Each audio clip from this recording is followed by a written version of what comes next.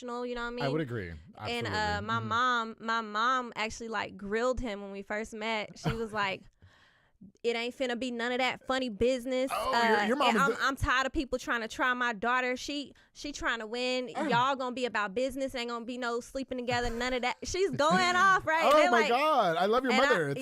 Cheers to you. Yeah, Mama don't play. Mama Coco did not play. Well, she's been in the business too, so she already knows. Yeah. Okay. She's very smart. Yeah. Well, us dudes, we ain't shit. Like, you know what I mean? Sometimes, listen. When I was on the radio for a long time too, girl, and I used to use them tickets. Be like, how bad you want them tickets? I've only done that twice.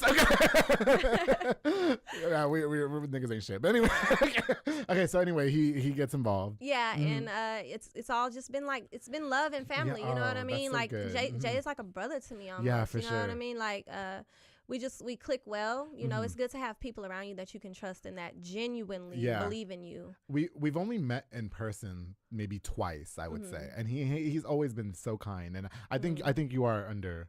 Yeah, some good management. He knows his business. He's got an eye for things.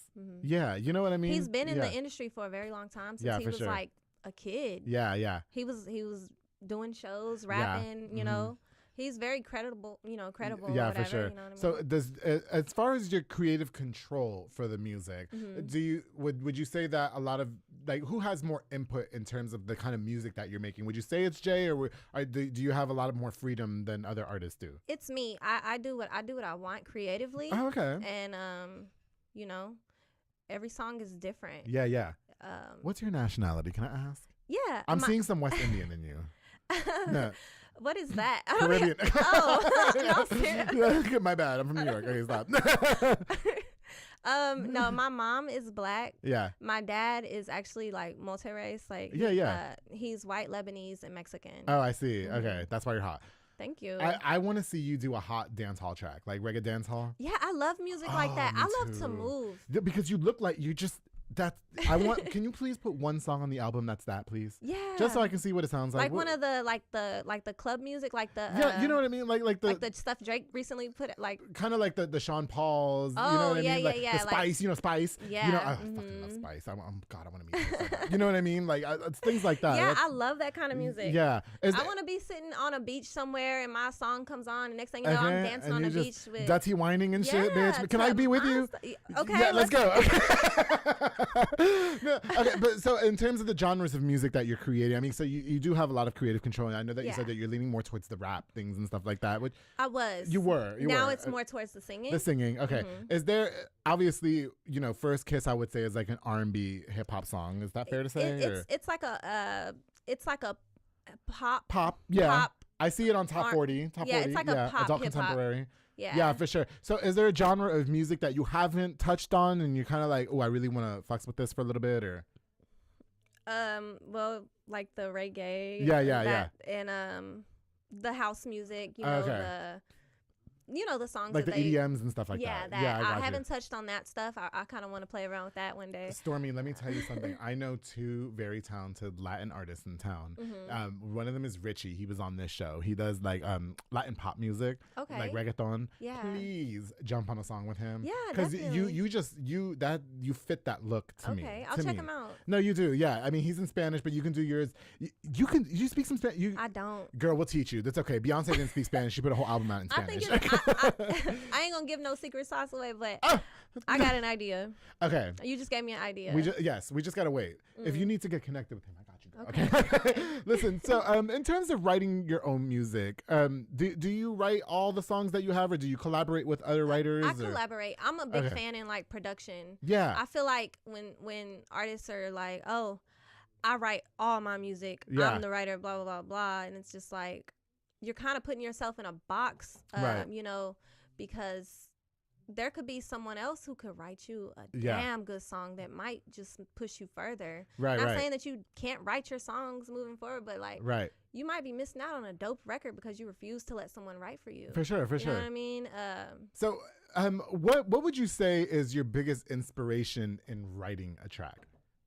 Like writing, like for instance, let's just use First Kiss because that's the single that's out right now. So, what inspired you to write First Kiss? Were you horny, or what was going on? It was actually a collaborative effort. Oh, okay. That song. So first, I was in West Hollywood. Yeah. at Maine's old studio that he had there, Mhm. and it was me, Maine, one of my writers, Yeah. Dub. I was gonna say, can you say Yeah, it? yeah. No, shout out to Dub. Yeah, He's an shout out to amazing Dub. talent. Um, so me and Maine Mhm. started he started creating the beat from scratch, and I'm like, oh yeah, I like that. I'm giving him For my sure. input and my feedback. So Yeah. he works very well off of my energy. Okay, I got you.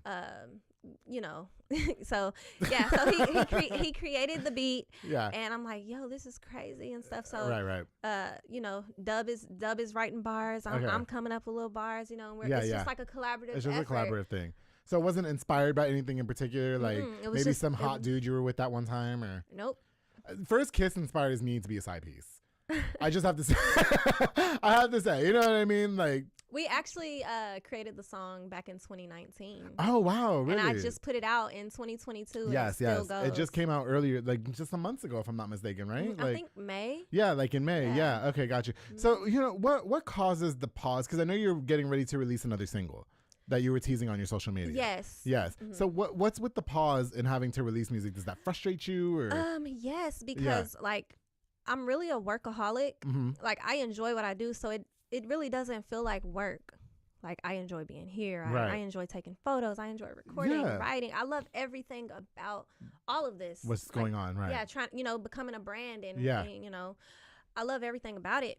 But things in my personal life were really like taking a hold of things like financially. Right. You know what I'm saying? So if you. it's a lot of things that I have to like take care of and pay for as a mother, I don't want to. I can't sit here and let my lights get turned off or my rent not get paid because I want to go to the studio or do a photo shoot. So it's like, all right, let me make sure my priorities are There's straight. still priorities that are in right. Yes. I'm not gonna be. I don't have the option to be one of those artists who was like, I was chasing my dream. I slept in my car. Yeah. I can't do that because I have 2 daughters. You have 2 daughters. You can't be having your daughters in the car with you Exactly. sleeping. So I still provide like a nice lifestyle. Yeah, I see. Yeah. Do you find a lot of struggles in being a single mother and having to do this music business? I mean, yeah. Really just it's just about balance. You know what I mean? I try not to focus on what I can't do and focus on what I can. I got you. I want to show my daughters that like no matter what, like you can go after what you want. You can chase your dreams. It may take you some time. Yeah. People are gonna give up on you. They're gonna be like, oh, it's not happening fast enough. That's this true, or that. girl. But it's not their journey. It's yours. Yes, for sure. Keep your eyes on the prize, Uh-huh. and don't forget to enjoy the journey. Yeah. I love that about you. You seem like you got a really good head on your shoulders and you're very driven to succeed, for sure. Yeah. No, you know what? I do have another question in terms of your artistry. Yes. Okay. So I feel like, it's easy to become infamous, if you will. or you know what I mean? Like you don't have to have talent, you just make that one viral video and everything. So how do you feel about things like that? Do you feel like do you get, here's my question. Do you get discouraged because you're obviously very talented? Do you feel like you're being overshadowed by the mediocre that's taking over? Do you know what I mean?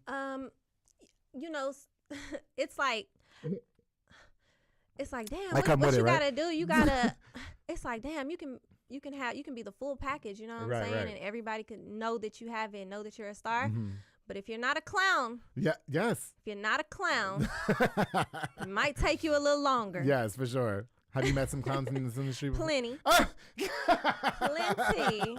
Yeah, I feel you. The majority. No, but honestly, I feel like, I was watching an interview with an artist who was famous back in the early 2000s, okay? And she was saying that, she had to, back when you were trying to be a singer or an artist, you had to sing in front of the likes of Jay-Z, L.A. Reid, and somebody else and have their approval, where now you can make like a viral TikTok video and all of a sudden you're a famous singer. You know what I mean? So, I mean, obviously, which route do you plan on taking for the success of Stormy Keys? Do you want your talent to showcase, or are you just going to be one of those one hit, I really want the talent and the music to speak for itself. I don't want I don't want a song to just blow up and it's big for a year and I'm big for like a year or two and then like a one-hit wonder, and then Stormy Keys is gone. Like, like I want to continue to make great quality music that people are going to play years down the line and, eventually far down into my career, I want to like transition into other things like fashion. Yeah. You know, the beauty industry and everything. You got that down already. It's them legs for me, girl. You're serving legs for me. I love it.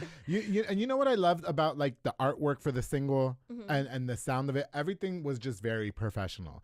Like you didn't like for instance, the artwork for First Kiss for your first single. It didn't look like it was all clip art. You know what I mean? It looks like it was a professional photo shoot that was taken. Yeah, you know what I mean? It was. Some people just pick some picture off their Instagram and then you know what I'm talking about? Like I'm not trying to throw shade. I'm just being honest. Like, and you know what's so crazy is like yeah, you know I come with it, right, girl? You wasn't expecting that. The photo shoot, the photographer was professional and everything. But we actually just shot that at the radio station, like outside. Oh, really? Against a brick wall. Oh, that's cute. You'd never know. No, I have to say, you know, the cover photo for this show, we shot that shit in a barbershop. In a fucking barbershop. You know what I mean? I knew I didn't want no clip art bullshit. And so, first of all, shout out Kenneth, who did my photo shoot. He's amazing, amazing photographer. But he was like, yeah, we're going to meet at this barbershop. And I was like, what are you talking about? But it still came out cute though, right? It was cute. Don't play with me, bitch. Yeah.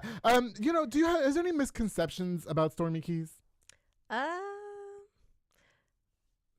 don't know. I ain't been out long enough. No, okay.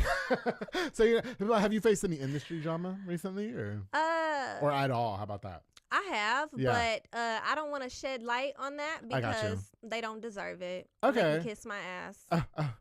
Put that in the music. No, well, I mean, do you think that there's a lot of artists like coming up as well? Because look, everybody's hungry to get to the top. You know what I mean? I would think. And so do you think there's a lot of people trying to tear Stormy Keys down on her way to the top? Not a lot, but you know, when it for some reason it's been men. Oh, yeah. It's been like, I'm telling you, these men what is up with these men? They're only good for one thing, Stormy, and it's that peace. That's it. These niggas ain't shit. All right? I don't even think they're good for that. Yeah, they are. Stop fronting, bitch. All right? Wait, so has Stormy Keys dipped in the lady pond before? I thought we got it. Sometimes, you know what I mean? Has anybody tried to get you to dip in the lady pond before? Women flirt with me all the time. Yeah, I got you. How do you play that up? I'm flattered. Yeah. Yeah, I'm flattered. I want to grow my female fan base. Yeah. Cause I feel like I already have like a good male fan base. Yes. Just off of like my attraction and like how I look or whatever. You do, yeah. But I really want to. I feel like once the personal music comes out, I feel like that's when the women are going to be able to relate to me. They're not going to be so much like, oh, she thinks she all that because she's pretty, you know, like for sure. I'm not going to follow her. I'm not going to give her no more clout. I'm not going to, you know, like you don't have to be so hesitant to support me because, hey, y'all gonna hear. Oh, we've got more coming, don't we? Yeah, it's a lot coming. So First Kiss, Stormy. Unfortunately, we are running out of time. Oh, I hate it. I wish we could be here for 5 hours. But you know what? So First Kiss is out right now on all streaming platforms. If you got, we played a sample of it on the show. You guys got to go check out the full video. Our boy Jay Trouble's on there. I love him. When can we expect more music from you, and what can we expect from Stormy in the future? You can expect, my song Ignited should be out before the year is over. Oh, yes. Ooh, I'm so excited for that one. Ooh. Yes, me too. That's a love song, and it's actually... Who's it dedicated to? It's dedicated to someone special. Wait, is Stormy off the market? Is that what we're saying? Just stay tuned. It's not the baby daddy, though, right? Oh, hell to... The girl... Well, sometimes they come back around. Sometimes they do. You know what I mean? You know, these men sweet talk us. Ain't no spinning the block. That ship has sailed, honey. Okay, that's it. That's done. Yeah, okay. So Ignited is about somebody special in your life right now. Okay, got you. Okay.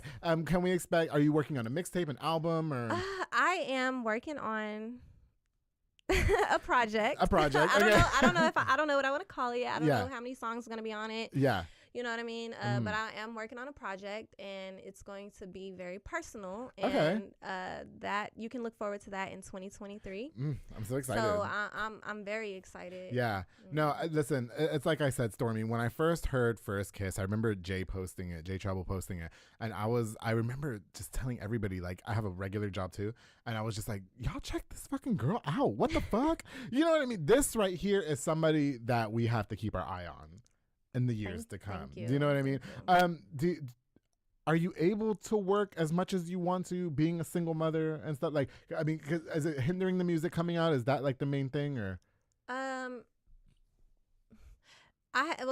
I guess I'm moving a little bit slower No, because I have to juggle two different like lifestyles. Right. I go from being like full-time mommy mode, and then when they go to their dad's house, then I try to take advantage of my time. Yeah, for sure. Do productive things with the music. Right. Yes. And then I'm back on mommy mode. And then the cycle just keeps repeating itself. So whenever I don't have my daughters, I take advantage of my time. I'm not out here drinking and partying, just having a good time, wasting my time. Right. You know what I mean?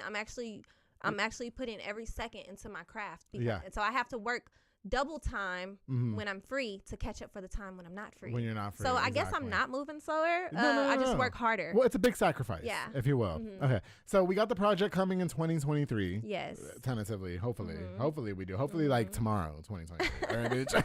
Okay. Real quick before we go too, where did you come up with the name Stormy Keys? So I actually had a best friend named Stormy in high school. Stormy Coots. Shout out to Stormy.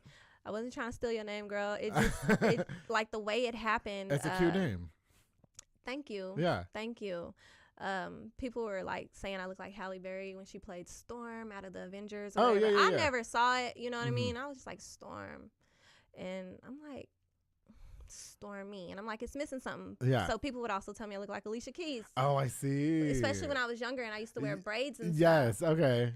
And I was always singing and dancing. You know, like Stormy Keys. Yeah. So I'm like, what about Stormy Keys? Yeah. You know, so yeah, it's really just inspired by other amazing women. I got you. Well, that's what's up. Well, listen, girl, I am so happy that you came here on The Public Affair. It was such an honor to meet you. I hate that we're out of time, but you know, guys, we can expect the project here in 2023, right? Stormy's not going nowhere. You're hungry to grind. You're hungry to success. Do you have any shows coming up or anything that we need to know about, or? I don't have any more shows for the rest of this year, but, for the rest of the year, next year I have a couple shows already booked. That don't mean that she's not booked and busy. Don't play with her. Yes. Well, Stormy, thank you so much. Am I leaving anything out? Do you want to give a shout out to anybody? Or is there anything that you want to say before we go, or? No, thank you for having me. Yes. I really enjoyed this, and I hope I can come back. No, I really hope. You know what? I would love to revisit this in a couple years. Definitely. I want the album out. Yes. If you don't have the album out, girl, you know what? You want to come back on The Public Affair, you have to have the album out. All right? Okay. And let me just tell you this, Stormy, too, because we talked about it, and I didn't want to elaborate on it too much. Okay. But, you know, you're coming up in the music industry, and I'm not in the same industry as you, but I'm in the media industry. You okay? Are, yeah. And I've been in the media industry for almost a decade. These hoes gonna have something to say all the time. Do not let it overshadow you. And anytime you're gonna address it, please stick to it in your music. Okay. Stick to it in your music. I don't want to see that shit on no Instagram, no Twitter, no nothing. Yeah. Put that shit in a song. You know what I mean? It's like monetize off of it. That's it. You know what I mean? These hoes are going to talk about you till the day you die. In the minute when you go sit down and pee after this because we've been drinking, they're going to be like, oh shit, Stormy went down.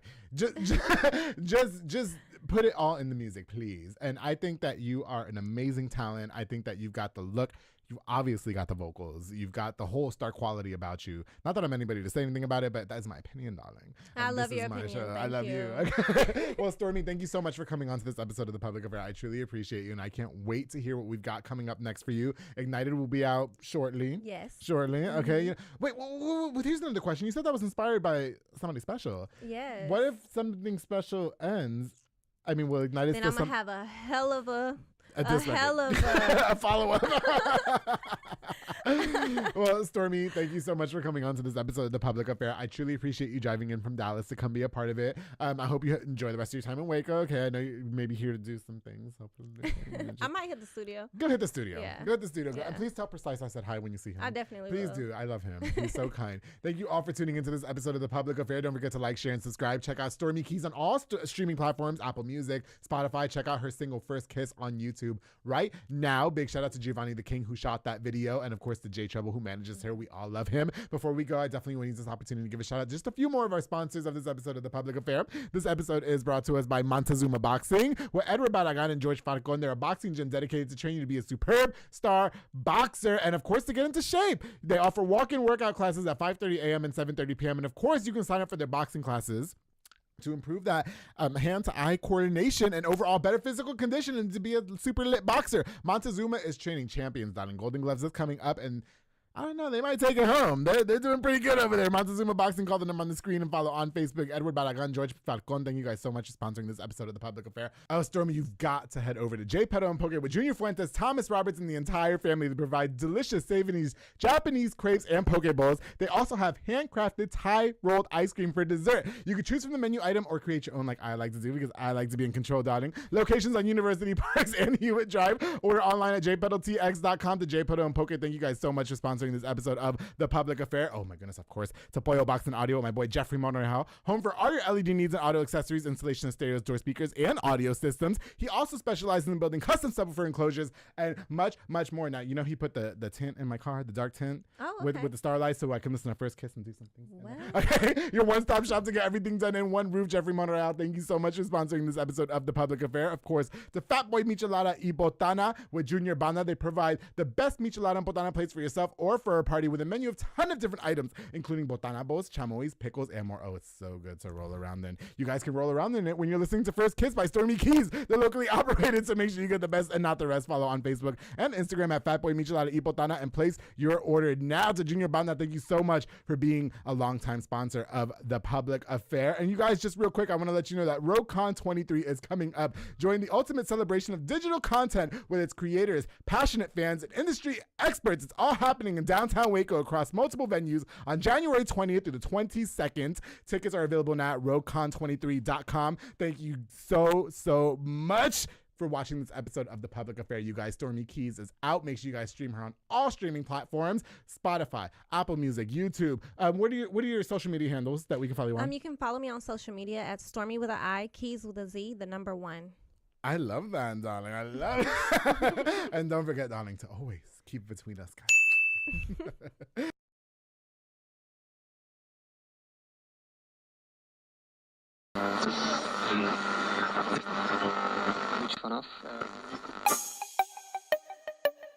This has been a Rogue Media podcast.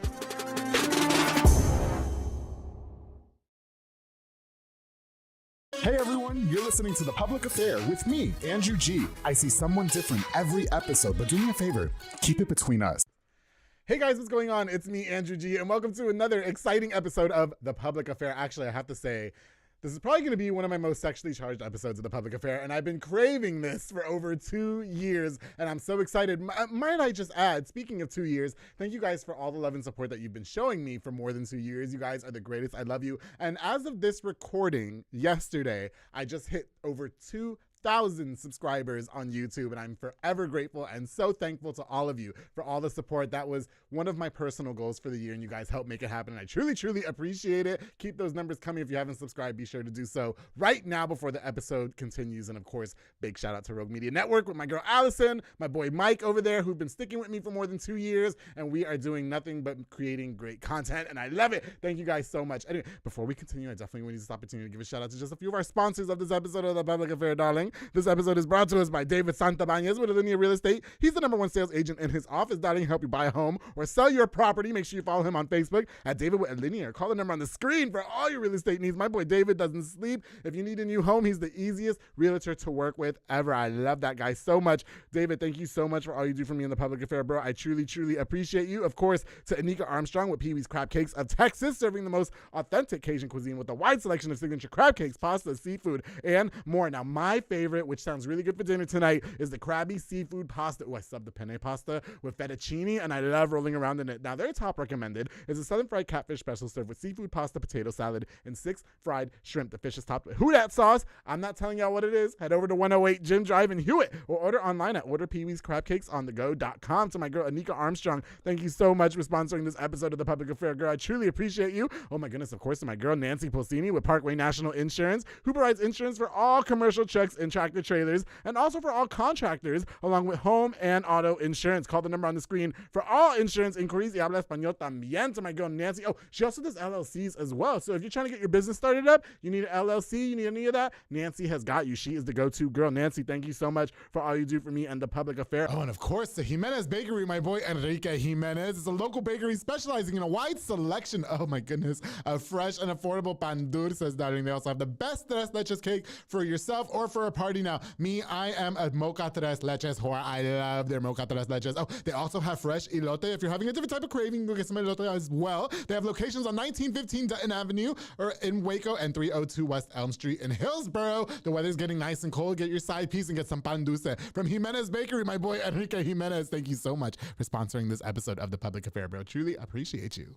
This episode is also brought to us by Arturo's Frame. With Arturo and Eva de la Cruz, some of my new sponsors, they do wood framing for houses and all remodeling. They'll also assist you with building a brand new home in case you need that new fresh home built. You got to hit up Arturo's Frame. They speak English, Spanish, habla inglés y español. Call the number on the screen for a free consultation and follow on Facebook to see all their gorgeous work at Arturo's Frame. Thank you guys so much for sponsoring this episode of The Public Affair. And of course, to Maldonado Construction with Gilbert Maldonado. You can call Gilbert for all concrete work such as foundations, driveways, patios, sidewalks, retaining walls, and so much more. Follow on Facebook at Maldonado Construction and Landscaping for all your consultation and needs. Gilbert Maldonado, thank you so much for sponsoring this episode of The Public Affair. Make sure you guys hit him up with the number on the screen for your next job. To Maldonado Construction, thank you so much for sponsoring this episode of The Public Affair. Of course, to Sid Rodriguez, making me look super snackish for this episode of The Public Affair. Fresh Fade, located on Hewitt Drive. You can call the number on the screen to book or download the Squire app to book your next appointment. Walk in or welcome as well. He also has Marcus Guerrero, Chris Reyes, Santos Cordova, David Rodriguez, Isaac Chavez, Clint Fletcher, and Isai, all snacks, making you look as snackish as they have been looking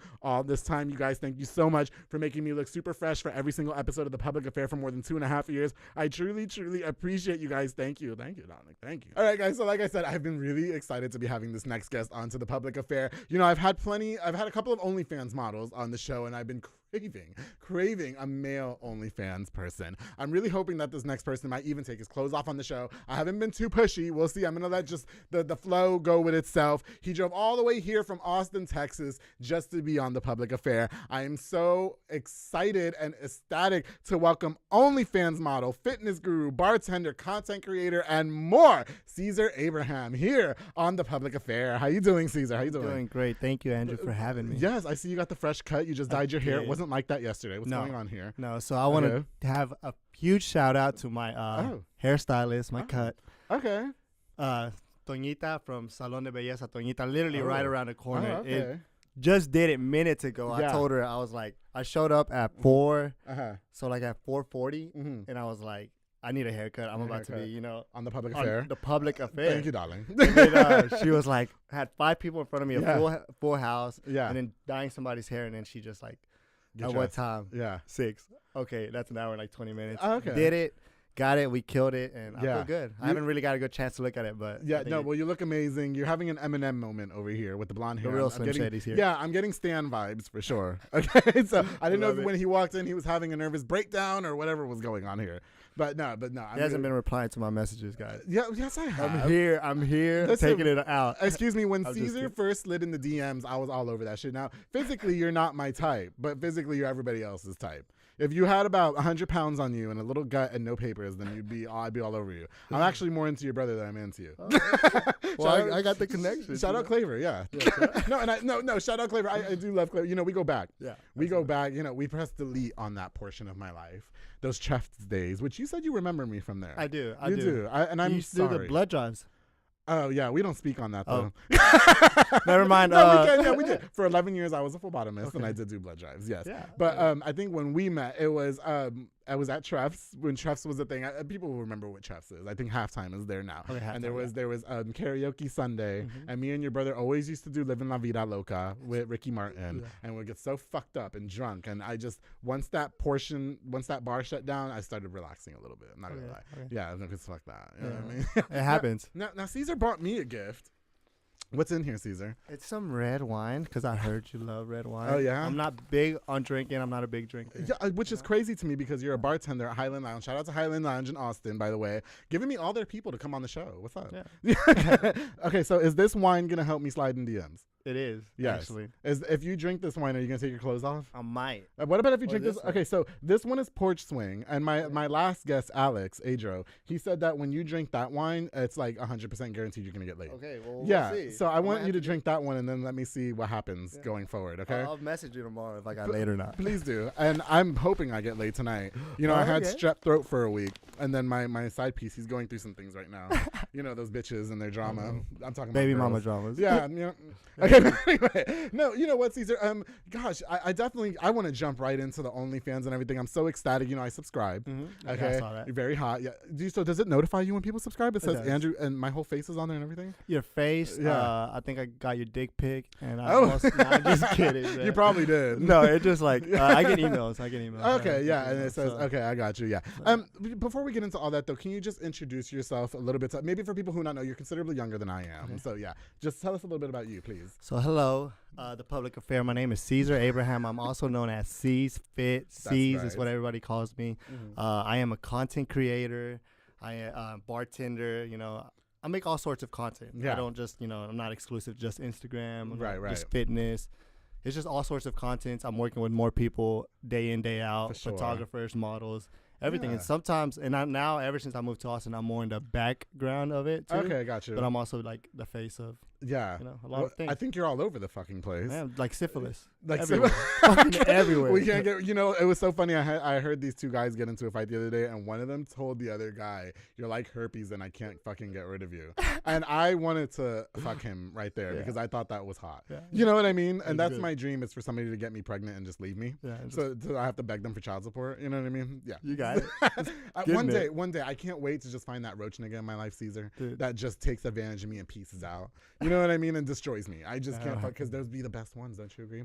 You know, I have a question for you. Here's the $1 million question, because everybody's watching this right now. It's like, Caesar looks like a fucking firecracker. You know, you got the OnlyFans. A lot of men are probably subscribed to your OnlyFans, right? Is that true? You're not gay. I'm not. You are not gay. I'm not gay. Yeah. And so how do you feel about all of us gays just wanting to just ravage you? I appreciate the support. Honestly, you're like a big group of, so you know, that's just most of my support. No, actually, not most of my supporters. Because I checked my analytics and stuff.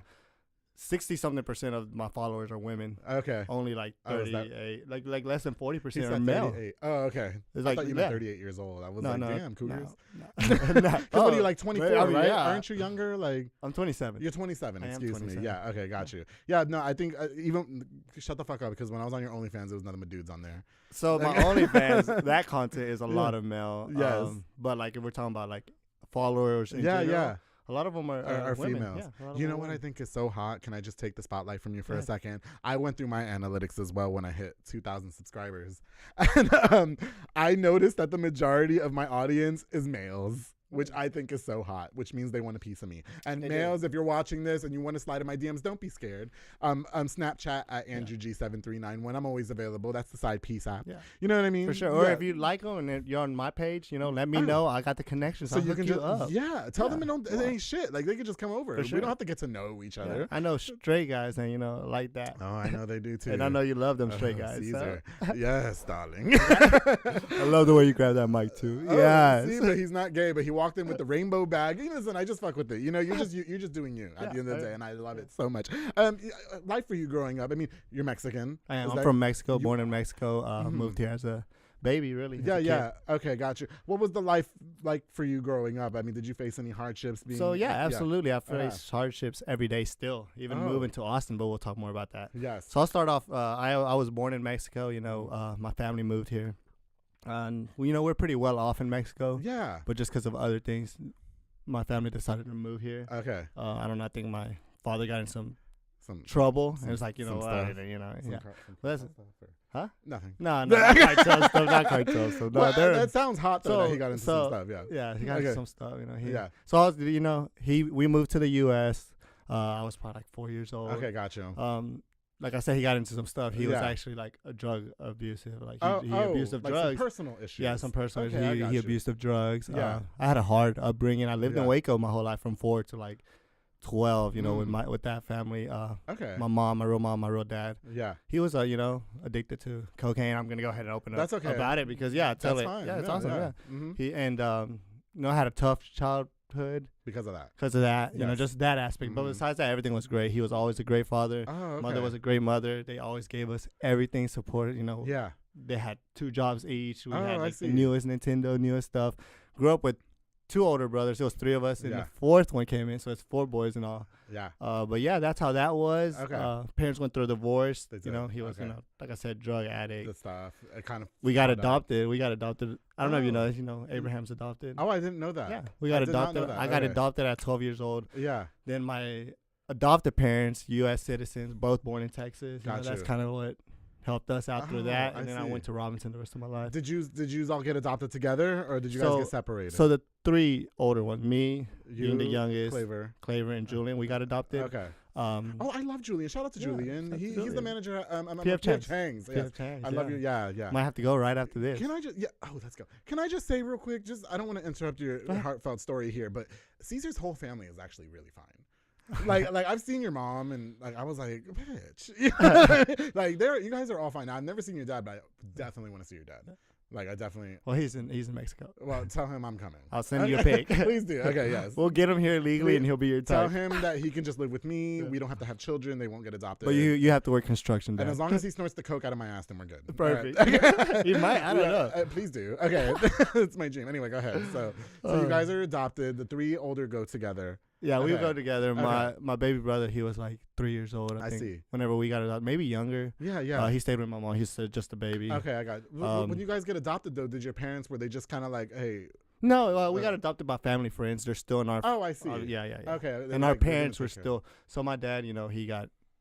After that, he stayed in the U.S. for a few years. Got in some trouble because of that, just being. I see. And then he did his own thing. He went away. Okay. Do you guys have a relationship now? So we talk a little You bit guys talk every a lot. once in a Okay, while. I got Yeah. you. Just Yeah. through message. Yeah, I see. Yeah. Did you ever talk about? I mean, does he still have those issues going forward? Or I have no. So you don't really. so ask, it's or- weird because I get every once in a while somebody's like, "Hey, your dad's doing good." Yeah. And then somebody like, "Hey, your dad's bad again," and I'm like, "Oh, that sucks." I just I feel see. bad for him. I mean, I love him, nothing but love I see. for I see. everybody. I got you. But Okay, yeah, no, we're yeah, not but- too close, but No. I always hope the best for him. That's good. And like I've met you and your all your brothers actually, and you guys don't seem like you have a bad bone in your body. Everybody seems very positive and everything. And dealing with all the shit that you had to go through in your childhood, how the hell did you keep a good head on your shoulders? I don't know. Yeah. No. You guys always have that beautiful smile on your face. You guys are all nice to everybody. Yeah. Every time I've seen Julian, he's been So- nice to me. Yeah. So we've had a lot of support always growing up. I see. Our parents too, my dad, my mom. Even though he was he was always like a great father. He like was I a good said. father. Okay. He was always cooked for us because he was a chef. That's what his Ooh. profession was. Okay. And yeah, he just always gave us the best stuff. I gotcha. From a young age. Yeah. Like my dad was like, "Hey, if any of y'all are gay, that's cool. Open Oh, up okay. about it. If anybody And is none of the brothers everything, are nothing, gay. no, Is that nobody, right? No, nobody. nobody's gay. Not even Nobody. Claver. He's not gay. I don't even know. Okay. As far as I know, is he I can sure? only claim myself. Claver, please be gay for me. Can't Okay. Nah, he knows it's all love. I love that guy. I Yeah. do. Okay. So But, I have a question about that. This is a really good. This is the $1 million question for me because you guys are from Mexico, and I know that they're very conservative because I know that some of them in this one particular town really hate me because I'm gay. Yeah, and so you seem like you're just very much allied with the community, and like you just do you, and people might have this misconception that you're gay or whatever. Do you get a lot of pushback from your family for being a hard supporter for the gays and shit like that? No, absolutely No? not. Okay. My parents, like my family, everybody, they're like, I see. they love it. They're like, dude, that's cool. You're just doing you. What they think about that OnlyFans? They don't. You know what my mom told me? I told her, I'm like, "Mom, I'm selling my dick pics." Literally on Thanksgiving, Yeah. she just found out, Oh and my she was God. like, "Hey, all I can say is everything in this world has a price." And I was like, Oh, "Thanks, I Mom." love. I knew I loved your Yeah. mother. Yeah, I knew, she's so your funny. family. So they don't. Okay, can we just jump into the OnlyFans, please? Yeah, let's Can go. we please? I'm so obsessed that you have OnlyFans. I thought it was such a good move for you because you're visibly. He's gorgeous. He's hot. You know what I mean? So what? Who prompted that? How did you start all that? So I am a content creator, Yes. and I realized so I love working for the Highland Lounge, just where I'm at Yes. right now. I only work Friday, Saturday nights. Mm-hmm. I want to appreciate everybody there because Yeah. it's Which just is such a good group. It's of a gay people. bar in Austin. In case you guys It is. haven't found that yet, Yeah. Cece, who was a guest on this Yeah, show. she's the one that got me the job. Oh, I see. Love Cece. Yes. Yeah. Yeah. And I don't know. I just see the support I'm getting, and it's Mhm. kind of just giving back. to the people that are supporting me, you know? Okay, so when And you it's- take your clothes off on the internet, it's giving back to somebody like me who really wants to see it. Yeah, absolutely. I love it. Absolutely. Like, that's what I say. It's Yeah. not like I don't know. It's the body is not that much. Like, Yeah. Yeah. So you don't see your body as a temple, it's just kind of just objectified? So I feel like like what's inside is really what matters. Okay. Like the body in general, no. Well, what's inside? I mean, you'll have to find out. Okay, no. Watch it. So I Subscribe to my OnlyFans I've and definitely you'll find subscribed to the OnlyFans, but as of the recording of this episode, Caesar, I noticed that it's free. Yeah, it Okay, is right now. So is this just the Well, trial? Yeah, I was By gonna the say. time this episode's out, I guarantee you there'll be Okay, so some do you, better stuff on do it. you plan on going the full Monty with it? I mean, I are do. are we going to be fucking on there? Are you just going to be showing pictures? Who knows? I think it's just, hey, Yeah. if you like this, if you want to collaborate, message me. We'll figure out what we're gonna do. And Wait, no. Okay, so yeah. So you're looking for collaborators. So what kind of for collaborators? everything. Like if I wanted to be on your OnlyFans with you. if the money is right, we'll have to talk about what we're willing to work. You know, I don't know. I love this guy. It's might so just- great. No, because a lot of it is like semi-nude photos of you as of right It is now. right now. Okay, so is this a tactic for you to just be like, okay, I just want to show everybody kind of what I got, and you're gonna ease into the hardcore stuff? or- So I think that's one of the plans. I also have Okay. a group of people, you know, that I listen to. Yeah. That they're like, hey, this is because I met friends. That's kind of what like motivated me to do Yeah. OnlyFans. They're like, people are like, look, this is how much money we're making Mm. a month, and I'm like, okay, that like that's a step closer to where I want to get. You know, Okay, like, okay. and they're like, you can do it. You know, but obviously I can't just go out here and just be whipping my dick out everywhere Yeah. for cheap, you know, or like, or even for expensive. Even for Right. expensive, it's just not I will pay nuts. you $9.99 a month. okay. Now, don't be like this one. Listen, there's this other guy. I'm just gonna give him a shout out Mhm. because I do love his content, but he's a little bit pricey. Yeah. And I've asked him to be on the show, and he gave me the straight up no. But he's an OnlyFans model, Don Kong Si, and his is $20.99 a month, which I think for his stuff is a little bit too much because his videos are like 30 seconds long. Like I need the full movie full- production. yeah, the full- You know, I need the leading up to how you got to that house and you're sticking your dick in his ass No. type shit. You know what I mean? And Caesar, when you do that, I'm just gonna give you some. If I'm gonna be paying you $10 a month, bro, you better give me some shit. Yeah. Okay. Okay. Even if it's just you jerking off, I need to see the story of. You'll get leading it. up to You'll the get jerking it. off. How did you become so comfortable in your body to just show it off with everybody? Because a lot of people are they're really like they're you know what I'm talking about. Mhm. I had a brain fart. What's the So fucking word? like they're self-conscious They're of it. self-conscious, Yeah. self-conscious They're of just themselves, like yeah. insecure. Yeah, so I mean, you got the picture and your underwear's in there and Mhm. everything. What made you just be like, you know what? I don't go fuck. I don't know. I think it Okay. So that was maybe just like a small portion of my life when I was Uh-huh. like insecure, I guess. Because Mhm. even 'cause I started working out at 12 years old. I have Yes. 2 older brothers. They got me in the gym. Yes. Secure about myself. Secure about my body. Okay. Everything.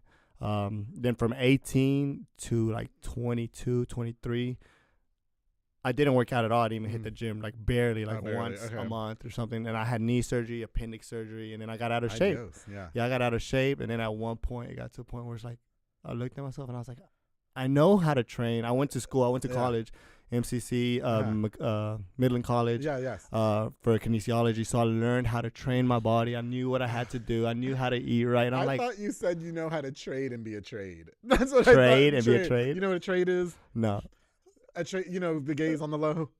no. I thought you said no. I learned how to trade to be a trade. I'm Train, sorry, yes. train. I You knew learned how to train. Okay. So pardon. whenever I found that out, I don't know. I just started Yeah. working on my body, got dedicated, and Oh, people okay. started telling me like, "Hey, you can do this. Okay, I got Hey, you. you should do this." Hey, and I was like, I can't wait till I start my OnlyFans. "You will. You know, I lost like I'll 70 help you. pounds. Will you? I Can will. we collaborate? we definitely. Yeah, but we'll what- make some money. Yeah, that's what I'm saying. Yeah, we fucking. That's will. what it's about." Let me tell you something, Caesar. Nah. This is a gold mine down here. And, Yeah. and once, if we sold the video of us having sex together, our grandkids would never have to work. Okay, then yeah, Okay. because we would charge that Yeah, much. and Obviously, this is just, I had Gia on the show. She's a trans OnlyFans Okay. model from Waco who I I have to love. watch it. Yeah, go subscribe to hers. And I will. she's out there. She don't go fuck. Yeah. You know what I mean? And she said it perfectly. It's just a business transaction. It is, it business is. It's, transaction. You know what I mean? You know, I love all my supporters, everybody Yeah. that's following me, and if y'all want to see some more content, different content, Yeah. exclusive content, if you want to be able to message me, be able to talk to me, that's what the OnlyFans is for. All right, well, Like, you have a pending message from me. I'll tell you that right now because Do there's I? one in your underwear, which I love, the Calvin Klein boxers. Okay, Oh, okay. I love me some boxer briefs. so who on that. knows? Maybe Yeah. next I'll be selling those. Well, I told you. Now I'm not gonna be the. Listen, I'm subscribed to a few OnlyFans. I'm not Okay. gonna be the one that's gonna pay you $15 to open the fucking message. Yeah, All right. no, I'm gonna no. subscribe for a set. amount of money, but I want you to take that soap bottle out of the front of your beautiful piece, please. I asked you that in the message, and you left me on red. You did, right? Yeah, you did. So I'm sorry. I don't think I was at work. What time did you message me at? I don't know. It was rather late. I try to watch OnlyFans before bed so I can go to bed. You know what absolutely. I mean? It's like watching a series. It's like, okay, what's going on today? And sees fit. Was the purpose of the OnlyFans really to sell XXX content, or was it because I know that you're a fitness guru as well? Yeah. And a lot of people will use OnlyFans for that as well. So I want to do a lot more with OnlyFans. I feel like OnlyFans is just going to be another way for me to get my content out there. I see. Because they have OnlyFans TV, and it doesn't even have to do nudity. I do YouTube and stuff, and it's just me vlogging my days. Myself, whatever it is, whatever people want to know about, Okay. And just the grind, because I'm literally what I'm doing is trying to build something, trying to build I'm trying to build a whole An empire. An empire. Yeah, basically. An empire, I'm trying to build a brand. I'm trying to build a brand, and it's just aren't all part you of in it. a relationship at the moment? I'm not. Oh, that's done. So it just okay. So she's moving out. By the time this video's out, she's gonna be out. But okay. She's moving out actually in like 2 days. Is it all love? 1st. Is it all love? Yeah, it is. Okay, good. So I was gonna ask, does she care about your OnlyFans content or no? We understand each other. It doesn't matter, right? Yeah. No, don't you love when a bitch can just like let her man, or even because I had Isabel Garcia on this show. She was the first OnlyFans, but she said her man takes the photos for her, and I think that's great. I can't wait for my man to be pounding me the pork out of me and being like, "Can we put this on video?" And like, yes, you know what I mean. And then I just get like a sex scandal made about me, and then I'm all over the blogs. It's gonna be so much great. Can we have? Listen, I have been begging men on this show for a very long time to take their clothes off. Caesar, can we have a little snippet of your OnlyFans, please? Absolutely. He's gonna do it. Is he gonna do it? This is for the public affair. But the only way I'm gonna do this is if Andrew agrees to oil me up with baby oil. Just like I do at Highland Lounge. Anyways, if you have not been in Austin, if you have not been at the Highland Lounge, what are you doing? Oh my God. Anyways, by the time this video is out, hopefully, it'll be right before New Year's. The party will be crazy. I'll tell you what. My producer said, should I do it? Thumbs up or yes or no? Should I? Yeah, yes. Okay, yes. Do it. All right. Where's the oil? I'm gonna do it right now. Are we doing this for real? Are we doing this? Okay, so I'd never thought in a million years that I'd have the opportunity to oil a man on my show. But Caesar, you know what? We're gonna take a quick break real quick. Okay? Because I'm shaking right now because absolutely I want to oil this fucking man on my own show. And when we get back on the public, what was that? Why is that iPad rising right now? Stop. Oh, darling. We're gonna keep that between us when the cameras turn off here in a minute. But you know what, guys? When we get back, we're gonna have more with Caesar Abraham at CSFit. I'm gonna oil his body with Johnson's baby oil, and he might take his clothes off on the show, which I've been dying for. You guys, we'll be right back here on The Public Affair. Hey guys, I hope you're enjoying this very, very luscious episode of The Public Affair with my boy Caesar Abraham, aka at CSFit. Before we continue, I definitely want to use this opportunity to give a shout out to just a few more of our sponsors of this episode of The Public Affair. This episode is brought to us by Jay Perez and Henry Flores with Waco Made Granite. They offer amazing granite quartz countertops, backsplashes, and so much more. Perfect for rentals, flipping homes, or just for something new and fresh. You build your house and you want something new, and a new granite countertop. I think they're going to make me a granite stool, which I'm so excited for, and I can't wait. Oh, also, if you mention this ad, you can get this exclusive Public Affair price, which is only $37 a square foot for level 1 material. Beat that price somewhere, please. Thank you. Okay, Waco Made Granite, Jay Perez. Call them on the number on the screen for a consultation. Follow on Facebook at Waco Made LLC, Henry Flores. Thank you guys so much for sponsoring this episode of The Public Affair. Of course, the Banda's hauling service with Julian and Ana Banda. They rent dump trailers. You fill it up, they take it away. If anybody says they don't want to take the junk out of your yard, Banda's hauling service got you. They also do junk removals, tree brush removals, and haul cars in and out of town if you need a tow as well. Book now with the number on the screen to Banda's hauling service. Thank you guys so much for all you do for me in The Public Affair. I truly, truly appreciate you guys. Of course, to Embrace Fitness with Lisette Luna, Amanda Switzer. They teach group fitness classes that are fun and dynamic. They specialize in total body workouts by Exco Latin by Jackie and Zumba Steps, so you can get all super snatched like they are. Classes are Monday through Thursday at 6 p.m. and 7 p.m. No excuses. Those are good times. You're off of work by that time, all right? You can also contact them to rent the building for parties and small events to Embrace Fitness. Thank you guys so much for sponsoring this episode of The Public Affair. And of course, to Soko Soccer Academy with Dominic Gutierrez and Ariana Gutierrez, located at 3304 Franklin Avenue. They offer team, small group, and individual skills training. They also have elite skills training to make your kid a superb star athlete. Open play is on Mondays and Wednesdays for ages 16 and older at 8:30 with my boy Morrow, aka Silly Benz, who's also coaching the Soko soccer team, which I'm sponsoring again this year. I'm so excited. I'm very, very excited to get. They said they're gonna get tramp stamps. Yes, the public affair tramp stamps on the jerseys. I'm so excited. They said they were gonna do it. I'm excited. Follow on Facebook at Soko Soccer Academy, on Instagram at Soko Soccer 254. Dominic and Ariana, thank you guys so much for sponsoring this episode of The Public Affair. All right, guys, if you're just tuning in, we are back here on The Public Affair. I'm so excited. My boy Caesar Abraham is here, aka at C's Fit, and we're about to do some sex shit. If you're underage, turn this shit off now, darling. Which kids shouldn't even be watching. Caesar, I don't know why kids be watching my show. I clearly put not made for kids. For some reason, some 14-year-old. Anyway, listen. Okay, so before we took the break, you guys, Caesar has agreed to take his. He's an OnlyFans model. He's naked all over the internet. I've been dying for a man to. Yes, I'm excited for a man to take his clothes off finally on the show. Caesar, are we doing this for real? Am I about to pour? Okay, I'm about to. Yeah, you can do it right now. Yes. Caesar said don't get shy. Oh my God, he's doing it. This is for real life, Allison. Look, he's hot. Okay, so I'm just wait. So I'm gonna pour. Where do I put the oil? On the body. On your body? Okay. Wait. What's on your chest right here? Oh, this is a new tattoo. Just got it okay. less than 2 weeks ago. Oh, I see. Okay, here we go. Here, how much do I put? Just whatever. As much as you want. Here, move. Oh my God, this is hot. Allison, oh fuck, are you getting this on camera? Here, let this fall on me. It's okay. We'll fuck with it later. This is gonna be on my OnlyFans, guys. Yes, please. This is not all of it. There's gonna be a little extra behind the scenes on my OnlyFans. Subscribe now. Leave the promo code The Public Affair on there, and you'll get a discount. This is the exclusive content. Here we go. Here, fucking microphone. Here we go. Oh my God. I'm so getting banned on YouTube for this. Am I doing it right? You gotta do more. More. Okay, here we go. Hold on. My hands are super slippery, Caesar.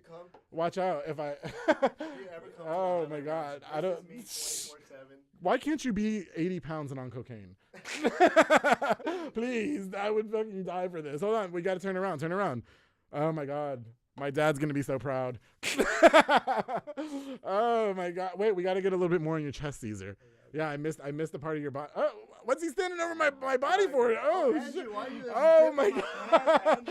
Oh, shit. Hold on. I love this, darling. Yes. Oh, I love the public. Okay. I'm going a little too low. I'm sorry. Okay, Caesar. Why did you zip my pants like this? Oh, shit. Caesar, don't you dare do me like that. Andrew, what the fuck, bro? We're trying to do some extra shit. Okay. All right, guys. I was comfortable a minute ago. Right now, I'm kind of insecure. I'm just kidding. This is Caesar, I don't know how to react right now. I think I've begged a lot of. You need some more baby oil? Here you go. So. Why don't you pour some on yourself? I will. Yes, please. Do they do this to you at Highland? They do. You give. There's usually one lucky person. If it's not Stacy or another bartender, who knows? Shit. Maybe if you come in, let me know that you were in the public. You saw The Public Affair. Yeah. If you're ever in Austin downtown, the Highland Lounge, the funnest bar in all of Austin. It's better than 6th Street. Don't go there. You might get shot. Oh my. Domain too expensive. Allegedly. Before I get sued, please. No, but honestly, yeah. So the guys give you tips, and do you charge them to rub body oil on you, or? You know what? I should. You should. I would tell you to take your pants off, but I might get flagged at that point. Yeah. I might get flagged. I'm not sure. Holy shit, that was hot. I have to tell you, as hot as that was, Caesar, I'm still soft because, again, I'm not his type. But you know what? My mom and dad are gonna watch this and be like, you know what, Andrew. You did it. Something's fucking wrong with you.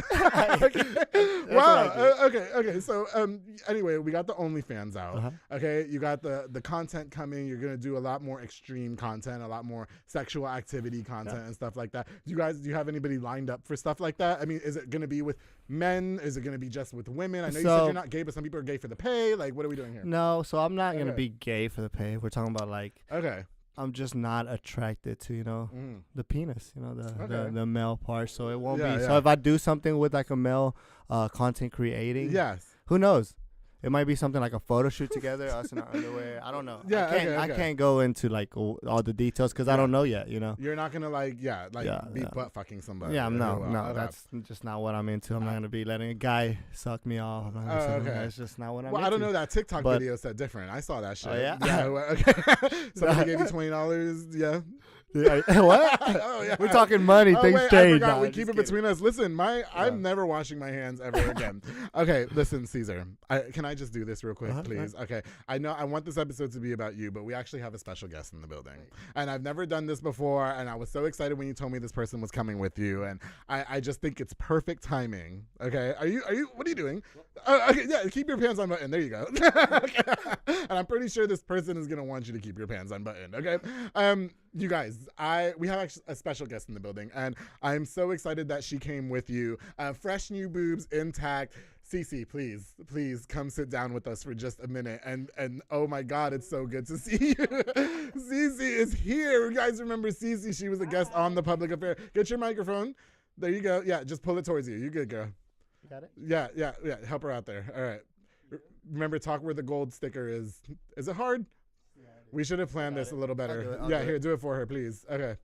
And don't button your pants. Leave them like that. It's just fine. Yeah, just leave them like that. Cece, it's so good to see you. How you doing? Oh Hi. my God. What are you I love this. Oh my God. Allison's gonna want to. This is more like Public Affair After Dark. This is definitely the most sexually charged episode. I might get flagged. But every time I get flagged, I'm reposting that shit. Yeah, Okay. I'm here for it. Yes. I'm here for it. You came here for. Oh my God, how are you doing? I'm doing You good. look gorgeous. Fresh boobs. Yes, 1 week and 1 day out of surgery. How does it feel? Feels amazing. Yeah. But I am sore still. I'm still swollen. I can't really show anything at the moment, but they're a good size. Yeah, okay. They're a good size. Now, I think when you came on the show, Cece, you said that you were going to go out of state to I do the did. series. Yes. I did. Okay. Do you want to know what happened with that? Please, just real quick. Yeah, Okay, yeah. so we quick good. story, quick summary. While So he puts last the baby time- oil on himself. Last time on the episode I was on, I said I was going to go to LA Mm-hmm. to see a doctor. Me and my best friend at that time, going to go see a doctor. Yeah. And we did. We went to go see, but I wasn't about to pay $25,000 for some boobs. Okay. I'm like, you could have got a car. I literally told the nurse, I was like, "That's a car." Yeah, I was for like, sure. "I'm sorry, I'm not paying that much money for that." Right. But I ended up coming back and did my research, and I found a doctor in Austin, and Oh, see. a lot cheaper. There you go. Didn't have to travel nowhere. Didn't have to travel, but Yeah. still expensive, but not that expensive. And Right. he did a great job. Yeah. You know, Well, has Caesar seen the boobs just yet? Did you get to? Okay. How are they, Caesar? They're great. They're good. Yeah. Still settling. You know, she's Yeah. still healing. Yeah, but she's still Pretend it's a penis. I tried it. Okay, good. all right. So she's still settling. She's Yeah. still healing. yeah. But yeah, they look great. Yeah. I know they're gonna be great. So I'll just go ahead and address. So Cece came with you. Yes. Okay. Now you were mentioning earlier in the episode that Cece really helped get your foot in the door in a lot of like the things going on in Austin. In Austin, the absolutely. Highland Lounge. I mean, do you think that's a fair statement? And Yeah, she got me a job. Like, so I'll just do a little quick summary Yeah, of how yeah, me and please. CC met. So even whenever I was here living in Waco, which was less than a year ago, Yeah. I was living in Waco. We had, just from Instagram, following each other. And then one day, I was in Austin. I was already living in Austin. And she always messaged me like, "Hey, Yeah. you should come to the bar, check it out," Okay, which okay. is great because I do that now, promotional purposes, Yes. try to help people out and then show them a good time because, Yeah. people need to know about the Highland Lounge. Absolutely. And one day, I like got out of a job, and then like I was like the first person that came up to my CC, messaged her. She got me a foot in the door right away. I clicked with everybody. Yeah. And she's just like, Oh, that's and so now good. I've gotten a lot of support, Yeah. not only from the gay community in Austin, but just from the Austin community. It's like, Yeah. I So mean, she's but really- look at him. Come on now. I mean, the gays are all over yeah, his okay. ass, So when he Yeah. hit me up, first Yeah. of all, let me be straight up honest. He knows. Yeah. I started following him. He was good looking. The first thing I saw was his picture. I was like, oh, Yeah. he's good looking. Good looking, right? Yeah, but then his energy, like his positive energy, fed off of his story. Like every time Yeah. he posted, was always positive, and I like that. Right. So I just told him one day, I said, you should come out to the club sometime. Just come out and see if you like it. Bring your friends. For sure. And I said, I got you and stuff like that. And he said, okay. Never did come out. He thought about it, but never came out. Got you. And I was on vacation. I think I was in Miami at that time. And he messaged me, and I had been drinking. Okay. And I was like, Were you sliding them DMs? at first, that's what Okay, I thought it was. I was okay. like, wait a minute. What's going I was Because like- Cece likes the butch men. Don't fuck I with do. us. Yes. Okay. You know, I Yes, you do. like all types, but Yes. this is like my type. But Right. I won't step over that boundary unless, Okay. No, I unless feel it's you. equal. You know, I'll pass you along. Yeah. You can take them. All right. There you go. but his brothers are good looking too. I did see that. Claver. All I'm of 'em. very good friends with Claver. They're all very good Yeah, looking. even Larry, Yeah. the young, it's cute. Yeah. No, I will. Claver knows that if he wanted this, That, he could have it. Yes. Now I will never. I've never. We've been friends for many years, over a decade. Which is great. Which yes, you know what I mean. I love like what he's saying. Like yes. he's probably never disrespected. I've never. Cece's never disrespected me. But he knows that if there's ever a day that he wants to get a taste of what's going on in here, absolutely, he can absolutely do so. I'll let him know firsthand. Okay. Yeah. Anyway, so he's slid in your DMs. So he slid in my DMs. And I was, you know, I was there in Miami, you know, having a good time. You know, it was a friend's birthday, having a good time, and then I was like. And he asked me the question, like, okay, I got you. I was like, I'm out of town right now, but as soon as I get back, I will make sure I run across my general manager and get you in there. For sure. And then as soon as I got back to Texas, I showed my general manager, I said, first say anything, here's the pictures. Yeah, yeah. And I was like, he said, I trust you. Does he have experience? I said, he has experience, but I'll give him more experience when he gets here. I was like, but he's going to make good money at the club, but also he's going to bring plenty of customers to the club. Baby. So.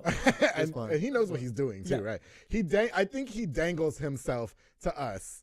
You know what I mean? But in a good way. In a good way. In a tasteful way. Like, we know what he's doing, but we're fucking stupid and we fall for it all the time. You know what I mean? Like, he knows. Like, but, you know, one thing about him, his energy is so, like, I don't know, it's so positive. Yeah. But also, he is here for the community. Like, he literally, if you go to him and give him a compliment or whatever, if you're hitting on him or whatever, he's going to take the compliment. He's going to let you hit on whatever. He's not going to be like, no, dog, no, this. He's not that person. I just rubbed fucking baby oil. Oh, yeah. And that was hot as Was it hot? Was it hot? See, I've never done that. You've always wanted to do something like that. I have, but, you know, I wanted to do it to, like, listen, I'm going to cherish this.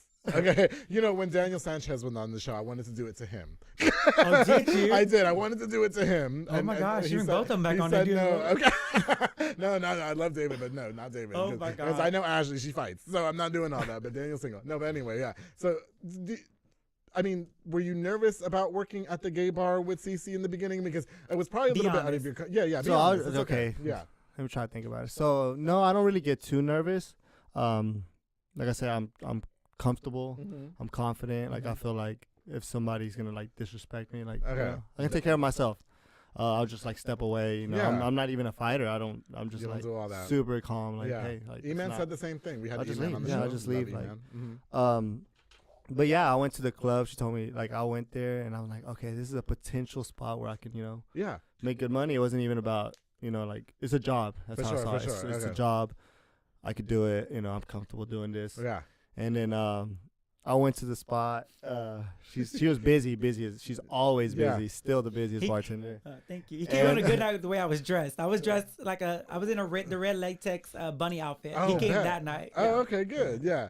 So I pulled him in. I'm in like a sweater, jeans, not just dressed like normal. Not even trying to dress. That's not dress code at the Highland Lounge. No, I've never been, but not from the picture. He learned real quick on that one. Okay. Yeah. So I go up there. Yeah. See, she's busy. I'm like, okay, let me go check this place around, see if I want to work here. Started doing that, and everything looked cool. The energy there is awesome. Because I'm used to going to, you go to 6th Street, I'm not even going to name other clubs. You go to a club or somebody like me, I don't know, I go into a club. I'm always like, shirt might be open. Okay, I see. I'm wearing like provocative You're looking provocative. Yeah. And then just the guys are all just mugging me. They're just like. I thought that was accepted over there, though. I thought that's how everybody was. I thought they were all a bunch of hoes. Yeah, no, the guys are always just 6th Street, maybe. Maybe it's okay. I got you. People are just trying to like start stuff. They're just trying to start fights, and then you go to a gay bar, and it's not the people are complimenting you. People are like, which is cool. There you go. No one's really disrespecting. I see. Everybody's just trying to have fun. That's what it is. Will I find my type at Highland Lounge? You will. Will I? Because when okay, guys, no, honestly, when I see you all post and like email, I just had E-Man on the show. Shout out to him. He's a DJ. Love E-Man. We love him. Yes. Yeah. When I see the Highland Lounge, it's always somebody like Caesar. You know what I mean? And I'm like, well, I don't think I'm gonna find my man's at Highland. I want to find where's that closeted construction honey, you worker? have to come in. Trust me. Okay. I'm gonna trust you. I'm gonna go. So where we're located at, we're located by a really not expensive restaurant, but it's a very known restaurant. Yeah. And they literally come in from that restaurant over. Because we're right behind them, right over in there. Right. So you're going to meet, and actually, there's a lot of construction going on in our area. Oh, so you're going to meet a construction worker. So I'm still going to get the VIP treatment, and I'm allowed to have any mans I want in the VIP treatment. Of course. Okay. And then when you go down to the basement, you'll love it. The basement. You like hairy men? You like hairy men? I mean, yeah. If they're like, Well, He likes a thick man. Yeah, like nice and like you'll you know, love a the little basement. cushion. Yeah, you know what I mean? Yeah. Okay, Not yeah. like you. I mean, you're hot. Don't get me wrong, but I don't want fucking 6-packs in my bed. And you know what I in mean? our club, we have Yeah. all different types. Everything. And trust me, Yeah. you'll find someone, and if you Okay. don't, trust me, I'll find it for you. I'm coming. But- I'm coming. What'd you say? New Twice Year's? that night. Come New Year's. I'm coming New Year's. Bring your Fuck it. friends. That's my Got plan. you. Morrow, please come. Please Here- go. here you go, girl. Speaking Oh, of yeah. things, so I heard Oh yeah. I heard I'm sorry. You're good. Yeah. that my episode that I was on, the baby. talk of the town was the compartments Girl. and tucking. Girl, I can't go nowhere. And when I say I have the public affair, it's didn't you have Cece on there? And what the fuck is with compartments? And that was actually this past weekend. My friend Pablo had a baby shower, and all of us were there.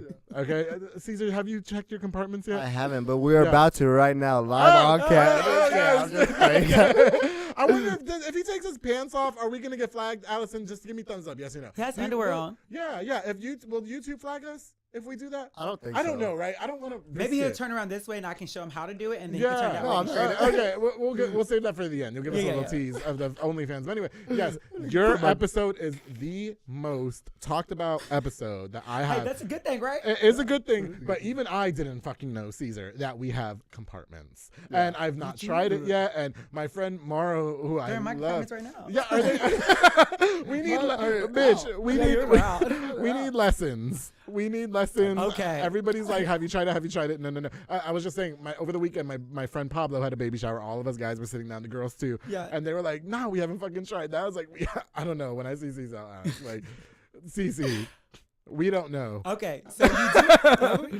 you do have compartments. Okay. I would just have to show someone where the compartments is, so you'll know. Caesar, stand up. And then we will. Yeah. You know what? You face this. Well, can I just point where they're at? Point. Okay. Please if you do. stand up. Caesar, stand up for us. Okay. Yeah. So Okay. they are Yeah. here Okay. and here. Now, Okay. Caesar, show me where she pointed, please, and stand over here and do it. There we go. Oh my, right there. Did you tuck your balls in all the way up there? In there, yeah. No way. Caesar, come Yeah. here. If we just turn this way. Let me Yes. show you real quick. Yes. I'm not gonna grab, No. but okay. Okay. If you take this with your ball and go upward, take one and go upward. Bitch. Take one and go upward. Put my face on there. Well, okay, you know, that's it. It might that's hurt a little bit of first. practice. Practice, but they go up there. That's up there, Cece. Yeah, That's fucking. but one might be a little shy. You might have to push it back out. Okay. but it'll be there. You know. I thank you for that. You know You're what? welcome. I am Now I gonna know. try one day. When I'm fucked up, I'm gonna go home and I'm gonna try. Okay. Let's see if you get fucked up on New Year's, and then we'll have you try it at the club. Girl, let me tell y'all something right now. I'm gonna come on New Year's. We want you to. I want to come on New Year's, and if some Mexican construction worker does not take me fucking home, I will be pissed. I will be pissed. So do they Okay. have to wear the construction stuff, or they can just? No, wear, I want them to Just be make like, sure. my wife is pissing me off. So I came here for a night of just slutty antics, and I don't want you to call me the day after. I don't want you. You To, got I mean, it. I'll make you some breakfast if you'd like. Then you Gotcha. gotta leave because I gotta go back to Waco, bitch. I got an episode of the Public Affairs to record. Well, this is what me and Caesar there. It worked for. Yes. You come to the club, you want a different experience than what you just left from, either it's Yeah. from your wife, girlfriend, or whatever friends. We bring you into the club and we give you a whole different experience. I'm intrigued about This the is a lot of clothes. I'm wearing even Yeah. now. I'm wearing a lot of Yeah, clothes. because you This wear is like like my us, me. outfits are yeah, this y'all is. don't wear shit at Highland Lounge. I don't know. wear shit. Caesar, Don't like, do that. were you nervous dressing like nothing in front of a bunch of gay men in the beginning? No, you No. weren't. Okay. Oh, well, I gotcha. go to the gym and I work out shirtless, and I'm wearing. Okay. And if anybody here follows me, I'm Yeah. always wearing Yeah, the you're shortest always. shorts. Yes, you are. And Mhm. I'm just It like, looks beautiful. It's gorgeous. so I'm usually like not wearing much Yeah, clothes. he does. Yeah, he I got him does. to not wear underwear underneath his shorts at work. Oh, yeah. So Yeah. it's the So whenever I'm shaking thing, everything's just It's shaking. shaking? Everything's just Oh shaking. my! So are you well in doubt? What do you mean? Meaning, do you? Is it? I'm comfortable. I don't. You know, I don't. Bitch, hold on. Cece, bitch. I don't know for sure. From what I've seen, from Yes. like, you know, From the. he's very well endowed. That's He's well for sure. endowed. I'm Is, just- is it doing the I'm job? just shy, comfortable. but he's very. Shot. But, well okay, endowed. wait. Here's a good question, Cece. Is it gonna sell a lot on OnlyFans? Oh, it will. Okay. When that day happens, oh, it will. Caesar, are you getting uncomfortable? Don't be giving us looks like that. I love it. no. I love it. I love that you're comfortable in your skin. I love that you're just comfortable around us, you know, and I think a lot of men like need to practice.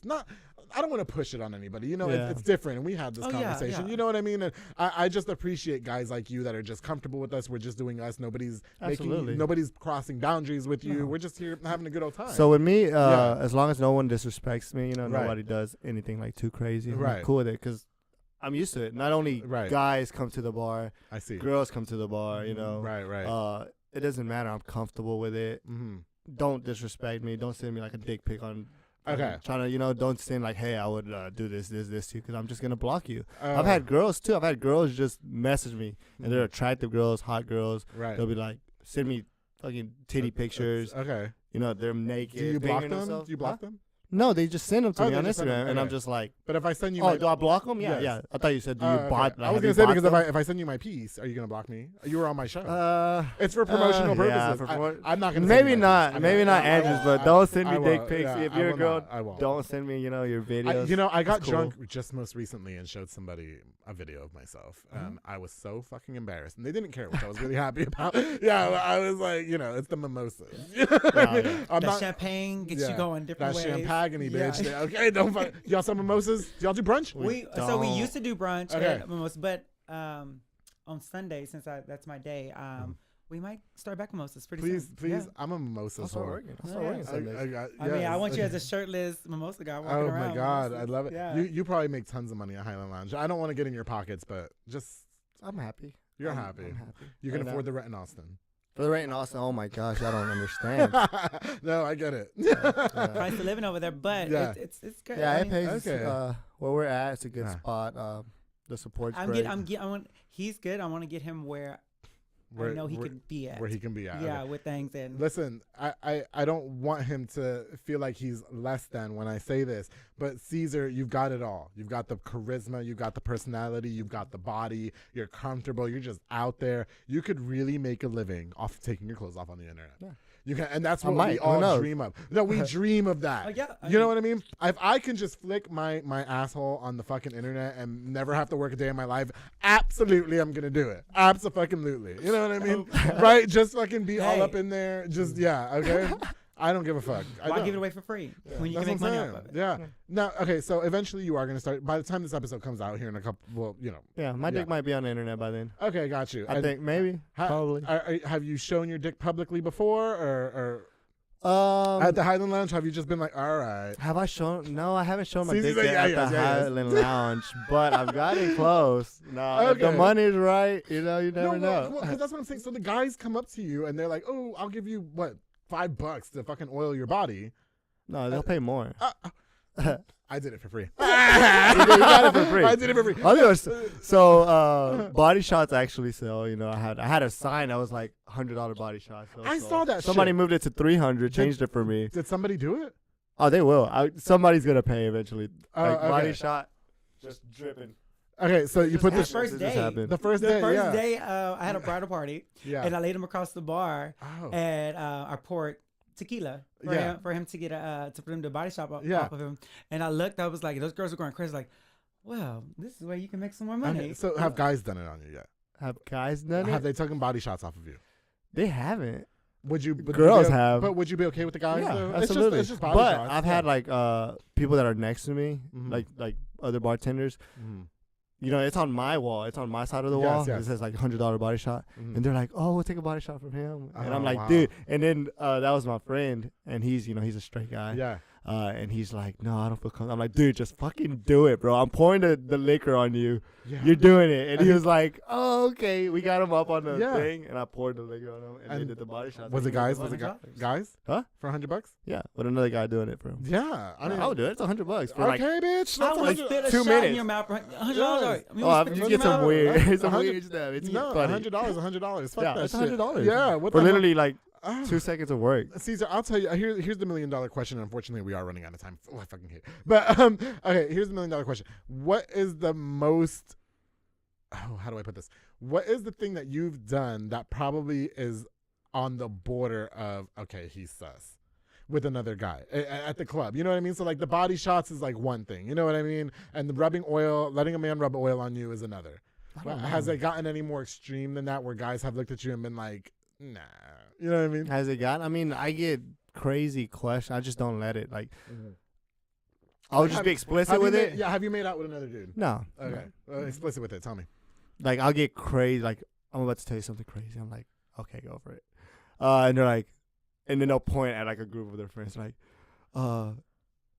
can my friend here eat your ass while I suck your dick? And I'm just like, oh, whoa. I'm like, this is the exclusive. Yeah, and they're like, we got a hotel room open, and I'm just like, thank you, but no, I'm okay.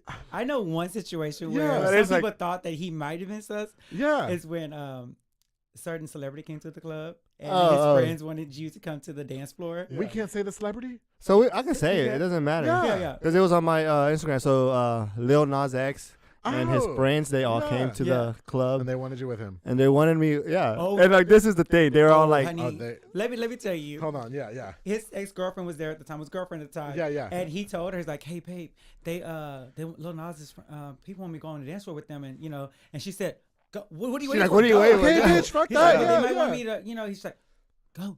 Yeah. She told her to I go. was like, gonna let. Oh, I love her. Yeah. Oh, yeah. Yeah. I wasn't gonna let anything like But No. you just Inappropriate. dance with them. Well, I just like literally turned up. I was just. Oh, okay. Yeah. I got But yeah. people were looking around like, Got the information. What the fuck? Yeah. Yeah, even my manager came up to me. She's like, Caesar, I just want you to know. I'm like, I'm gonna do it anyway because I'm just gonna go and do it.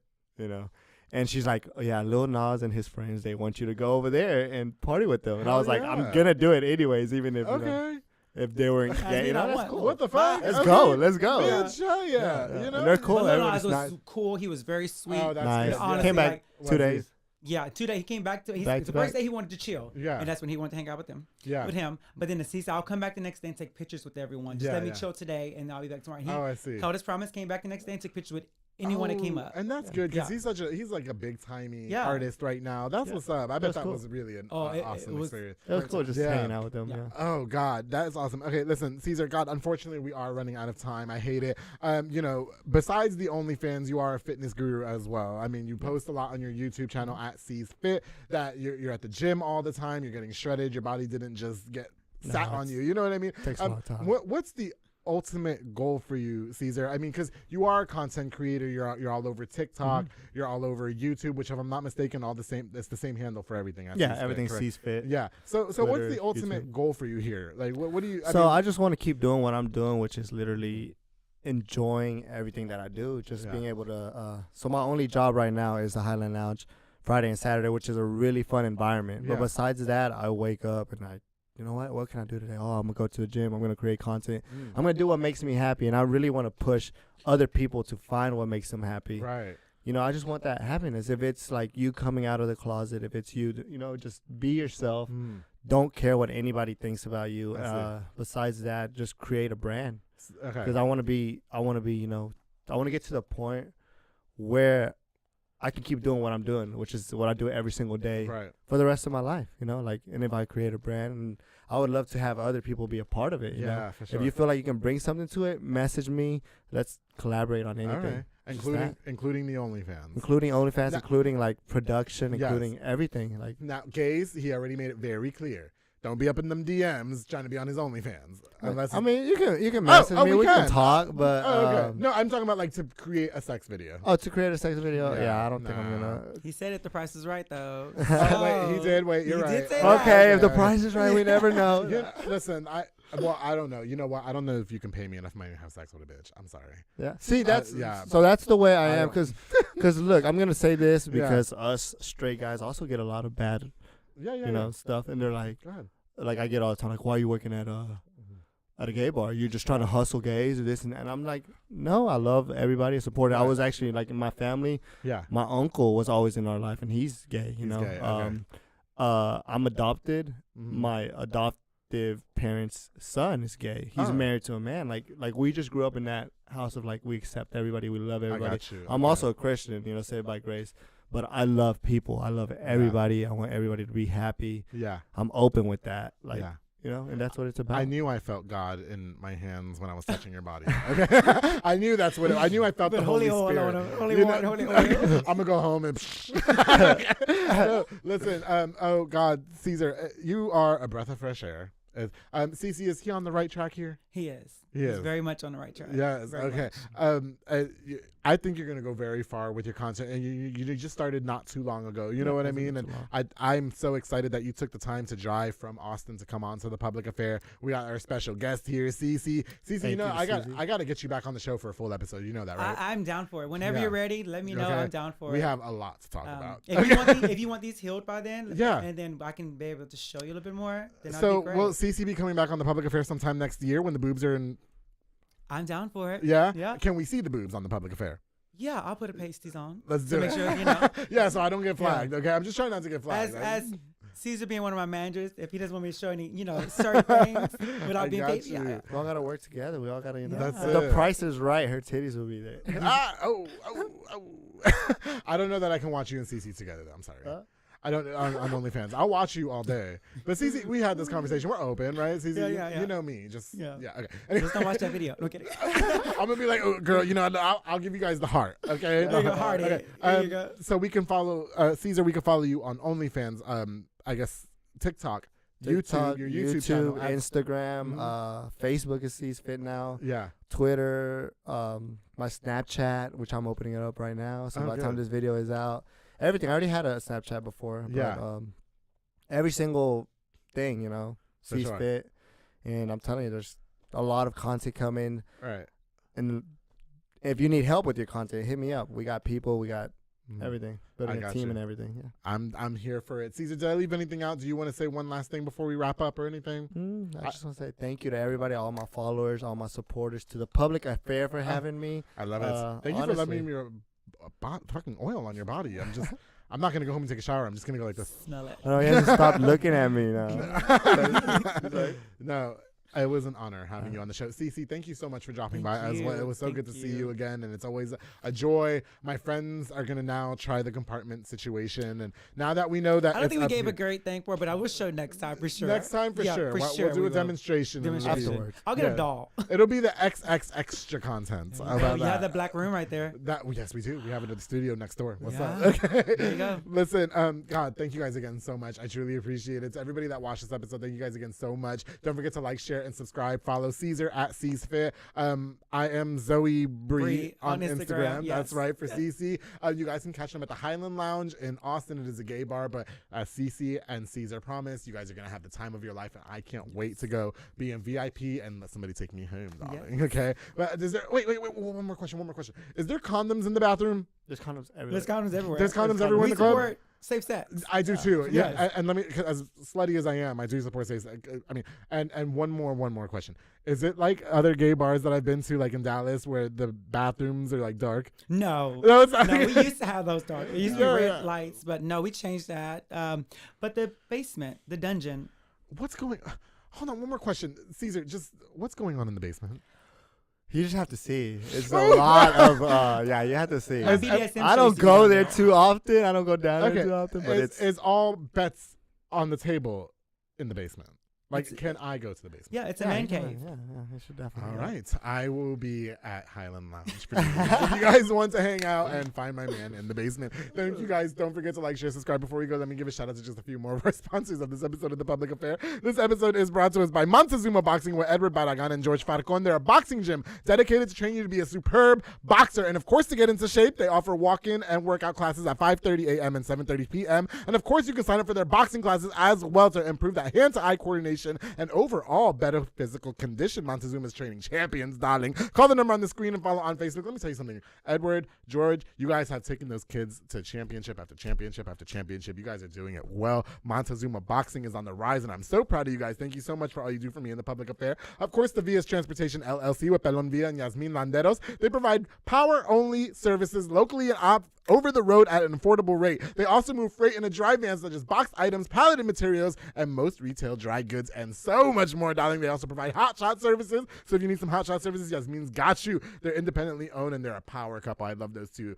Call the number on the screen today for Vias Transportation LLC. Thank you guys so much for sponsoring this episode. Oh my goodness, of course, the J Pedal and Poke with Junior Fuentes, Thomas Roberts, and the entire family. I had it for lunch. It was delicious. They provide delicious savory Japanese crepes and poke bowls. They also have handcrafted Thai rolled ice cream for dessert, darling. darling. You can choose from a menu item or create your own, like I like to do, because I like to be in control at the Highland Lounge. What's up? Locations on University Park Drive and Hewitt Drive, and you can order online at jpedaltx.com. To JPedal and Poker, thank you guys so much for sponsoring this episode of The Public Affair. Of course, the Pollo Box and Audio with Jeffrey Monreal, home for all your LED needs and auto accessories, installation of stereos, door speakers, and audio systems. He also specializes in building custom subwoofer enclosures and so much more, darling. Definitely a jack of all trade. He's done everything to my car. He even put that dark tint in my car, CC. Don't be asking what goes on with that dark tint now, right? Your one-stop shop to get everything done in one roof. Jeffrey Monreal, thank you so much for sponsoring this episode. And of course, to Junior Banda with Fat Boy Michelada Botana, who provides the best Michelada Botana plates for yourself or for a party. Might I add, aguachiles también. He just started making aguachiles, and I love aguachiles. He has a menu of ton of different items, including botana, both chamois, pickles, and more. Locally operated, so make sure you get the best and not the rest. Follow on Facebook and Instagram at Fat Boy Michelada Botana and place your order now. Junior Banda, thank you so much for all you do for me and The Public Affair, bro. I truly, truly appreciate you. To everybody that tuned into this show, thank you guys so much for watching this episode. Caesar, Cece, I love you guys. Safe travels back to Austin. Caesar, thank you for taking your shirt off.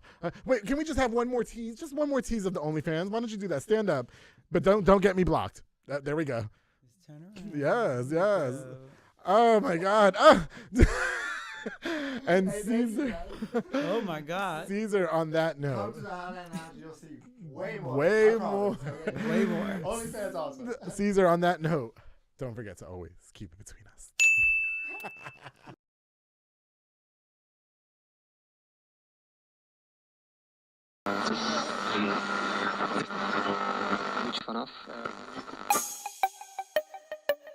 This has been a Rogue Media podcast.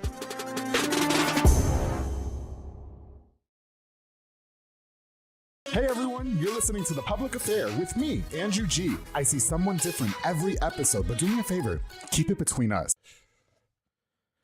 Hey guys, what's going on? It's me, Andrew G, and welcome to another exciting episode of The Public Affair. Oh my goodness, we're coming up to the end of the year, and I just really have to express my gratitude to all of you for all the love and support that you continue to show the show. I truly, truly appreciate it. Of course, to Rogue Media Network, Corey, Mike, Allison, everybody that's involved with the editing and the production of The Public Affair. You guys are lit. I love you guys so much. Thank you for everything you do for me. And we're coming on almost 3 years of The Public Affair. It'll come just a few months. I can't wait. All right, guys, now before we continue with this very, very hot and special guest of The Public Affair, I definitely want to use this opportunity to give a shout out to just a few of our sponsors of this episode of The Public Affair. This episode is brought to us by David Santabanez with Alinea Real Estate. He's the #1 sales agent in his office to help you buy a home or sell your property. You can follow him on Facebook at David with Alinea or call the number on the screen, darling, for all your real estate needs. As of the recording of this episode, his episode came out 2 years ago on episode 20. We had a brunch meeting the other day.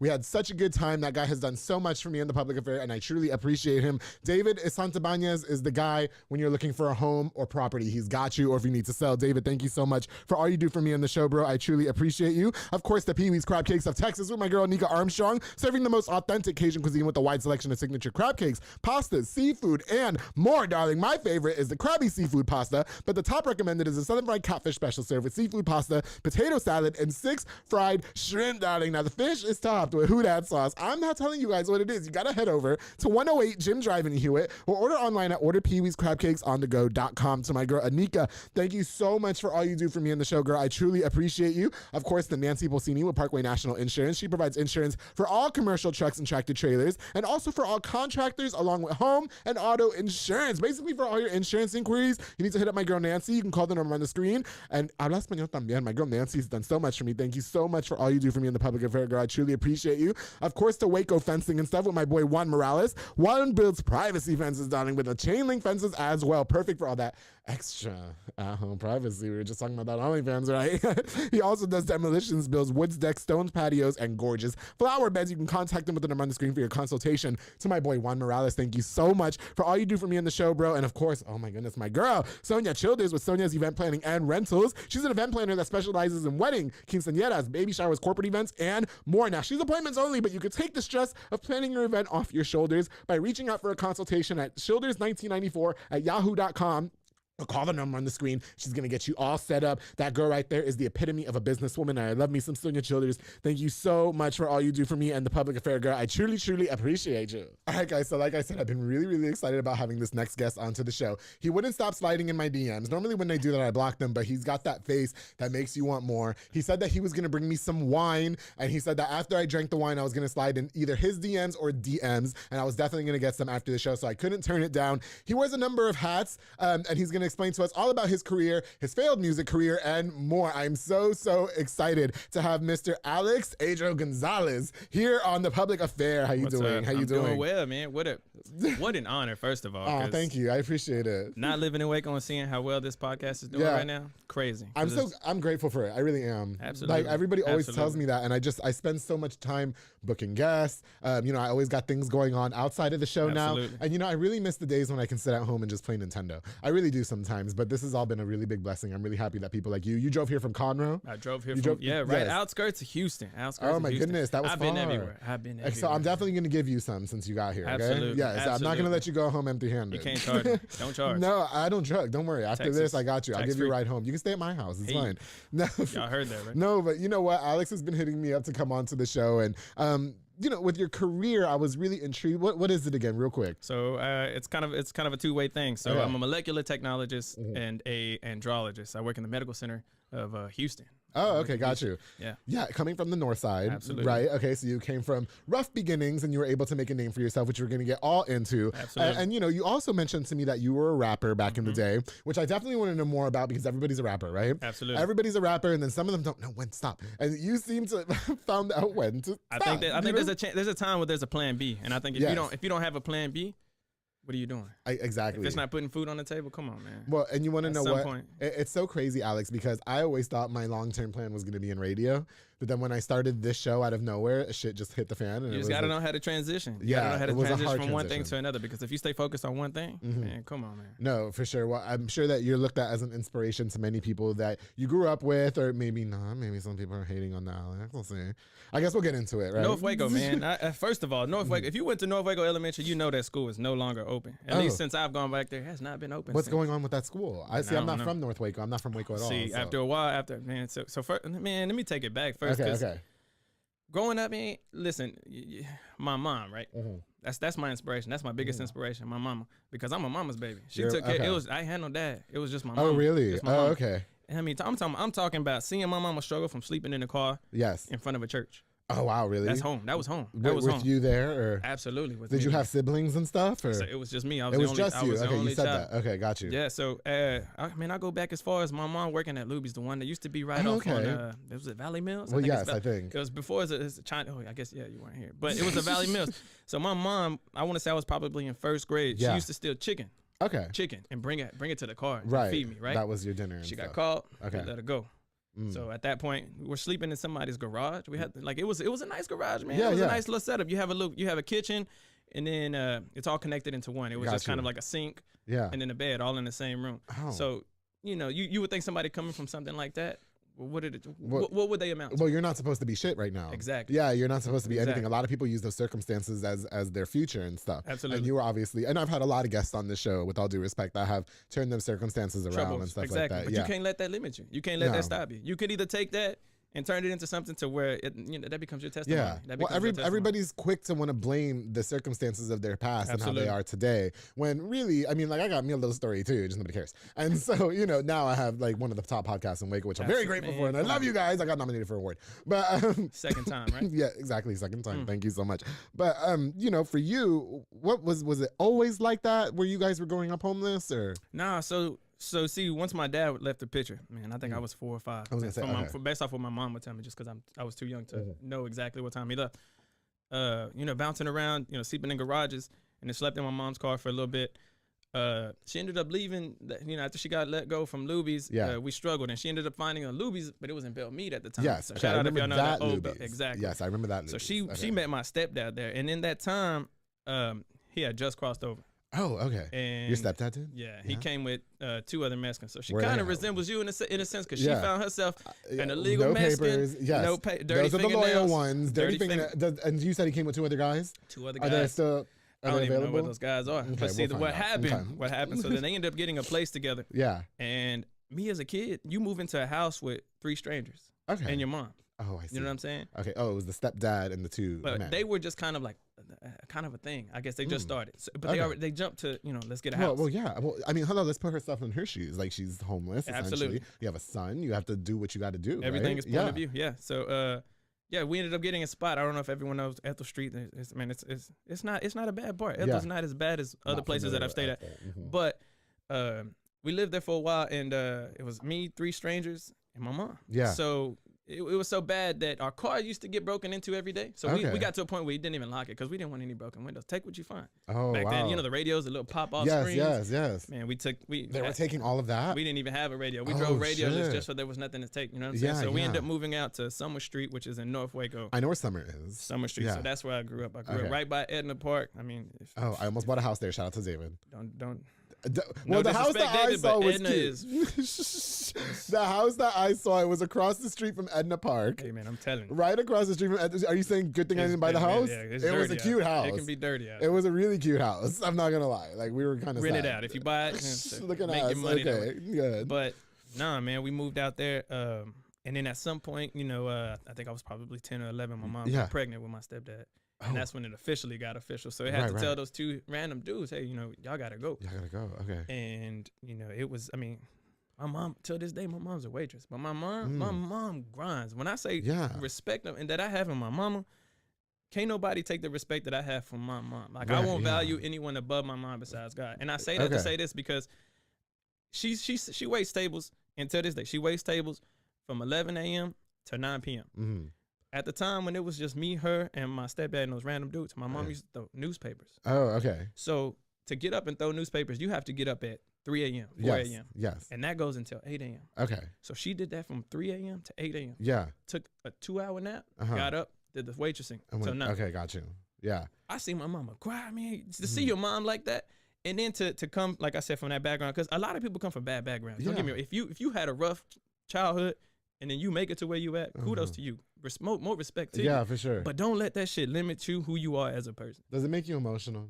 Every time. I can see it in your eyes Every that you're time, getting man. emotional talking about it. Like, when you look at you the... saw how hard my mama worked. You know what I'm saying? You would truly understand that. You can't let nothing dictate. Because when my mama had me at 16, she was 15, going on 16. Right. She had me, everybody cut off. Because they were like super Christian. Like, hey, like, no. After this, don't ask. get me started. Please don't ask get me us. started. You know what I'm saying? Yeah. Don't ask me for nothing. My real dad at the time was like, hey, I'm out. Oh my God. And he dipped. Do you talk to him? I have him on Facebook. Okay. I do have him on Facebook. Do you guys have a relationship? As of more recently, he reached out, Yes. and I'll hold a small convo in and now and then. Right. But the emotions just ain't there. Do you have resentment? Nah, man, because I can't die like that. If I die, I die tomorrow, I can't die. Let that be a lesson to everybody. If you have beef with me, let me know so we can talk about it. We're not dying with resentment. We'll hug it out. Okay, no, I'm kidding. Stop. But no, man.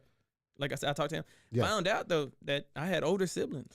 Oh, from him. In Waco. Oh, cool. They reached out to me. Hey, is your dad so and so? And then through that, I ended up connecting with a sister that I had. Her name's Priscilla. I got a brother named Andrew that I didn't even know about. Andrew Gonzalez? Was he just on this show? No. Oh, okay. Realtor Andrew Gonzalez? Ochoa. Because you're Gonzalez too. So. Yeah, I'm Gonzalez. Yeah, okay. It's Ochoa. No, that's crazy. But can I ask you this? With the struggles that your mother faced, being a single mother, you guys were essentially homeless and whatever. Did it ever strain your relationship together? Like, were you ever, like, because as a kid, you probably didn't understand what was going on around you. Right. And the kids in school probably had a little bit more than you did, probably fair to say. Mm-hmm. And so were you ever to mom, like, how come I don't have, like, I don't know, the new Pokemon cards or whatever the fuck? You know what? I mean? That's, again, this goes back to why I respect my mom. Yeah. I say, because when we were sleeping in that car in front of a church, Christmas time was coming around, and I remember she would give me a magazine. Right. A magazine. Circle what you want. Circle what you want. Okay. Granted, at that time I didn't know she had the money. But Right. circle what you want. Man, as a kid, you circle everything. Right. There was fucking Barbie dolls on there. I don't know why. I'm adding anything I got. Just you know whatever what you I'm saying? can, yeah. Why not? Your imagination is Well, I used to fuck with Barbie dolls. Like, I didn't do that. But I didn't fuck Barbie dolls. I said I used to fuck with Barbie dolls. I used to make ponytails. Shut up. Don't do me, Alex. All right.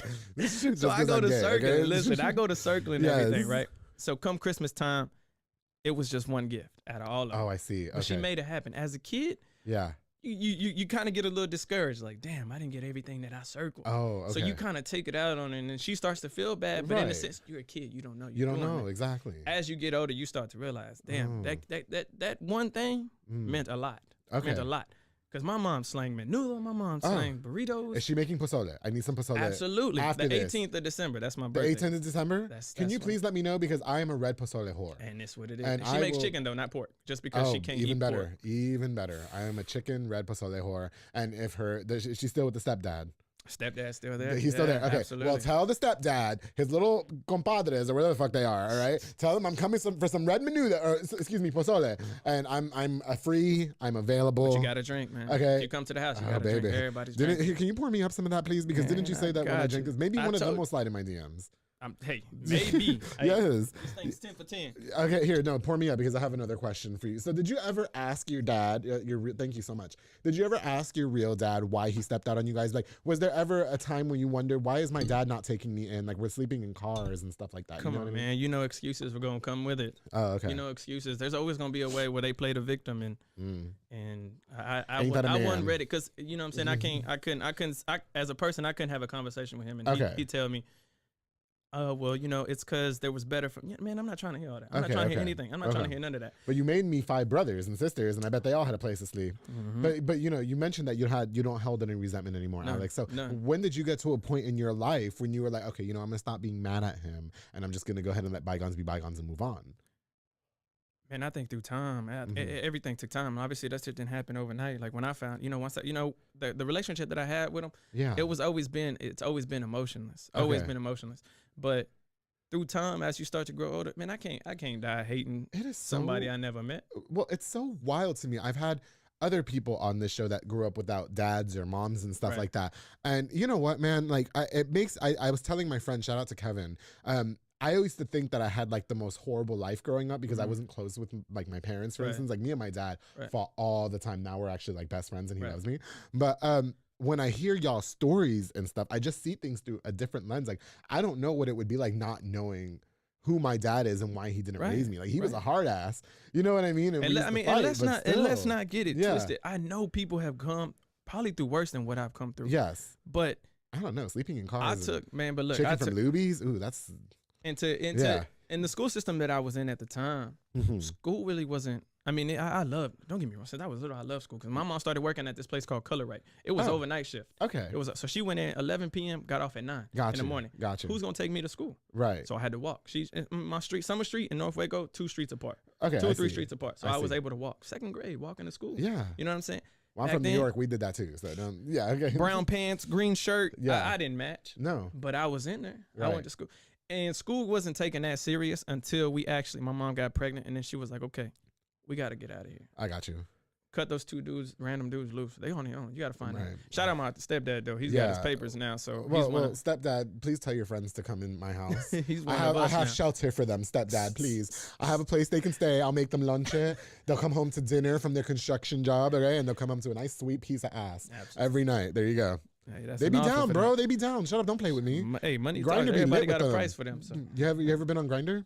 Nah, I've never had one of them dating apps. Never, bro. Go make a Grindr. Hell no, my girl. Okay, shoot I'm sorry. No.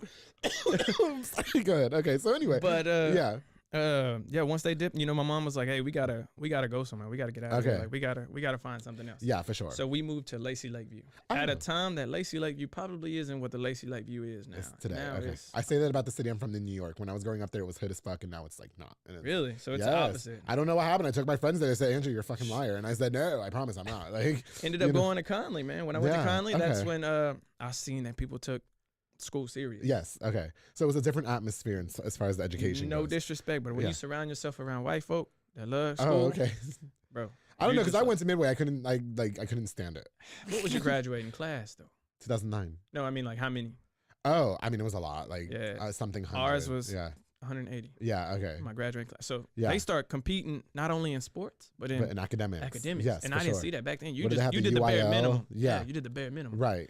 So saw that, and that changed it. And then it wasn't until I got into high school that the teachers were like, "Hey, there's more to you than." And if shout out Miss Flores, now Neville, she pushed me. She was the one that was like, "You know what? I see something in you. take the community college route. And There then you when go. I did the community college route, she helped me with everything. That's Financial good. aid. Yeah. She helped me apply to scholarships. I got all of that. Right. And eventually when I finished that, I think it was like, man, my GPA was so good. And I was like, man, this isn't for me. Yeah. I got to get out of Waco. There's more. There's more. Yeah, yes. There were no Asian people, no Middle Eastern people in my school. So There is now, okay. I transferred to Yeah. Texas State University, San Marcos. That was a culture shock. You come across all kinds of races, you know what I'm saying? And I'm in class. What I was doing at MCC, easy. Yeah. You go here and you got. It's a little bit difficult. It's a little more These difficult. people, they there's a deadline. There's a deadline. Okay. No ifs, And I ands, or took buts. that risk because to go there, I didn't have a cosigner. Okay. You can't because you got to have good credit to have a cosigner. Oh, right. My mama couldn't cosign For student loans. for anything. For anything. Okay. Apartment, anything. Oh, I So see. I took that okay. risk and I went out there. I carried some of the scholarships that I actually carried over, like Right. 4 years university scholarships that I applied over there. Right. But I did an unsubsidized.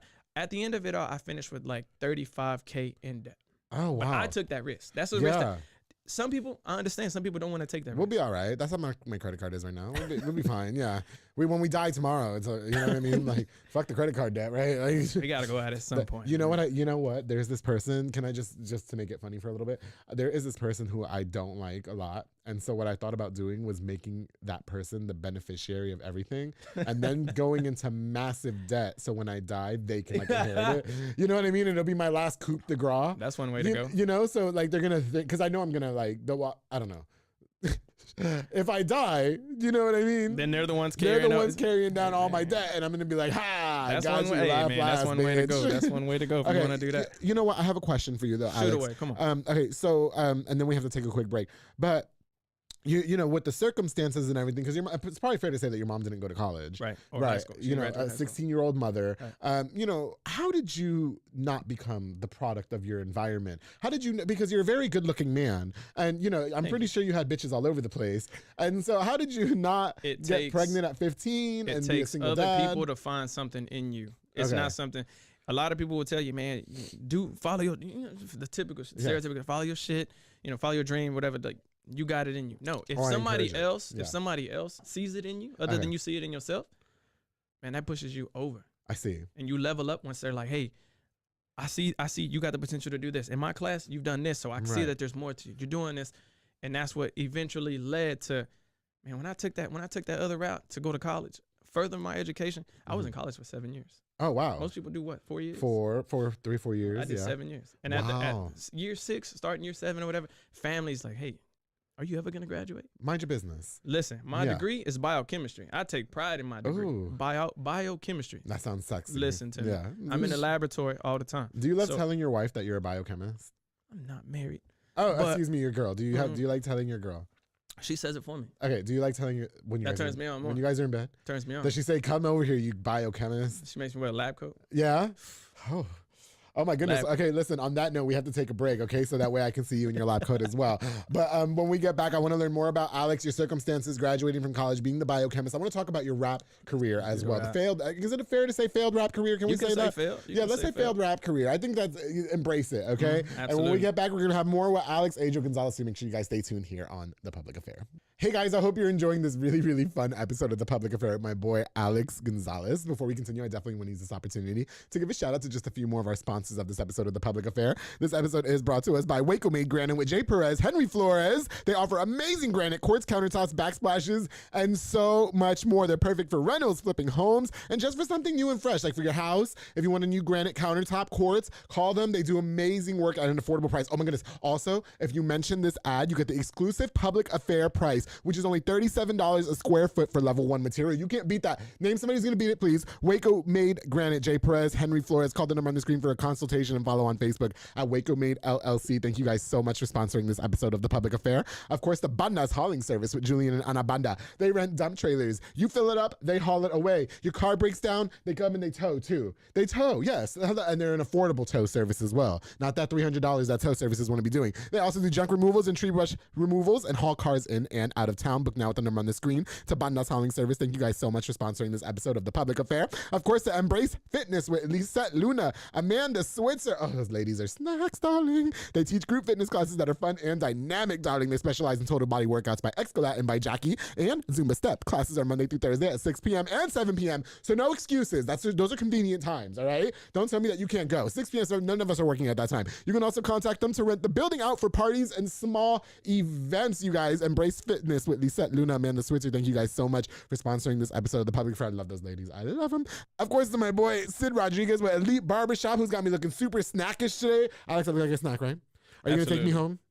Here's my haircut. I'll get you right. You're gonna be a ride? Bet. That's all I needed. Located on Hewitt Drive. You can call the number on the screen or download the Squire app to book your next appointment. Walk-ins are welcome as well because they also have Marcus Guerrero, Chris Reyes, Santos Cordova, David Rodriguez, Isaac Chavez, Clint Fletcher, and Isai, who are all snacks over there making you look as snackish as they are. Elite Barbershop has been the longest running sponsor of The Public Affair, and I truly, truly appreciate that, guy. Thank you so much for all you do for me on the show. All right, guys, we're going to get right back into it with my boy Alex Gonzalez here on The Public Affair. Here we go, darling. Yes. All right, Alex. So when we took the break, we were just talking about, the college and everything and how you were able to overcome your circumstances and all that. It took you 7 years to graduate college. Right. Okay. And why was that? Were you just behind or I didn't know. No. That? Okay. No, I took the 2 years at MCC. And Yes. I got my associates there. And I realized an associates wasn't everything that I wanted. And I wanted to explore more, man. I wanted to take that risk. Some people don't want to take the risk. Some people are comfortable where they're at. I wanted to take the risk. Okay, and that's not to toot my own horn. That's just to say, you know what? I feel like there's more for me outside. Right. Here. And I took that risk, moved out to San Marcos, got an apartment by the grace of God. In San Marcos. Man, and then I used whatever money I had with my Pell Grant, with financial aid, with an unsubsidized loan, enough to kind of get by because I was a full-time student the whole for time. Sure. And you were probably working and believe it or not, I was doing I think like 16, 17 hours. Right. And with the degree that I was pushing for, that I really wanted to get, was something that I didn't really want to focus on too much work because I wanted to make sure that I got through what I wanted to get through. But you know what too, like in the college life, and then you go out of town and stuff, and you're probably broken away from your mother and the circumstances, there's probably parties and there's bitches everywhere, and you're probably like doing things everywhere and stuff. How did them up? You know what I mean? How did you not get lost in the sauce, if you will? I did. Oh, you did get lost in the sauce. So those bitches, right? In correlation to the music, man, I was doing music. And also you were a rapper. Absolutely. And then, but I was also going to school. But when I got there, when I got to San Marcos, you got to switch personas. Oh, okay. I saw a more professional career. At the same time, if I go to a party, I switched off the school stuff. Yeah. You're a different person when the school. You got to have a switch. And it's not to say, I'm a fake person. Like, who I am here is who I am. No, who I am at all times is really who I am.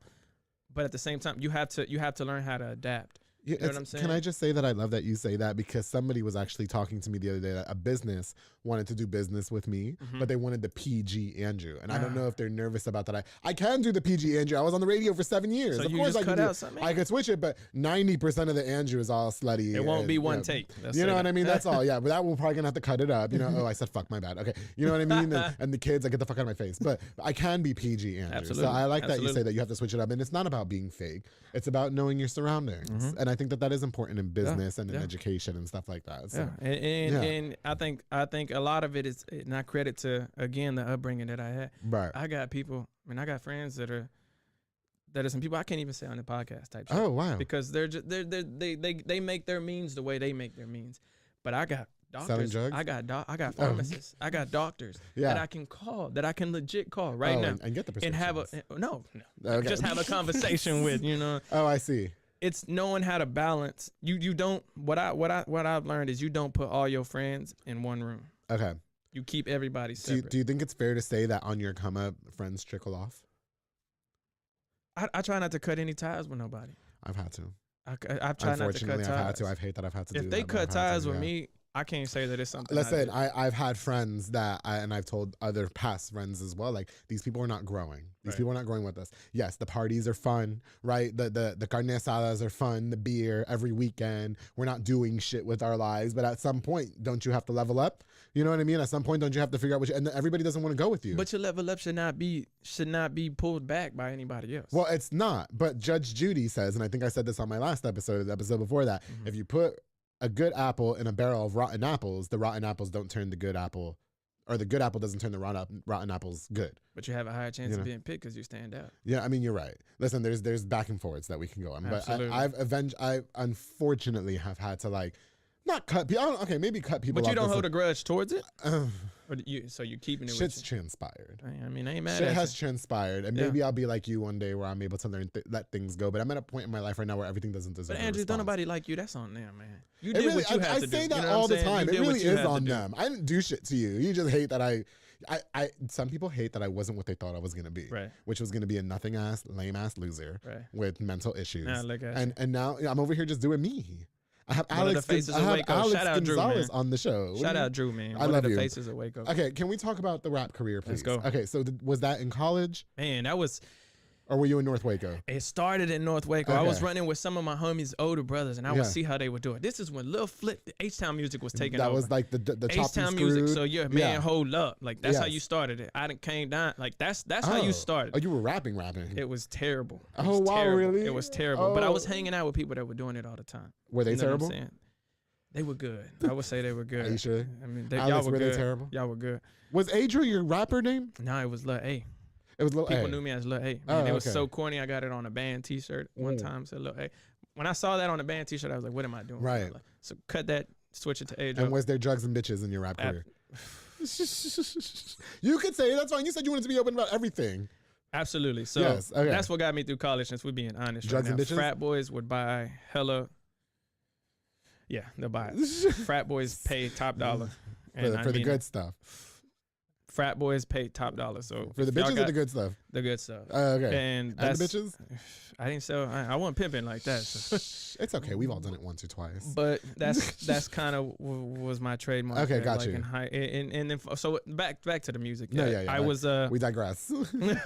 I followed them, and then Yes. gradually I built like my own somewhat of a little following because I didn't take. I always knew the potential I had, but I never took it to Right. that next level where people were like, "I'll go broke behind this." Okay. And if you have that in you, you a different breed. And I Right. respect that because you've had Timo. I've seen Timo. Mhm. His, the juice, Yes. cold, Yes. top, Love Waco him. Tron. You got Love people him. that are blowing up now. Yeah. I haven't had Waco Tron on the show, but I would love Waco Tron to come on the show. Let that man come. But he's bless hard it, to you get a know hold what I'm of. saying? Yeah, and then Hot Boy West. I mean, you got a Same. lot of Waco artists that are Yeah.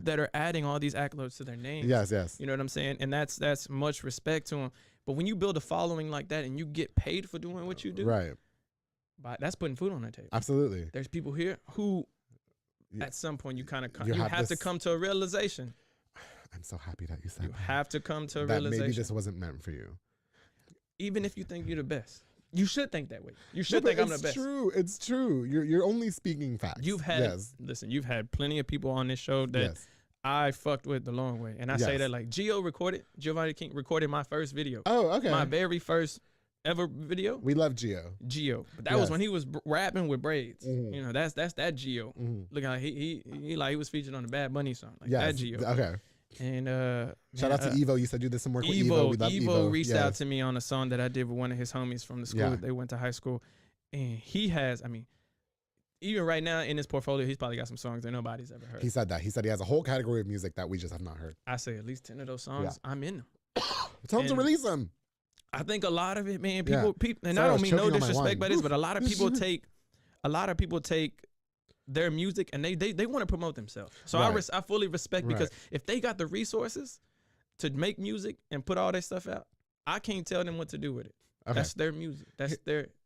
Can I please give you my opinion? Because I'm really happy that you said that. When you have to kind of come to a realization Mhm. that enough is enough. I went somewhere and I saw this rapper on stage who had the best stage presence, who had the best lyrics, I feel like in my opinion, out of everybody there. Right. And I went up to that person and I said, everybody wants to follow their dreams, but it doesn't work out for everybody. You have talent. You need to keep doing this. It was very young, a very, very young person. I wish I could remember their name. Mhm. Maybe I shouldn't say their name. But they were... It's the public affair. You know, but they were, I can't remember off the top of my head what their name was, but they were a young rapper. And I said, you have got everything. Out of everybody here, you're the one who stood out to me. Maybe my opinion doesn't matter. Do you know what I mean? But that says something because everybody was rapping and singing about the same shit. It was about drugs and bitches and nothing. And music changes, man. Yes. One of the things that I've realized too, not that, and again, you want to call it a failed career, I call it a failed career with you because Carlos Canales, that barber. Oh, I love Carlos. Here, Carlos, he used to cut my hair, and we got a song together. He said he used to rap. I had a song with him. Can I just say, he said he did not want to talk about the rap on the show. I had a song with him. I love him. I had a whole song with him. Was it good? Can we hear it?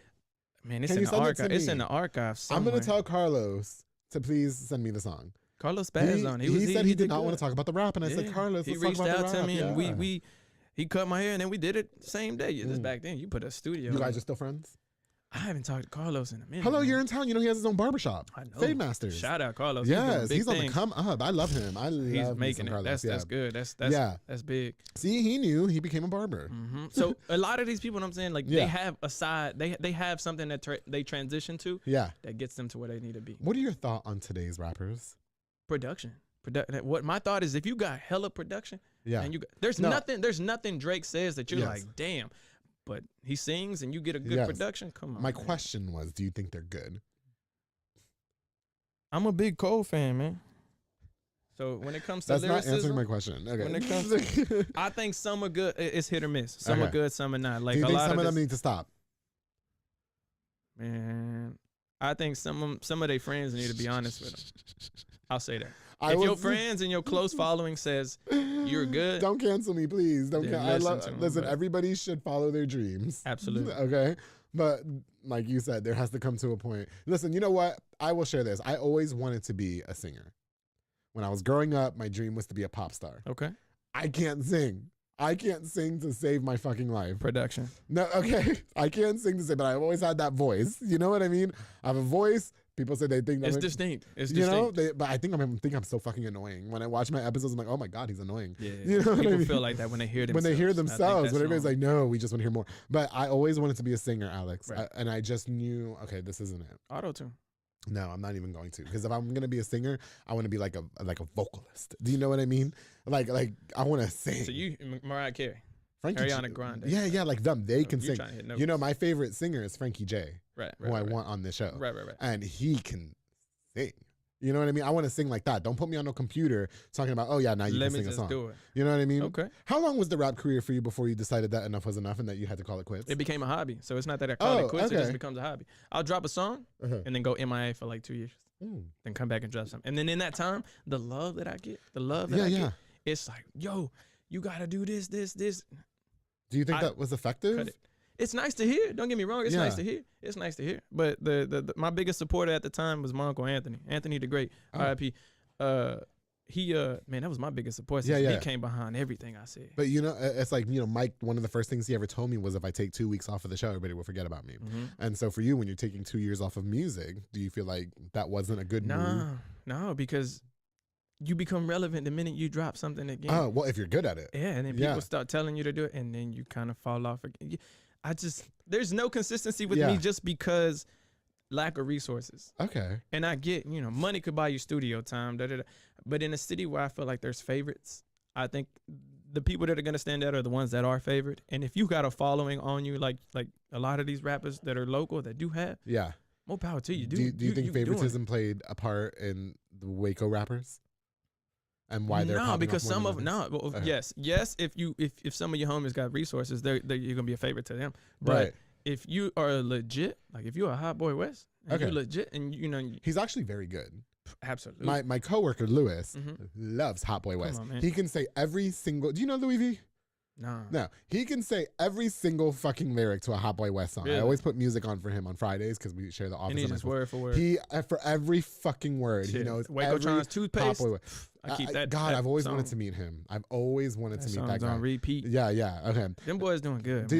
Are you favorable of those Waco rappers that Absolutely. are coming up? Yeah. I mean, like what they did for the city is insane. Yeah. And same thing goes for Gio as a videographer. Evo's traveling. You know what I'm saying? Yeah, Evo's all over the fucking place. Come on, man. You can't do Evo. Yeah. And then when he decides to take a break and drop a song, he does it like that. Like it's nothing. And then he goes back into hiding. Same way, man. But he's got the resources. So anytime I recorded something, he was the one to be like, yo, do this. Do you speak Spanish? I do. Did you ever think about getting into the Latin market when it comes to that? it wasn't a thing. You know what's crazy is now that's blowing up. Well, it is, because I've had 2 Latin artists on the show, Richie and Y2K, which I think are amazing. Right. And that's why I had them on the show, because they make the music that I like. Yeah. Do you know, like the reggaetons, the Latin pop and shit? You know what I mean? So do you ever think about getting back into music? Nah, man. It's a hobby. So it's a hobby. A lot of the reasons I do it is because, let me show you. Now, my audience that I rap to. Yeah. Now, everybody has a certain audience. Yes. You got to understand. There's a Child Gambino that frat boys listen to. Okay. There's a Hot Boy West that, you know what I'm saying, you had a rough growing. Yes. Then there's a Jay-Z who everyone has a specific audience that they. Right. My audience isn't as big. I'm funneled into the people that listen to my music, but I also don't make relatable music. Right. I don't go for relatable music. What kind of music are you making? I go for music that you got to be empathy. You got to empathize. You got to put yourself in my shoes. So what kind of music? Doing it. What kind of music were you making? So if I tell you, the music I make is through my perspective, what I went through. Okay. So a lot of people didn't go through what I went through. Some people didn't go to college, and I'm not shaming them for none of that. I didn't go. Just because you didn't go, I'm not judging you whatsoever at all. But at the same time, just because you didn't go, don't mean you shouldn't listen to the fact that I went. And let me tell you what I experienced through my eyes. So when you're listening to it, you're like, damn, I didn't go through that. Okay. But I can see what he went through because I'm painting the picture of what I did. Does that make sense? You know what I like about you? You're an intellectual. Like You the way gotta you're speaking, specify. you're very philosophic. The way you talk, like you're very passionate about the things that you're saying. It's man, look, when you have so much built up tension that you wish people didn't see the outside and they actually saw who you were as a person. Right. I think that speaks volumes. Get to talking to people, man. Get to meeting people. Talk to people and see who they really are before y'all just look at them and say, you know what, this person is not my kind of person. Get to know them. Did you have to meet a lot of people in your career or in your hobby? Who'd have thought? Man, look, I'm shaking hands with doctors every day. That's it. They don't know shit about what I went What through. you went through, yeah. Man, when I'm at work, the customer service voice comes on. Yes, sir. No, ma'am. I don't know. Hey guys, how can I help you? When I'm at work, my little friend, he be laughing at me. That's not how we're doing things today, all right? That is not how we're doing things today. This is how we're doing things. I take control, all right? I ain't mad at it. Yes.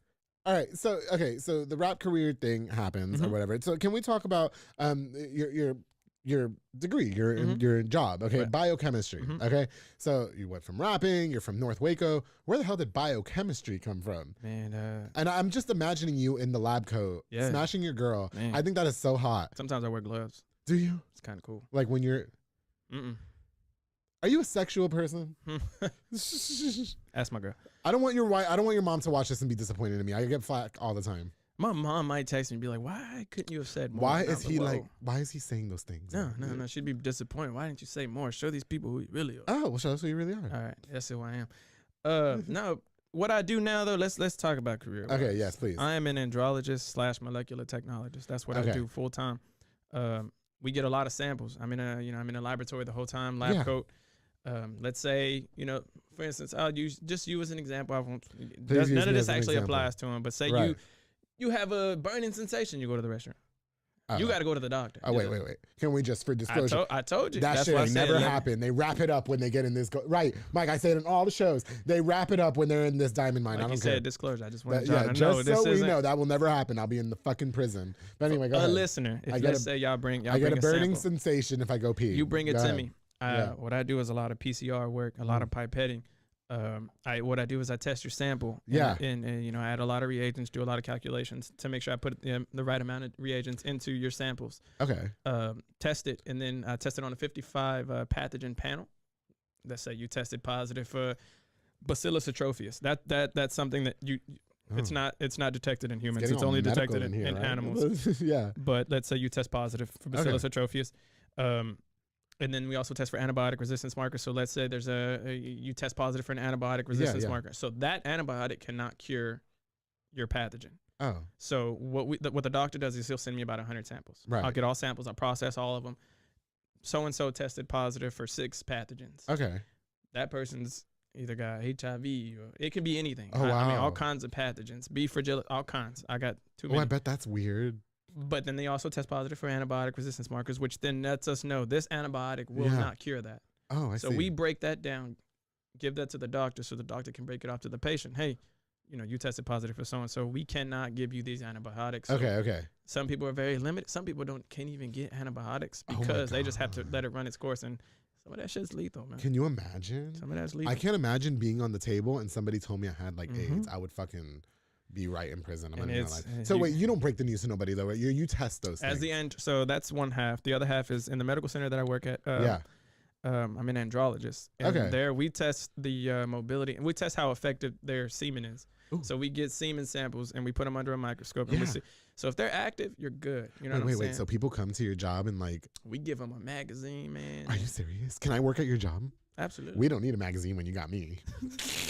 Well, this is our person. This is our fluffer. They call it a fluffer in porn. Is that what it is? Yes, I'll go to the bathroom with them and be like, all right, come on, I'm just gonna suck you up real quick for some semen samples because we're not swallowing anyway. But You if need I that do, second oops, load. my bad. You know what I mean? Gotta go long. The second load will be a better load, right? Absolutely. Yeah, because Gotta the go first longer. load, yeah, you know what I Longer mean. time, man. So wait, no, oh my God, I have 100 questions. So they come to your medical center, yeah, because I've seen this like on Love and Hip Hop, right? Right. But okay, so and then they say, okay, I need a semen. I'm the person behind the scenes. Yeah. So we Yes. get your sample. Okay. So if let's say it's active, so now we Yes. can we relay that to the doctor. The doctor's the one that inseminates the.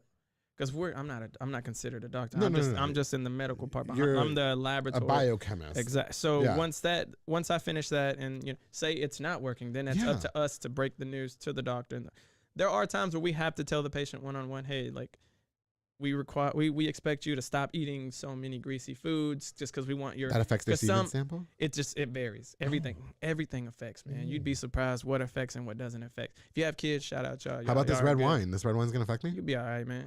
You Yeah. might get pregnant tomorrow. You know, the New York Not Times today. say the swallow is 110 calories a swallow.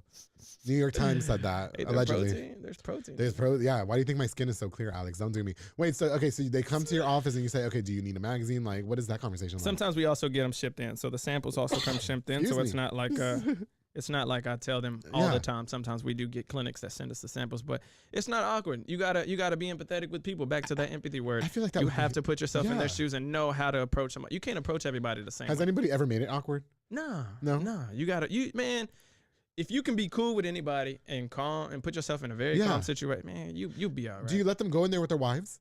Nah, sometimes they don't come with their wives just because it's Really? awkward for them to hear the same But news. does anybody ever go in there with their wives? No, Like, yeah, there's some people that do go with and their so you wives. do let them go in there with their wives, Mhm. and then okay, But I you think the guys- wives know because hey, we've been trying for 6 you know what I mean? months. Okay, go to the like- bathroom and fuck, but don't come in her. Absolutely. Is that what the conversation's Cup. like? Oh no, I don't think they fuck. Well, they might. We Well, don't what have else are they cameras. Don't think doing? we What got else are they cameras. doing in there? I mean, She's don't- not like she- taking her bra off. That's not She- attractive. Hey, she got hands. Some people are into feet. I was telling you earlier. Yeah. Oh, Feet's yeah. a You thing. have a foot OnlyFans where you put hot wax on it, right? Wiki feet. I don't have. A wiki that's- feet. That's cat. I don't have none of that. Okay. So, But okay, I mean, but- however it's gonna get out, we don't have cameras in it, so Right. it's not like we're watching it. I However think it that comes is out, so that's how it hot. comes out. No, I want to go. Can I come to your job real quick? Absolutely. And if you guys need somebody like a fluffer for if you're hiring, It may start you at minimum wage just because no. I'm not sure I'll the do it for fluffers. listen. I'll do it for 15 an hour. I'll do it for 15 an hour. You can have me there for 5 hours a day. I'll come at Okay. night. We can make it happen. And I'll just go to the bathroom and be like, oh, are we doing this? Like, you know what I mean? Glory hole. I think this one's gonna be a good sample. Hold on, wait. Let me get some of this out real quick. You know what I mean? I mean, I always hey, wondered man, what it was like doing that. Like, you know what I mean? there's definitely a lot of sanitation. Okay. going on. Like, we have So people clean. why get into that field of work? What was it that attracted you to being a biochemist or andrologist? So back to earlier, I don't have the cosigner. I don't have the. I wanted to originally be an orthodontist. I wanted to be a dentist, a dentist or an orthodontist, whatever took me into Right. dental school. Yeah. So everything that I did for my prereqs, all that was to get there. Now, once I had the grades that I managed to achieve, I told myself I wanted to get in. Right. But to get in, man, it's like $60 a year. Ooh. And my mom can't co-sign. I Right. don't have family I Yeah. can call. Hey, can you? And granted, you apply for scholarships. For sure. You're still paying $35 out of pocket. Right. And everyone's like, oh, well, think about it. When you're done, you pay it back because you're making enough. Yeah. It's not. That's the finish line. I see. Screw the finish. We're talking about Right. now. How are we going to get the money now? Yeah. There was no way. Okay. So once that fell through, I realized, you know what? I want to be in a lab. Oh. Being in the laboratory was my entire college career. Yeah. From titration, chemical wet labs, organic chemistry. You enjoyed it. It's I don't know. I it's was a what kept me going. phlebotomist for 11 years. That was the most miserable job I've ever had ever. Stabbing veins. I hated it so fucking much, and I couldn't stand it. Yeah, I worked at a blood and tox Isn't it startup terrible? lab. It's fucking horrible. That's a lot of work. Though. People are bitches. Sometimes you can't find the vein. Can I ask you a question? No, I always found the vein. Though. That was me. I was fucking lit though. Can I ask you a question? I don't know how into like medicines you are and stuff like that, but like prep. Okay. You know, there's a lot of people that use preventative measures for like, because you do test for samples for like HIV and stuff like that as well. I'm a part-time pharmacy technician, so we do. Oh, are you? Okay. So you prescribe Weekends. PrEP to people On the weekends. So, please let's get into this because I'm gay. Okay. Which, in case you didn't realize, which requires a little more prep. Well, I will tell you that yes, it does, because I will tell you I got reconnected with a side piece from 2 years ago. You know, life happened, so we couldn't be side pieces anymore. But then life happened again, so he was like, okay, let's go back to being side pieces. So can I ask you something real quick? Yeah. Was he straight or was he gay? They're all straight. Good man. They just like to mess around. It's okay. Like, you know I'm what I not mean? mad at him. That's between fine. them. Look, that's between like y'all and God. Life happened. Life happened. But anyway, okay, so we were talking about having sex with no condom because we had messed around for so long. And he was like, I really want to try having sex with no condom. And I said, like, no way, Jose. Absolutely. Do you know what I mean? Because I know a lot of the people in my community are really into PrEP right now. And I just feel I'm more old school. I feel more safe wrapping it up. Yes, it smells like fucking plastic in the room. Man. You know what I mean? Like, it smells like plastic and whatever. What are your takes on things like PrEP and those preventative measures for HIV? And do you think they're more effective? Man, my opinions on stuff like that. That's if it's to better yourself or to prevent something, I'm not mad at it. Do what's best for you, because I feel like you're looking out for somebody else other than yourself. Right. And if you take note of that and you realize, like, I have no business giving somebody something or crossing paths with something that doesn't need, more power to you. More power to you. I'm all for it. I'm all for it. It's fucking butt sex. Like, it's anal sex. Like, that's disgusting. Do you know what I mean? Like, I want you to wear a condom. Though, I just want you. But it's normalized, and I understand. I completely understand. Yeah. What rubbers? But yeah, please. I always promote condomms on the show. But it's kind of like, you know, women say my body, my choice. Yes. Same thing, man. Okay, it shouldn't be. Right. It shouldn't be limited to. If somebody wants to be with you and you have certain standards that you want them to meet, and they don't meet that, that's up to you to follow through. If you don't want to do it, then that's all. Well, we don't want to be with each other. We just have really bomb sex. But you really, just gotta tell them to strap up. He was like, look, because honestly, we have known each other since we were like 18, and we're 30 now. And so he was like, don't you trust? It's like, it's not that I don't trust you. It's just that you fuck women too, and I know that I'm not special. You know what I mean? PH. And so I don't know where you've been in between the time we haven't seen each other. I just feel more comfortable with you wearing a condom. And if he doesn't choose to follow that, then that's on no. him, Well, he does, because we make music every time we see each other. It's beautiful. His neighbors were just telling us where that song on the album is. Like, it was just amazing.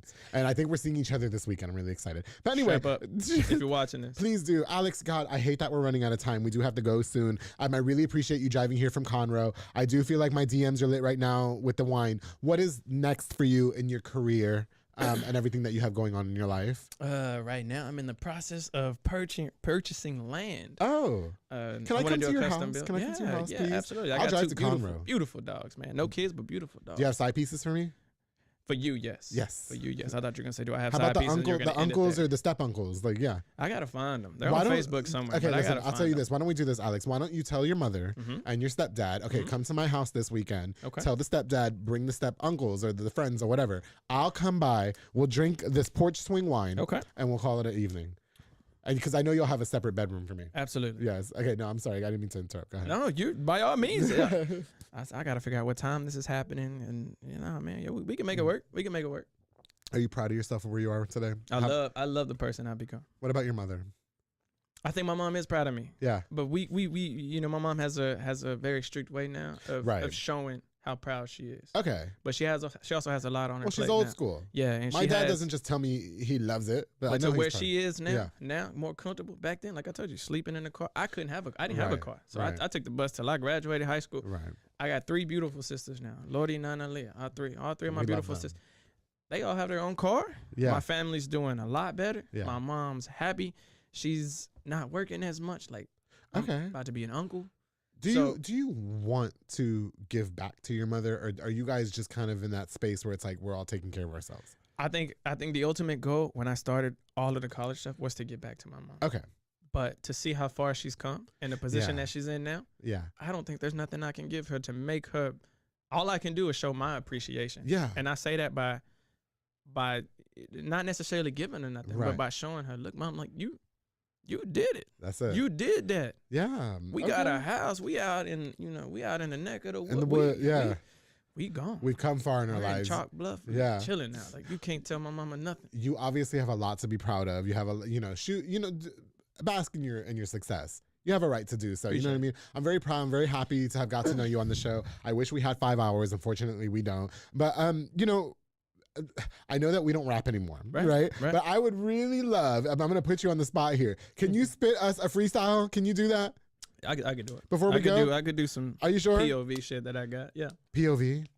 Point Is of it view. sexual? Is it sexual? Or oh, no. I don't think there's any sex. Oh, okay. in there. But freestyle, but I want you to incorporate me in it, please. Okay, I'll look, do everybody, my this is best. Alex Adriel Gonzalez freestyling a little rap for us before we wrap up here on the Public Affair. Do it, darling. All right. Yep.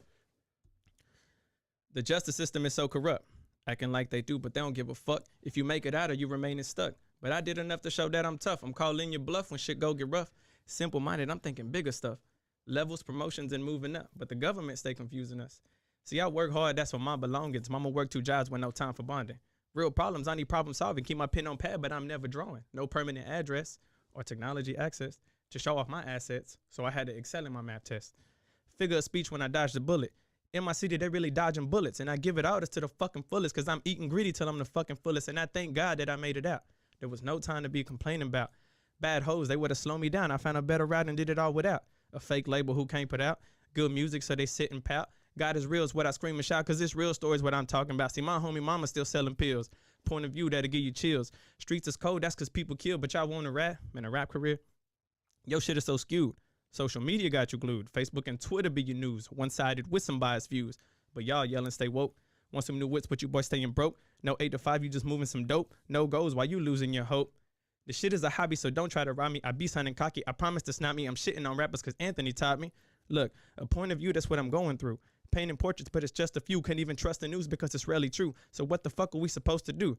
Boys want to talk. What's to talk about? Tell my baby, don't listen what they talking about. Most money, designer brands, and baddest hoes. Y'all funny, but y'all still chasing clout. Bigger dreams equal bigger goals. All my haters on their tippy toes. Why don't you tell them how it really goes? Hitting rock bottom, them are deeper lows. And you want the money, power, and respect. Ignore neglect to collect a check. You're living in regret. I'm busting at your neck, and it's a kiss goodbye. It's only a peck. Who the fuck raised you? Do boys really praise you? Must have forgot God made you. No hating, because I can never hate you. But I'm going to be okay. Relatable. That's what I portray. We miss you. Yeah, well, I miss you too. At least that's what all my people say. And I get high to make the best decisions. Painting portraits and portraying visions. Too many dubs to stay in one position. Pow, pow. This is my ammunition. Too nice. A fit in description. I'm all there while your parts is missing. Rosary just to keep it Christian. Greatness, that's what I'm pissing. So wake up. No need to make up. I'm making decisions with drink in my cup. It's never enough and you keep acting tough and just give it a minute. The squad pulling up. So who is you playing? Go Super Saiyan, your memory fading. I shock 'em like Raiden. Your bitch love a maven. These snitches get caving. Let's talk and just say when. Fuck all the stressing. I be finessing. Y'all steady watching. I'm counting my blessings. Who was you stressing? You better off resting because this was some shit that y'all wasn't expecting. Adro.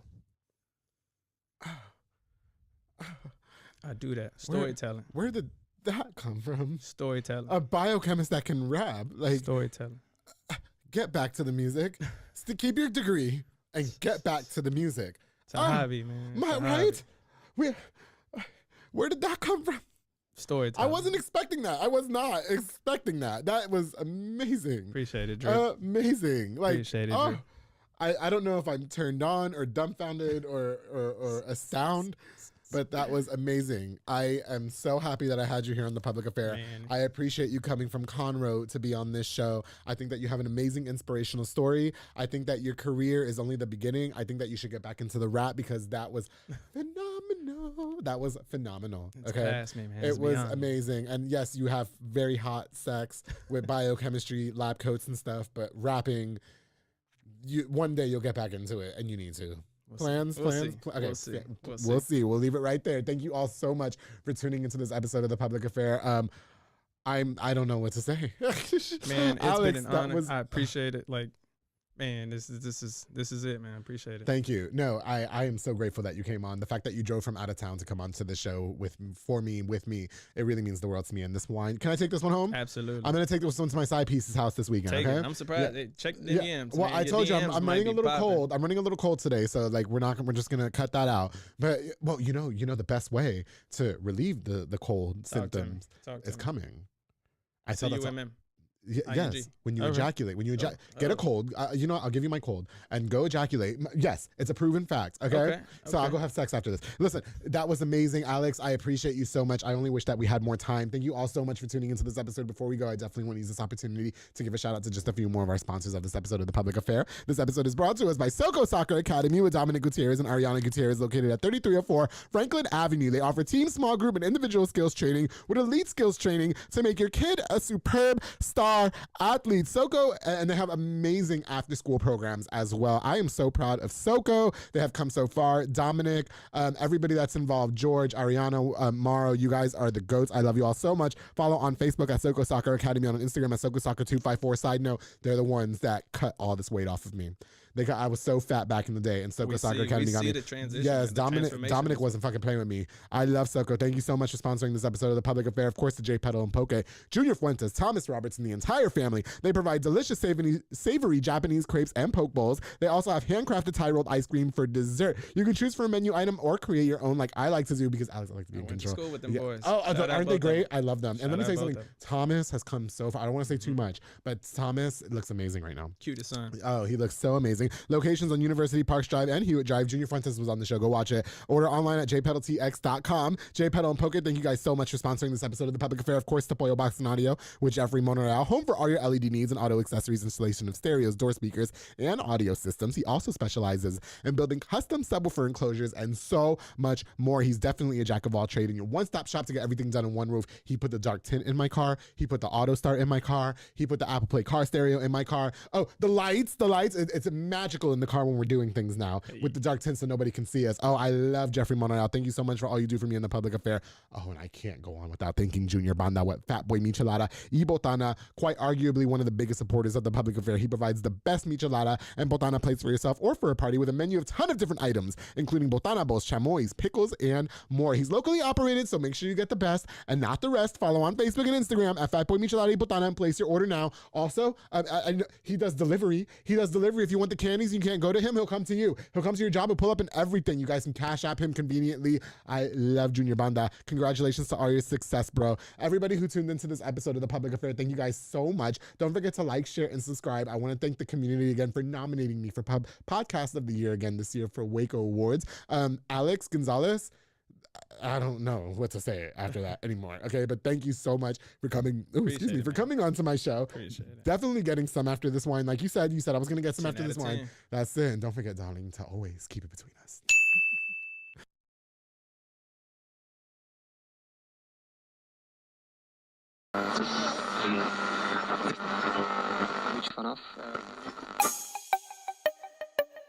This has been a Rogue Media podcast.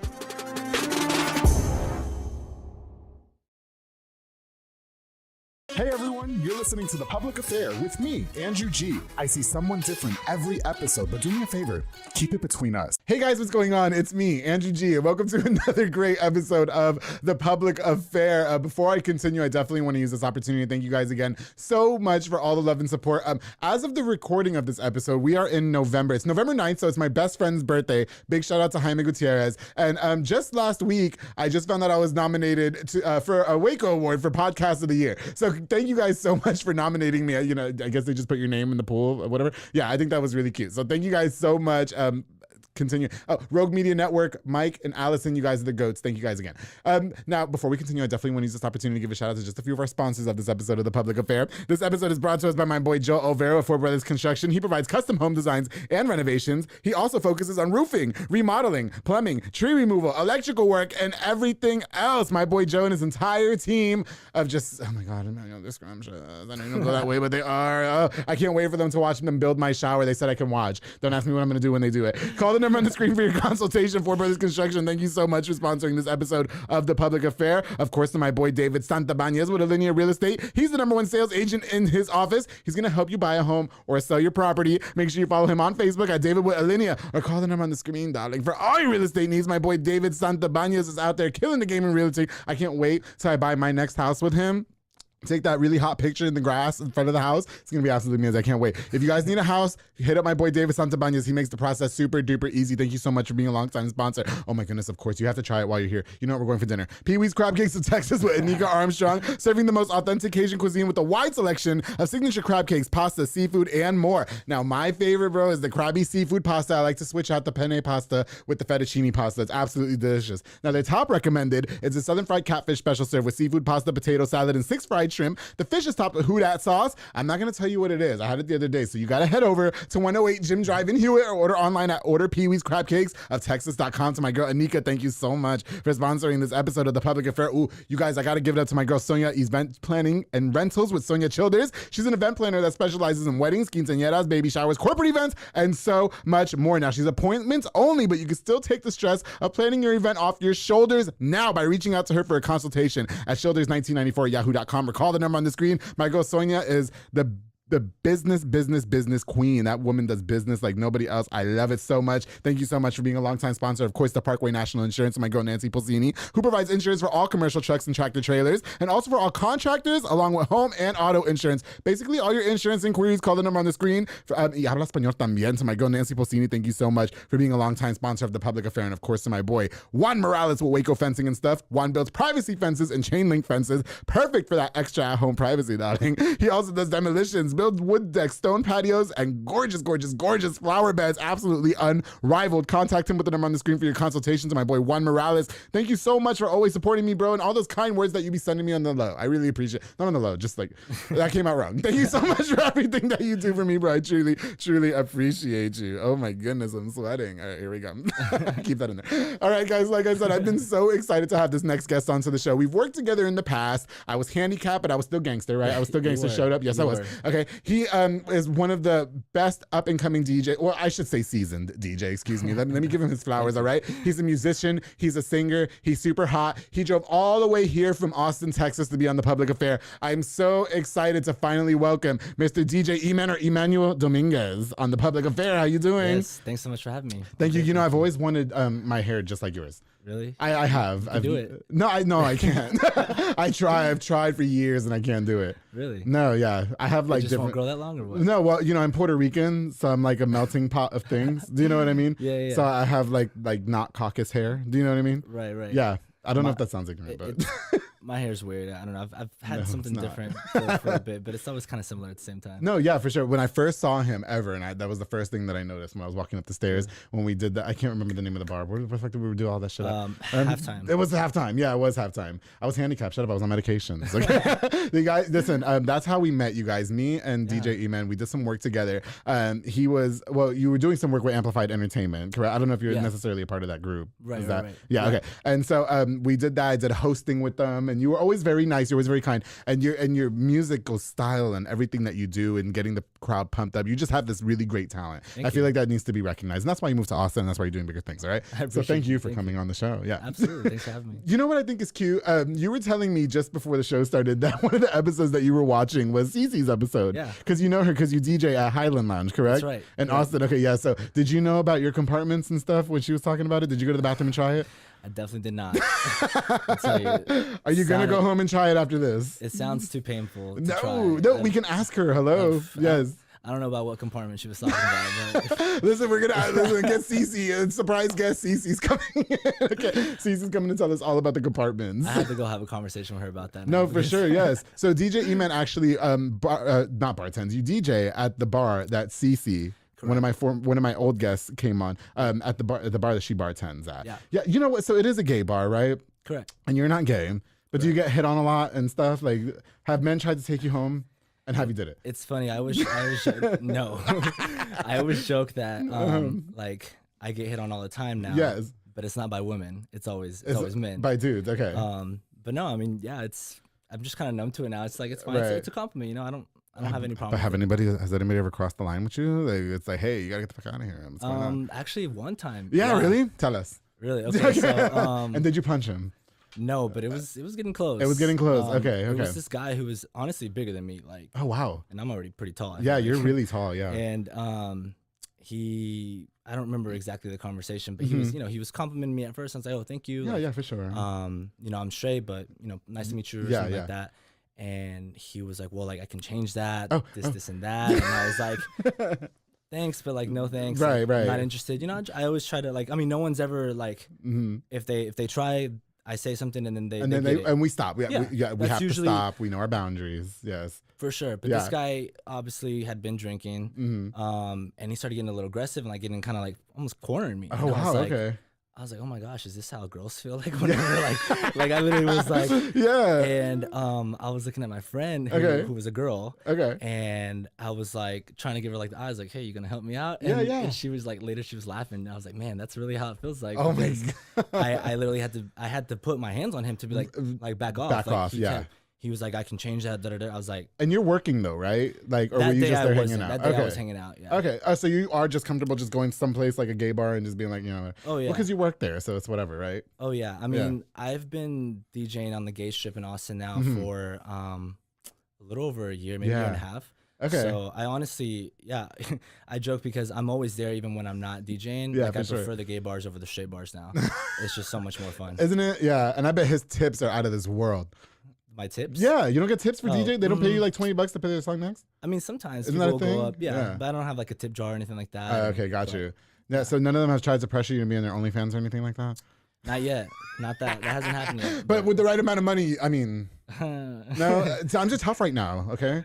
Yeah. That is true. Yeah, I would definitely spread my legs in the camera for $20. Yes, I absolutely would. Okay? My barber always jokes about that too. Oh, really? Because I was like, started OnlyFans, like that's it. Yeah. Like, you could put on a. He always says put on a what's it called, like a wrestler mask. Yeah. Okay. He's like yes, but like naked and DJ. He's yes, like, you can. People would be into that. I was like, right. You know, I had a guest on this show actually, Gia. She's a trans woman that lives here in town. Yeah. She has OnlyFans, and she was saying that sometimes she makes the guests wear the ski mask. Now I don't want ski mask on my face because I'm already sweating. You know what I mean? So I'd probably suffocate in the ski mask. You know what I mean? But she said, yeah, if you're not comfortable, you wear the ski mask, and nobody will know who you are, and you get all this money. Hello. That's true, but I don't know if that's my thing. But. No, yeah, you don't have to do that. That's fine. He's a Baylor grad, so he's a Christian. Okay, so no, I'm kidding. No, okay, you know what else is cute too? So I'm definitely indulging in my Merlot, and you just told me that you are not drinking. You're doing sober November. So does that mean that you're going sober? Or does that mean for the month of November you're not drinking, or what's going on here? Just for the month of November. Okay. Yeah, it's just something that I've been wanting to do for some time, and now that I recently started doing music full time, I was like, I think this is the perfect time to do that. Now that I'm kind of jumping into the DJ world where I'm DJing pretty much 4 times a week. Yeah, for sure. And I'm always normally have drinks or a tab. Right. I was like, just as I'm starting out, I just want to kind of remind myself like, hey, like I'm not doing this for like the party life. Like, okay. You're doing this to make a living. Yeah, and I don't want to get carried away, and I just want to remind myself that like, hey, right now I'm really diving in. I can have fun without alcohol and I can still get in the zone. Yeah, and so it's going good. You're not having withdrawals or nothing like that? Like, no, definitely not. Yeah, I wouldn't ever have called myself an alcoholic, but I do feel like I was drinking often. Well, you're partying every night. You're the DJ, so you have to be the life of the party, and with that comes drinking, right? Exactly. Yeah. I typically never liked drinking when I was doing hostings either. That's just kind of what happens.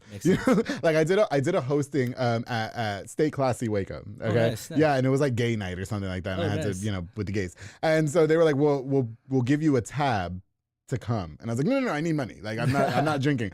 I wish I would have took the damn tab. I spent $200. You know what I mean? Wow. Oh, it was to chop my ass. So you ended up drinking? Yes. Oh. Well, because my friends came, and 2 of them were straight, and one of them, his name is Morrow, and I call him Silly Buns, and he's like really like this aggressive, short Mexican man, and so like like Roman was there, Roman, right? Like Roman the realtor, he was there. You don't know him? I don't know episode 2. So he was there, and he's gay, and all the gays were there, and I was like, making bets, like if all the gays can slide in his DMs, I'll buy you a shot, with shit like that. So that I was trying to like. Right. It was my MO for the night. Anyway. No, I love it. Yeah. Okay. I get it. Well, listen, enough about me, Emmanuel. Listen, bro, first of all, again, like I'm really glad that you're here on the show. Can you talk to us a little bit about who you are, introduce yourself to us, life growing up and all that, please? Sure, yeah. And again, thanks for having me. I'm excited to be here. Oh my God, I love it. So I'm Emmanuel Dominguez. A lot of people call me E-Man. That's like my nickname, but also my DJ name, my artist name, whatever. Born and raised in Waco, Texas, but I moved to Austin after. So I stayed here for college. I went to Baylor University. Right. And when I graduated, I moved to Austin for work. Okay. And I was working in corporate sales for a little over 7 years. And then just recently, a month and a half ago, I decided to pursue music full time. Axe all that and do some music. Now, what side of the compass did you grow up in Waco? Was it like Hewitt, or was it like South Side, North Side? North Side. North Side. So from Waco High. Waco High. Yeah, right. okay, there you That's go. where I went. I'm learning my compass. You know, I've had a lot of guests on the show that are from the South. Yeah. You know what? Somebody asked me the other day, do you only invite people from the South Waco? Hey, now you can say no. No, but it's not true because I just had a chick from the Bronx on here. Hello, Really? April Hernandez Castillo, the Freedom Writer. She's not from South Waco. Okay. And I think Cece's from the South. Right? Cece is from South Waco. Yeah, She went to university. Yeah. And everybody fucks with Cece. I love that woman. You know what? Hey, big shout out to your, who's that kid that would come, not the kid, the guy that would come to you to the hostings. He would come with you to hostings. He was like way more lit than you were. He taught me about Eiffel Towering. What's his name? Oh my gosh, you're talking about Martin. Martin, we should have brought him. Is he from, he lives over there in Austin with you or? No, so he actually he's actually looking to, today he was looking for an apartment at a bass shop because he just got a new job over there. But he was living with me in Austin at one point. And then he moved back to Waco for a little bit. Right. And now he's kind of going back over there. He taught me a lot about the Eiffel Towering, which I haven't tried yet. He's a wild card. Yes. And you have to believe. Were you guys Eiffel Towering 1%. with like together or? Definitely not.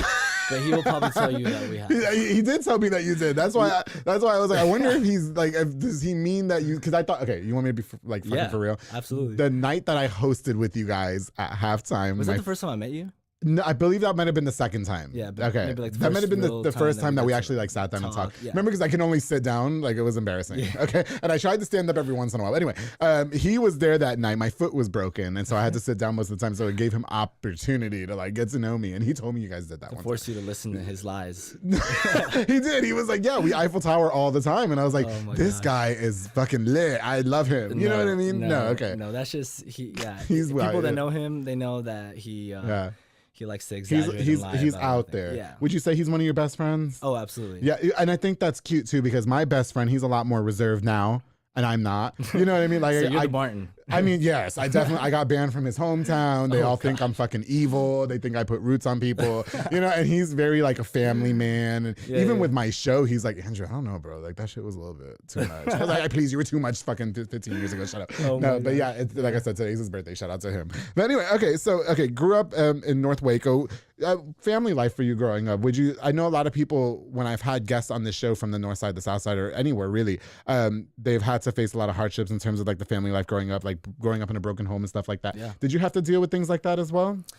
Yeah. So my parents are divorced when I was a baby. I actually don't have a relationship with my father. Oh. So I actually just met him for the first time a few years ago, but oh wow, it was a very short interaction. How'd that happen? Oh man, this is a long. Okay, I know we're on a time crunch. Yeah, you're good. To make it really short, okay.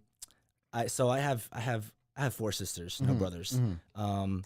On my mom's side, I have my closer sister who's older than me. Yes. And then my mom's been married twice. Okay. She married my sister's dad, had my sister. Mm-hmm. They got divorced. She met my dad, had me. Had you? They separated. My dad met someone else, and then had 3 girls. Oh, bet. So I have 3 younger sisters from him. Okay, gotcha. And 1 older from my mom. From your mother. Okay. But technically, all 4 of them are half sisters. Yeah. Well, sounds like he was definitely the hoe.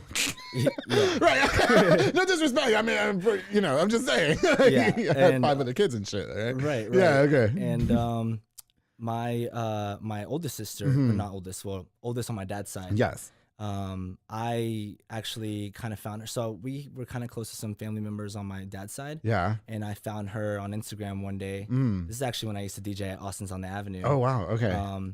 And I just like added her, but like I had to DJ, so I didn't get to message her or anything. Yes. And like one night I just saw that she started like liking my posts. And okay. Like, I was like, I wonder if she knows who I am. I haven't had a chance to message her. Oh. But she did. You knew she was your sister. Yeah. And you didn't think she knew. I didn't know. Yeah. Okay, gotcha. I just knew I actually knew I had 2 sisters from him. I didn't know I had 3 at the time. God, could you imagine? Yeah. And so then we basically connected, and I took her and the other 2 sisters out to get to meet them. I didn't like meet my father at that time. I just picked them up.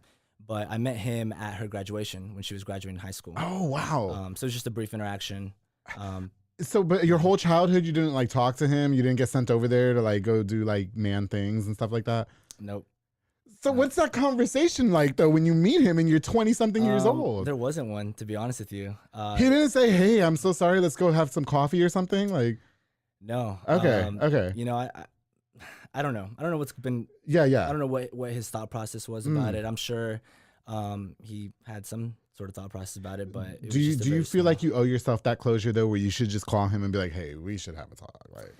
I mean, you didn't raise you, so it's whatever. You know what I mean? But I will say, growing up, it was definitely something I always asked my mother about. Yeah. You know, I wanted to know who my dad was. Right. You know, every kid wants, you know, both parents. And all for that. sure. But now I'm kind of just like, I feel like the time has passed. Okay. That makes sense. You know? No, yes, I've talked to people in similar situations as you, where they just like, it's just irrelevant to me at this point. They're just like somebody extra in life. You know what I mean? Right. Like they just walk. Yeah.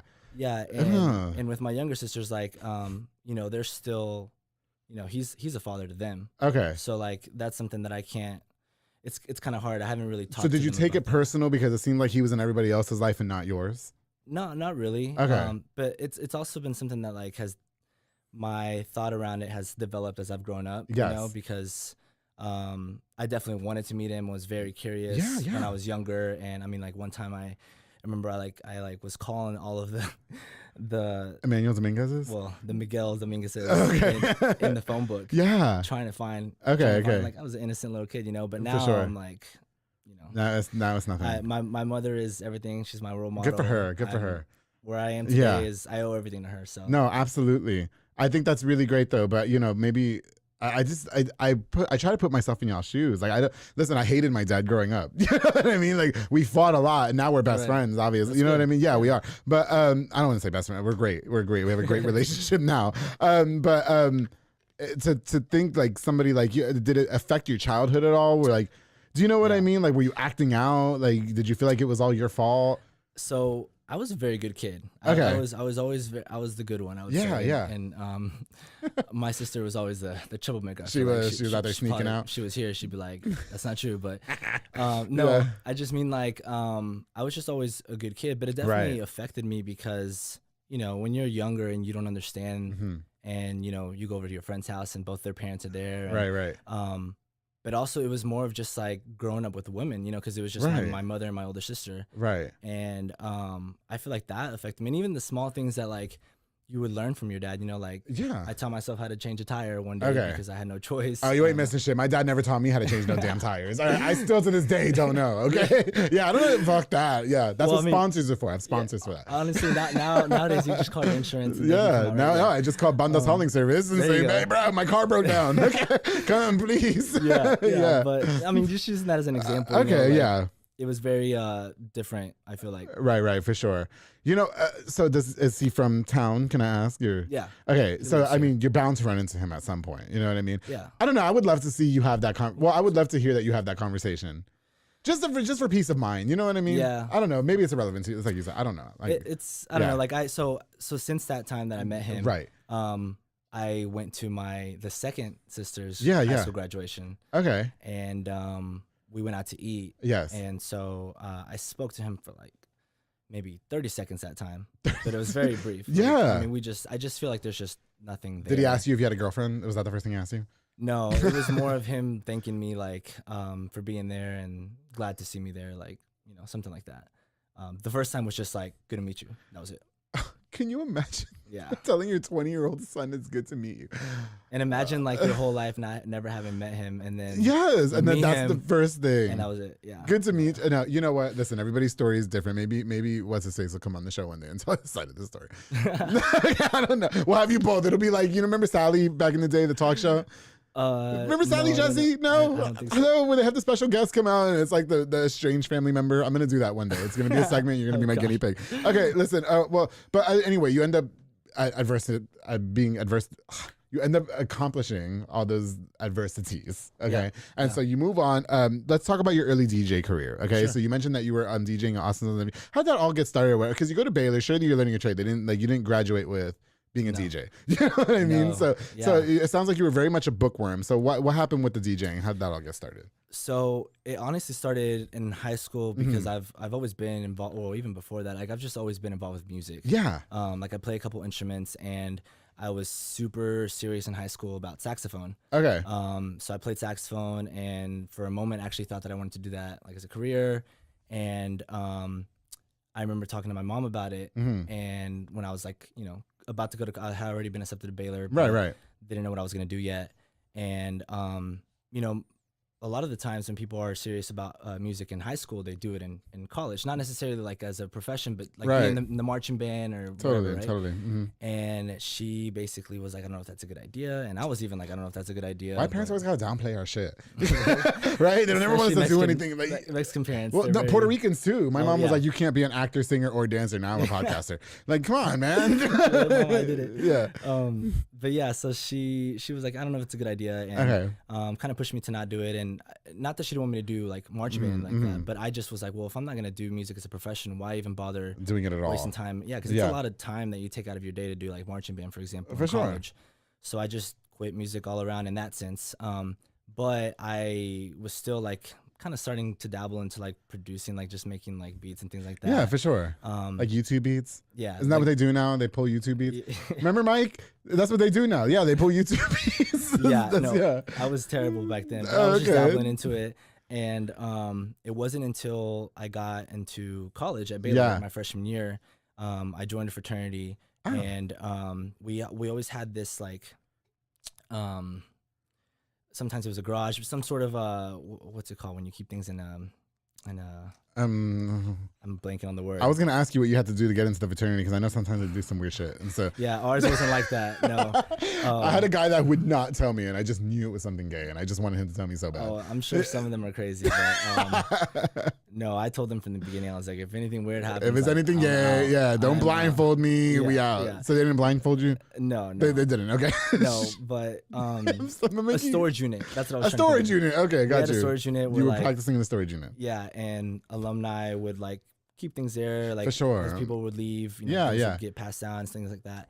And one of the things that got left behind was a DJ controller. Oh, okay. And it was a very like cheap, like $200 DJ controller. Right. But apparently one of the older bros used to like DJ for the frat parties. Okay, got you. And I was like, I could do that. Like, okay, there you go. And so I started teaching myself. I was terrible. Yeah. But fast forward, I started DJing like for free at other fraternity parties because I think I was good enough for to sure. charge. And then I got to the point where I was like renting speakers and still not really making a profit. But then I told my mom, hey, like I'm losing a lot of money every time I DJ because I'm renting out speakers. Can you help me buy some speakers? Yeah. And she was like, do you think that's a good idea? Like, because this is when I'm at Baylor. Yeah. You should be focusing on your degree and all this and that. Mom, come on. Yeah. So it's like the second time that I had this conversation with my mom. And I was like, no, like I'll pay you back. Like just help me buy these speakers. For sure. And I convinced her. And then when I was like, I was doing gigs like parties and stuff like that.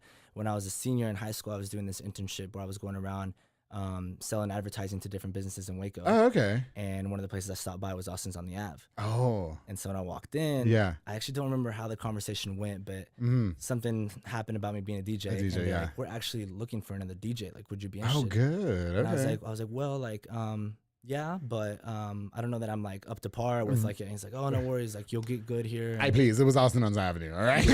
Yeah, okay. They have fights all the time. Oh, yeah. Oh my God, I got scared that one time. The lights turned on, all of a sudden it was a fight. I was like, what's going on here? I missed something. Pauses, I was like, what the hell happened? Yeah. So that's so you were up to par. Yeah. Well, you were good. Okay. Yeah. But for me, like never having DJ in this big club, it was like a little intimidating. Yes. Okay, I understand. Yeah. But I did it, and you killed it. I'm ended sure. up becoming the third. Like I DJed Thursday, Friday, Saturday at one point. Oh, okay. While I was a senior in college. Hello, prime time. Yes. Yeah. Yeah. Okay. And it was nice because I was, making like fast cash as a broke college student. Yes, for sure. So it felt like I was rich. I wasn't. But yeah. At the time. And you didn't have to sell weed or your plasma. Yeah. So there you go. You know what I mean? Yeah. So that's how I really got into it. Right. When I moved to Austin to start working for the corporate world, I was like, I think I should probably stop now, focus on my big boy job. But after doing that for a bit, I was like, no, I need to go back. What was the degree, the job? What was that? The degree from college? Yeah. So I graduated with a double major in management and entrepreneurship. Okay. Which had nothing to do with really music. Yeah, but you could be your own boss. Okay. And then what was the corporate? Well, we're not going to name them because that's promotion. Oh, yeah, sure. Yeah. Okay, yeah. No, I was going to ask you. No, I don't mind. I mean, so I went to Oracle is where I started. Okay, got you. Bad. That sounds cute. And how old are you again? I am 29. 20. Okay, so we're roughly on the same age. So you know Adrian Rodriguez and them, right? Yeah. Yeah. Well, hello, Amplified Entertainment. So you guys went to high school, so you know he's a drummer. He's a drum instructor We were in now. band together. Yeah, big shout out to him. And can I just, before we go to break real quick, I have to give a big shout out to DJ Drew. Yeah. Oh my God. Can I just tell you, we worked at Power 108 together for a while. And I always thought he was one of, I told that story already. I'm going to get my ass whooped, so I'm not going to tell it again. but yeah, because that was not cute. But no, I love DJ Drew. He's always been very kind to me and even asking me to do the host things, even when my foot was broken. I just thought it was really great. You know what? I definitely want to talk to you more about the move to Austin, because I think a lot of people, you know, they look forward to things like that. We're going to get out of this small town. We're going to go to Austin. I want to talk more about your career. You're just doing now music full time. I've been seeing your music on YouTube. I love your mixes. I was jamming to it yesterday when I was drinking my coffee. And it's not coffee drinking music, but that's what I was doing yesterday. But we're going to take a quick break. And when we get back, we have more with DJ E-Man. I just love saying that. Do a DJ E-Man because that's how I know you. Okay. Yeah, Emmanuel Dominguez and more here on The Public Affair. So make sure you guys stay tuned.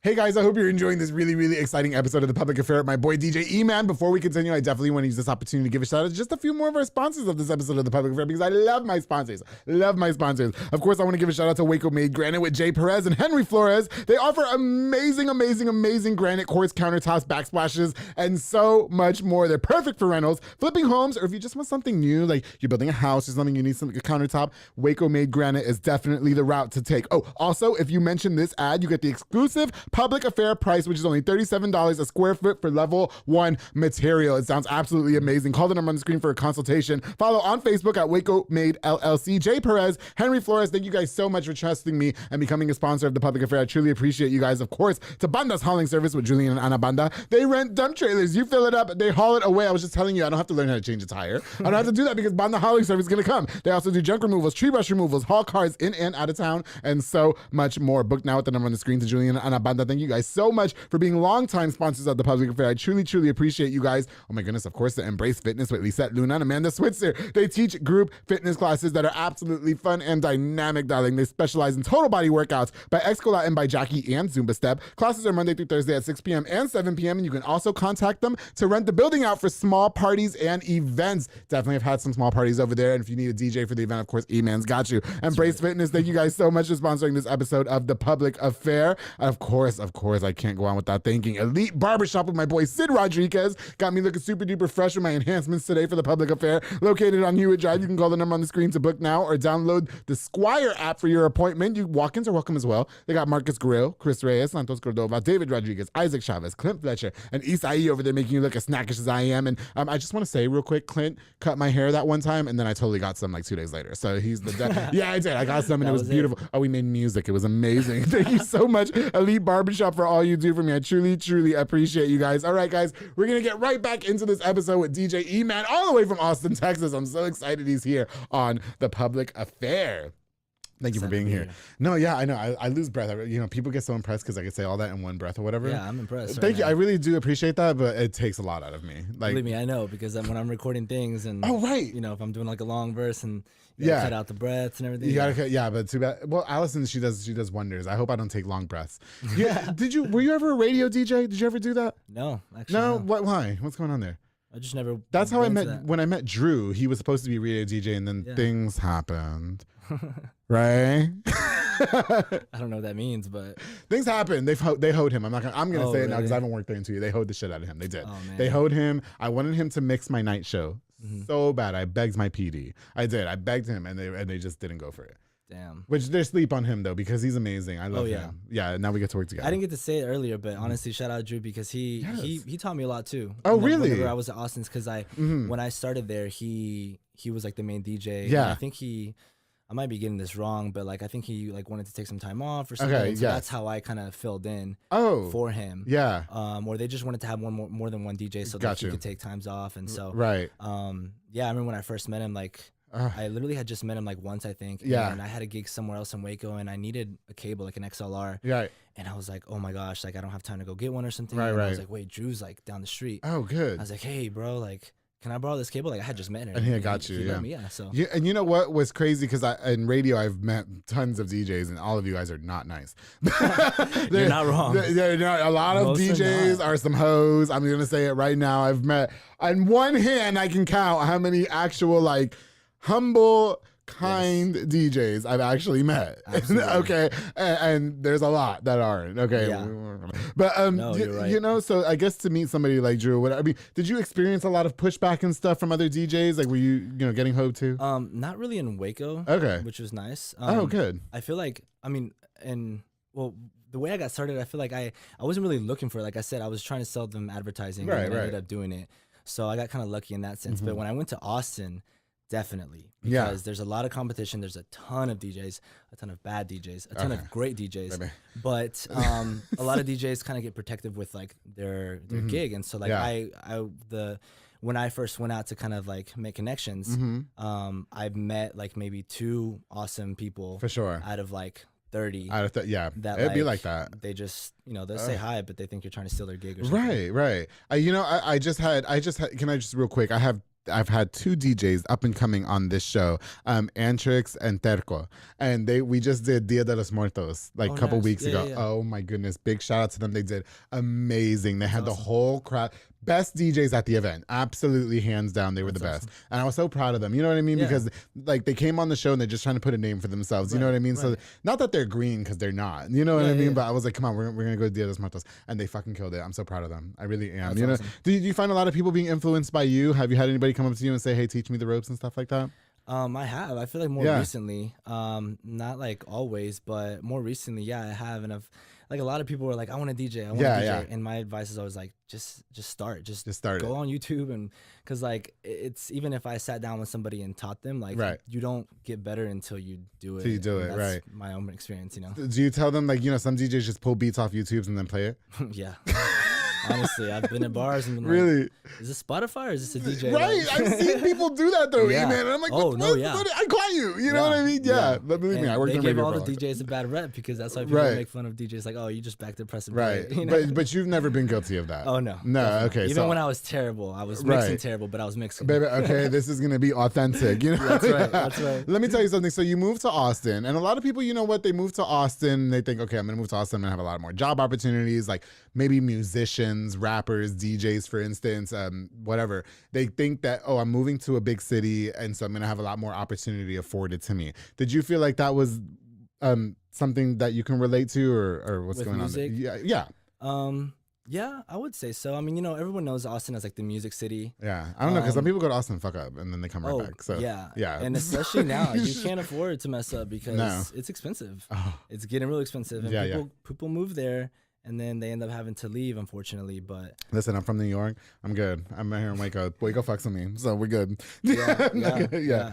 No, I think like coming from Waco and then going there was a perfect transition for me. Okay, gotcha. Yeah. So did you find a lot of hardships like breaking into the maybe DJ scene or music scene in Austin, because it's a big city, it's a bigger city than Waco, so obviously there's a lot of competition, like you were just mentioning, and people wanting to have this bar, that bar. So how were you able to overcome all of that? What I will say is, like, I think it's really easy to break into it because there's so many places you can DJ. Oh, okay. But it's hard to get into the good spots and the places that will actually pay you and appreciate you and actually want a DJ that's gonna mix, because there's places you can go, they'll pay you crap.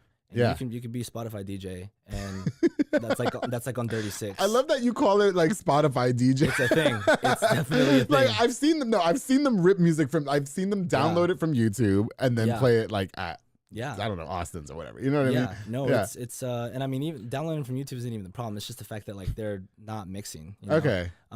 Like you literally hear the one song fade out. Yeah. And the next song fade in. But yeah. And I'm just like, that is so cute. No, like like it looks like it pisses you off. I mean, it's just I just hate that like people see us as the same thing. It's like there's nothing wrong. I mean, I was that bad at I didn't really do that, but I mean, like there was one point where I didn't know how to mix like I do now. Right. So you got to start somewhere. Yeah. But there's just people that always assume that a lot of DJs are just doing that. Okay, got you. Other DJs recognize skill and can tell by just listening. E-Man is the business. Absolutely. I try. You know what? Can we give one more DJ shout out, and then we're gonna continue with the conversation. I promise. She was so fucking sweet. J9. Oh my God, I love her. She's awesome. I love her. I just want to cuddle her up. She's so cute. She's kind. I thought, like when Drew told me that he had a DJ coming from California, I was like, oh, she's gonna be a bitch. And she was not. She was like, is your foot okay? Do you need me? Like, she was taking care of me. I was like, oh, I love her. I told her I'm gonna go to fucking California. I'm gonna go to the beach with you, and that's it. She's been killing it too. She has. She's amazing. Yeah. Oh, I love her. She's been killing it on TikTok. Oh my god. Recently, DJ'd on TikTok headquarters. Oh really? Yeah. Oh no, I did see that on Instagram. Yeah, I did. Good for her. Yeah, so she's awesome. Do you love working with people like that work hard to make big names for themselves? Oh and my such? gosh. Yeah. Yes, that's all I'm about. I'm about surrounding myself with people like that, whether it's music or you have else. to. No, you have to. If that Judge Judy, I love her. She said that if you put a rotten apple in a barrel of good apples, the good apples turn rotten. Yeah, it's true. You know what I mean? 100%. Have you ever found yourself in business with somebody that maybe wasn't, and you had to learn the hard way? Not business, really, but I mean. Relationships and other things like friendships, for sure. Just like negativity in general. Like I'm not about it. Like not that I've like straight up cut people out of my life, but I do tend to. You have to learn how to love people from a distance. Yeah, exactly. You have to. You know what I mean? Mm-hmm. I would definitely say my longest lasting friendship is, again, my boy Jaime, whose birthday is today. He's seen me through the gutter. He's seen me at my low, and now the public affair is like an entity, and he's just like, look at you, bro. I'm so proud of you, even though you're inappropriate. But I'm like, whatever. No, okay. So you're doing the DJ thing in Austin, right? Yeah. How did you end up getting the gig at Highland? Because Highland Lounge is you would say is one of those big clubs in Austin, right? Yeah. So how did you end up getting that gig? Well, so I've been really good friends with Cece since, so she bartended at Austin's when I was the DJ there. Okay. So I've known her forever. Like we've been great friends. Yeah. She's probably the first person that I knew there, and then I've just like met so many people from like that are in the gay scene. Yeah. And I started going there often. And I'm also friends with a lot of the drag queens that perform there and everything. And also one of my really good friends DJs every Friday there. Okay. And what's crazy about that is I met him the night that I went out to go make connections on Dirty. Yeah. And he was like one of the two people that I told you that were awesome out of the 30 plus DJs. Yeah. Okay. He was also one of those like awesome, humble DJs. That's awesome. So he works there Fridays. Okay. And I've just kind of been going there for a while. Like even when I'm not working, I've been becoming friends with everyone there. For sure. And just kind of waiting for the opportunity. And then something opened up and I was like, I'm your guy. I don't see you as a person that has enemies. You've always been very kind. Like you were kind to me. You know what I mean? You were kind to everybody at the bar when we were, you know what I mean? So that's so good. Were you always that way? Or were you like, were you always like, were you sometimes shitty?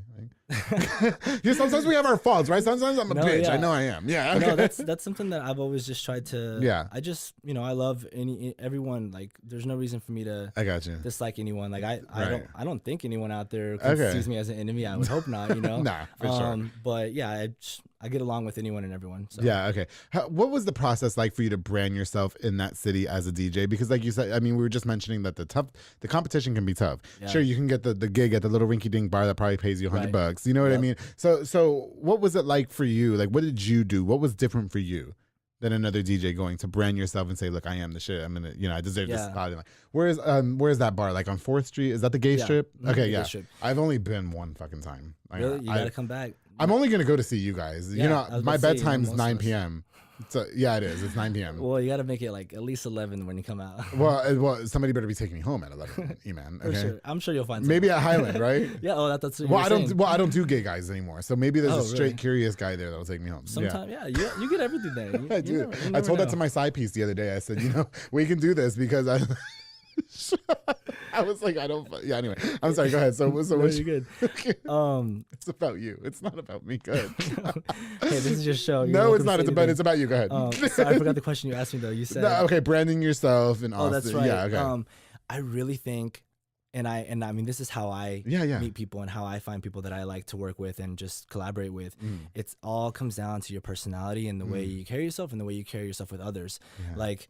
Skill set is something obviously, but at the end of the day, like if somebody came up to me and they're like, hey, like I want to be a DJ, I don't know anything, but like I've been following you and like they're genuine and everything, like I'm gonna want to help that person more versus somebody that approaches me in a different way and just like, hey man, I don't know, like somebody that's competitive or something, but like I think it's just like I've just been really good at making connections over there and friendships, like genuine friendships, like obviously like the moment I stepped into Thailand, I was like, oh, this would be a cool place to DJ. Right.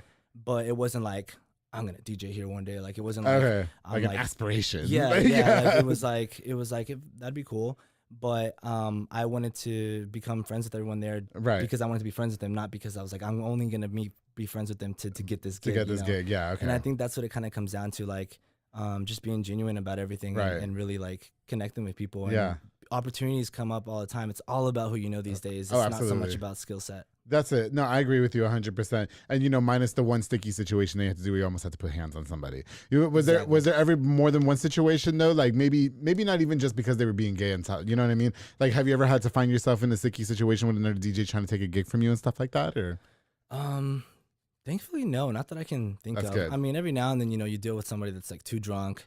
Like, literally, just last weekend, this girl, I was at Highland. Yeah. And she literally drops a glass. Thankfully, it was like empty, but it had ice in there and probably a little bit of liquid. Just drops it behind the DJ. Yeah. And like, it didn't feel like an accident. It didn't look like an accident. And I was like, what the hell? Like, you could have dropped that on the equipment, you know? Like, things like that. Expensive, You know, all DJs have dealt with drunk people. Oh, I'm sure. I'm sure that's like a pet peeve. Are you single right now? I am. Yeah. So as the life of the party and stuff, and now you're doing sober November and everything like that. You know what I mean? So are you gonna miss taking like the side piece home? Do you get like a lot of girls in your DMs and all that, or is it more men because you're at Highland Lounge? It is more men hitting on me now. Like, rarely does a girl hit on me at the gay clubs, you know. But honestly, like, I'm not the kind of person that like likes to take someone home. Like, oh, you're not side piece-ish like in Austin.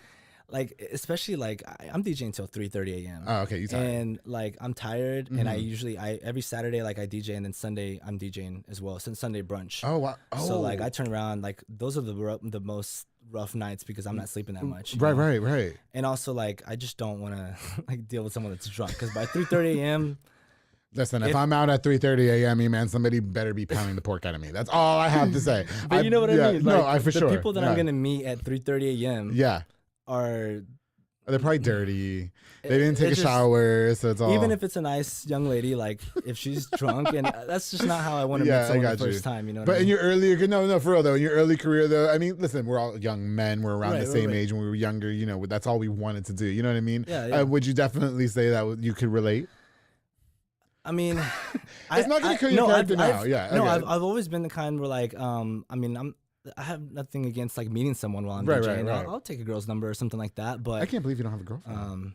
It's tough right now, like with time, literally. Okay. And I just kind of told myself like, focus on what you want to do, your career, and that hopefully that will happen. Like, no, but I fucks with you on that because I decided that I'm not dating either. Yeah. And I'm definitely side piece status right now. I just want to be just ravaged and then left there. I want somebody to get me pregnant and then deny the baby. That's all I want right now, because I'm married to my show. Do you know what I mean? Yeah. It's just like you're married to your music, which I want to get into now. So you're doing music full time. Yeah. Was that a scary thing for you to decide to do? Because you're in the corporate world, you probably got a really good job. You know what I mean? It's probably paying you, you know, job security, everything, and now you're going to do music. That's a tough business to get into full time. Absolutely. You know what I mean? So what was that whole because you sing, don't you? Yeah, well... Yes, you do. Yes, you post those reels and you be singing. I don't really consider myself a singer. Okay. But yeah, I like to do a little bit of that. I like sing for us, right? Yes. Oh, no. Oh, are you sure? Yeah, no. Okay, no, because a lot of your music comes from like remixing and stuff like that. Yeah. Okay, gotcha. Yeah. Okay. No, again, like I don't consider myself a singer. If I did, I'd totally sing for you. But it's like the easy stuff. Go look at his reels. He be having some good music on it. You do. You really do. Yeah. I'm not saying that because he's hot. I'm really saying that because he's talented. Go ahead. I appreciate that. Thank you. And you're not my type, so don't worry. I'm not going to sign your DMs. Thank you. You know what my type is, right? I don't. Oh, wait. Yes. I've heard you talk about it on other shows. The Mexicans without papers? Is that what you always say? He watches the show. I love you. High five to that shit. Yes. Absolutely. Construction workers ain't shit. That's it. Yeah. So don't worry. Okay, but anyway. I have my papers, but yeah, that's what I'm saying. You're too. You know what it is with you? You're too pretty. You're too beautiful for me. You look better than me, and that's a fucking problem for me. I have to be able to stand next to you, and you look like shit. That way, the focus could be on me in the picture. So that's why I can't. I will never slide in your. No, we're great friends. I'm so happy you're on the show. I'm always gonna respect you. Absolutely. You don't ever got to worry about Andrew G sliding them DMs unless it's to come on the podcast. Unless it's to come on the podcast, exactly. But I will never at 3 a.m. just be like, "Hey, man, what you did?" Never. It's all right. I didn't expect you to. No, because people always try to hook me up with guys like you, like that are just pretty, well, good looking. You know, I was like, "What are you doing? What are you doing? I don't want. That's not my type. That's not my type. Where's the dirty Does he have fingernails? papers? His fingernails are clean. What's going on here? I don't want this. Okay, papers. Oh no, you're out. Get out. Okay. No, anyway. Go, okay, so anyway, you're doing the music and everything. Go ahead. So what was the back to the question? I'm sorry, we digress. That's what we do on the show. So was it scary for you to decide to do that full time, or? Oh, absolutely. Yeah. I'm still going through it, if I'm being honest. Okay. It's Like only financially been- and stuff, or? Yeah, I mean everything. Like just even just the routine. I would say that's the main thing. You know, it's been a month and a half. Okay. And I mean, imagine 7 years plus of doing the same thing Monday through Friday, 8 to 5 job, to now like I wake up Monday and it's like, oh, I don't have to log on at 8 a.m. Yeah. you know? Okay. The last 2 years, I was fortunate to be like remote. Yeah. So logging on is what. But yeah, before that, I Yeah, worked for in sure, office. for sure. But yeah, no, just the routine has been the hardest part because I'm so used to like logging on and having this 8 to 5 and figuring out all my errands and things to do outside of that. And now it's like, okay, I can be as productive or as not productive as I want to be. So what are you doing? Like, not that we don't need to know how much you're making or anything. Sure. So what are you doing to, I guess, just keep yourself afloat? I mean, obviously, we're going to plug in. What's your YouTube channel, first of all? At 254 Eman, correct? 254 Eman, yeah. See, I did my homework. Don't do me. Yeah, you get tons of views. About, you know, I know YouTube monetization is really not. I know it's not a lot. You know what I mean? So what are you doing to keep yourself afloat? So the main way I'm making money right now is DJing. It's DJing. Okay, got you. DJing. Thankfully, like in October, for example, I had 17 gigs, which was like sweet, amazing. That's like pretty much a gig every other day. Absolutely, yeah. 2 of those were weddings, and then everything else was like through residencies or just random pop-up gigs, you know. So like that's kind of what I was afraid of, right? Like the financial cut. Yeah. But I realized like I'm still pretty all right. Okay. Because like I'm DJing a lot. Yeah, for sure. And my goal isn't to just be making money through DJing, but like through streaming and for sure, and a bunch of other things. But right now, that's how I'm making the most money. Okay, got you. Okay, so in terms of doing, like, mainly when you say that you're into music full time now, so would you say the majority of your, I would say, career is based off of making remixes and songs and stuff like that? And when I say remixes, guys, you have to think, I compare you to like the David Guettas. Yeah. You know what I mean? And stuff like that just make beats. You know what I mean? Their names attached to a song. That's what you're doing, right? Yeah. Yeah, okay. So I guess I like to explain this because a lot of people don't know this. So there's a difference between a DJ and a producer. Right? Okay. There's a lot of people that think that they're one and the same, but it's different. And nothing wrong with being one or the other. It just depends, right? Like some people are just DJs, some people are just producers, and some people are both. Most people, I would say, start out as DJs. Yeah. And that's how I did. And so when you're a DJ, that means that you can mix a song with another song with a controller or something, right? When you're a producer, you might not know how to DJ because it's just making a song or changing a song. Like it's literally a program, like the way you would edit a video or audio, you're doing all that in a computer. Yeah. So like when you have somebody like Calvin Harris or Marshmello, like they're playing their songs that they've made, but they're also mixing them, so they're both. So like a club DJ, he may know how to mix songs, but he may not know how to produce. And so I didn't know how to produce until like two years ago. So now I'm like barely diving into that. Okay. Trying to make money with that too. Yeah. But it's completely different from DJing, if that makes sense. Yeah, no, it does. So would you consider yourself a producer as well? Absolutely. Yeah. Okay, got you. So how do you reach out to artists and say, or do artists reach out to you, or how is that going? Because there's a lot of people, like, especially like here in town, right? We have a whole rap scene. Yeah. You know what I mean? And so everybody's into music now. That's the new thing. Oh, yeah. But most of your music is like an EDM sound. Is that correct? Yeah. So I do I do EDM. I do like hip hop too. But the thing is, like, I've had plenty of people reach out to like produce music, but I've kind of held off on doing that for a while. Now I think I'm kind of starting to like be a little more open to it because it's more money too. Absolutely. You know? But yeah, I've been producing EDM, and that's more of just like been a hobby, but also kind of want to get that going to like producing more of my originals and things like that. And the hip hop side of things, also been a hobby. Like I like to do some rap and stuff like that. Yeah, for sure. But I do plan on like now producing people, and I'm actually about to start working with some people here soon. So. Oh, sounds good. Yeah. Okay. So do you write music too for them, or like, because don't songwriters be making that bank? Like, they do. Yeah. So there's many different parts many different pieces, right? Like you have the singer, the writer, the producer, and sometimes people do all of them. Sometimes people want to do some. Like there's some artists that already have their vocals written, and they just need you to record them. Some artists that want you to write. Okay, them. got you. Like I said, I haven't really started doing that. Right, for sure. I have been asked to do all of that. Yeah, don't ever fall into the trap because girls are gonna hit you up now and think that they can give you box for free studio time. Give me what? Sorry. Box. Oh my god. Sorry. I don't. Oh. Box. Oh. I've never heard that. I've watched Love and Hip Hop too many times. Okay. Maybe I haven't watched it enough. You didn't know that? You're from Austin. No. Were you sheltered growing up? No. I mean.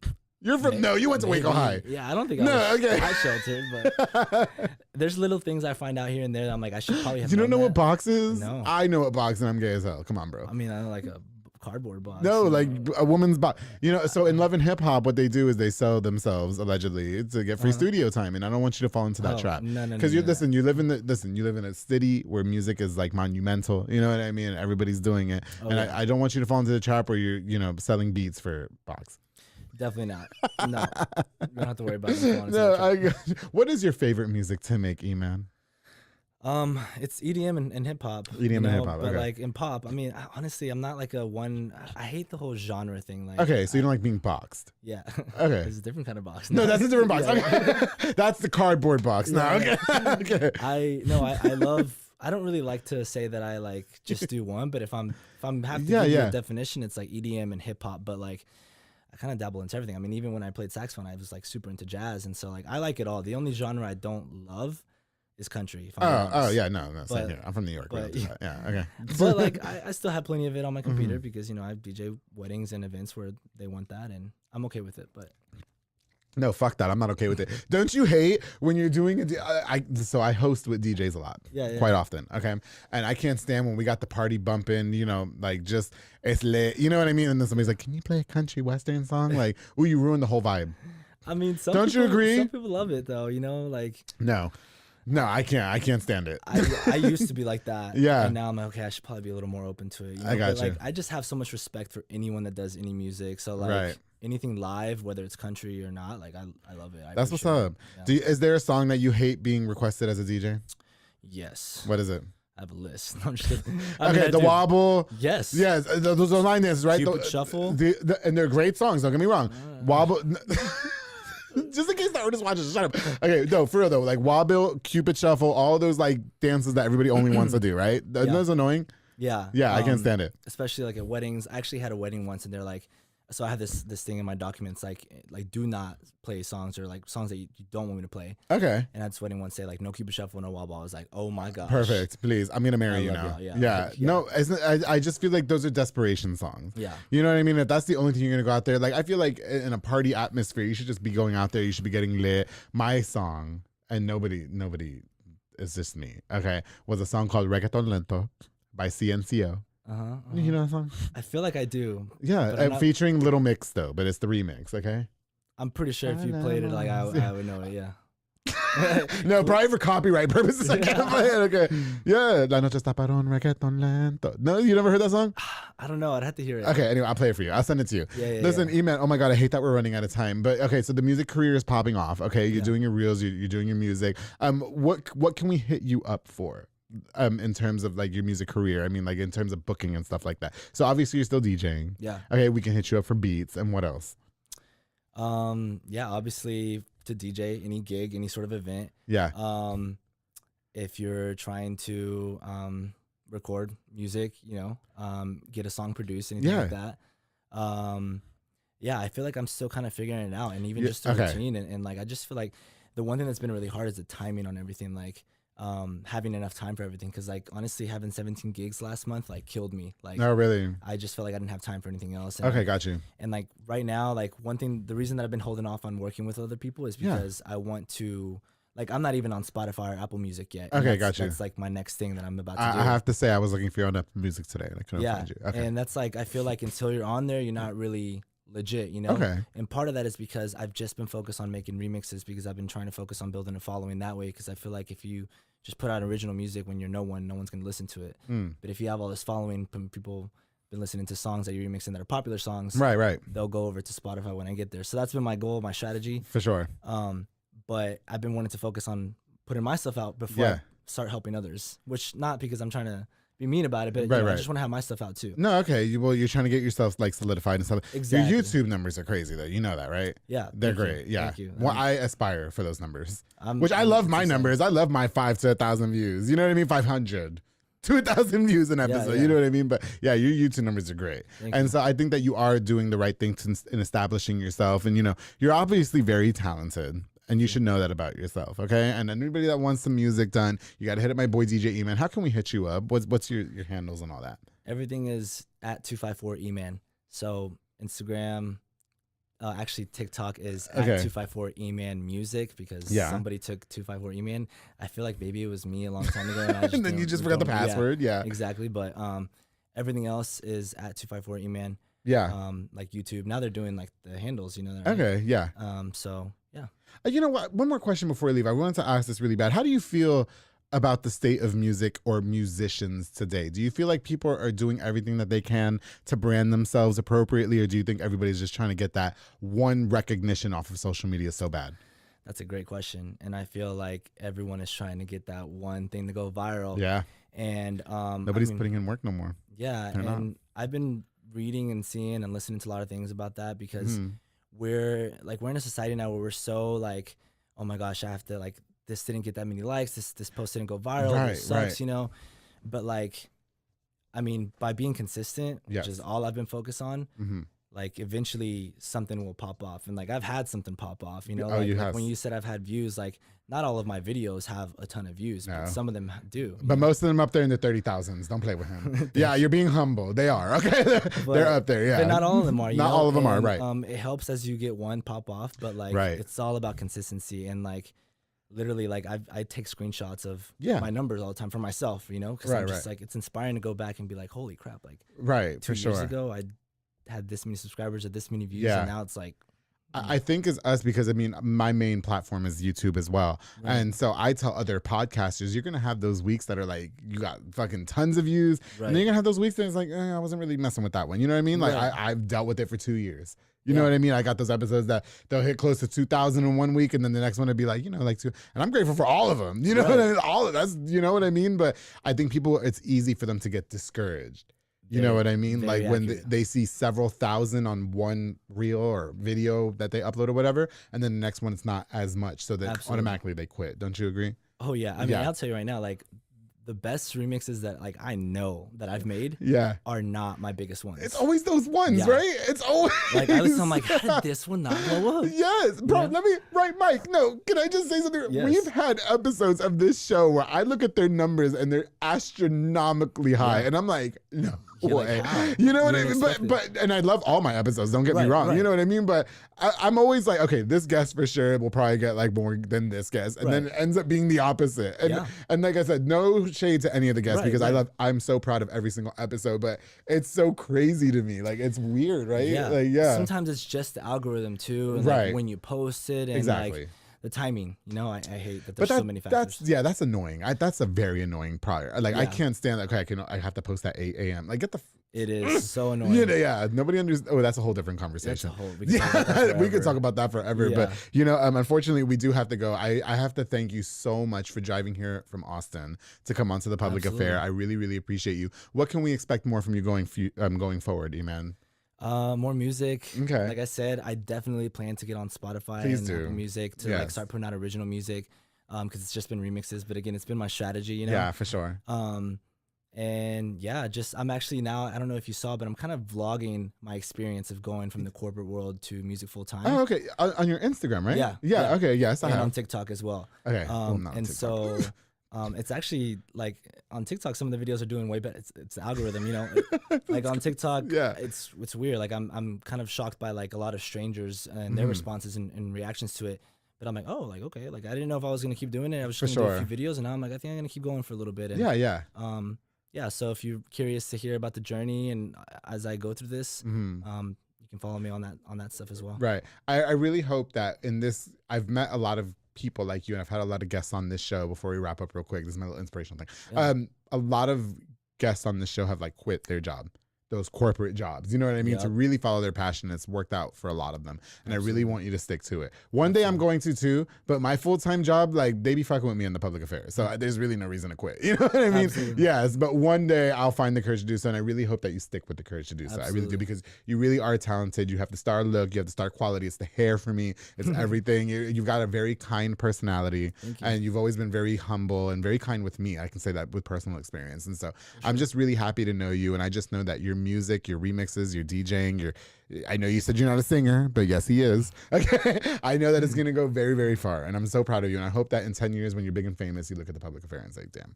Oh, absolutely. Hey, this is the first time I've been asked to be on a podcast. Oh, is it really? Yeah. Where y'all been? Oh, I love so- that. Well, a lot of my guests have said that too. And that's Yeah. why I like to do that, because I like to have those people that have never done it before. You know Absolutely. what I mean? Yeah. You're getting people right before they like really blow up. So that's what matters. Yeah, just y'all remember me, all right? Damn. Absolutely. No, listen, E-Man, thank you so much for coming Thank you on as to the well. public. Did I leave anything out? Do you want to give any shout outs, any last minute things, or? No, I don't think so. I think Okay. this has been great. I'm shout out to you. Thanks for having me. And Thank I've you. been seeing you do your thing too. And Thank you. You're killing it too. The I- subscribers, you're about to be at 2,000. Almost right? 2,000. Yeah. Oh my goodness, I'm almost You're- at 2,000. You're right there. It's so crazy to think about that, because I know. I remember when I hit 100, I was like, bitch, Same. right? And so And you get that email from YouTube. And yeah, it's it's like you "Congrats," just and hit 1K, and I'm like, oh shit. Yeah, my goal is to hit 2K before the end of the year. I won't be mad if Oh, I don't. you'll get Yeah. there. Oh God, thank you. Okay. I love Wait. that. How close are you? Do you know? Oh God, I'm at 1 point.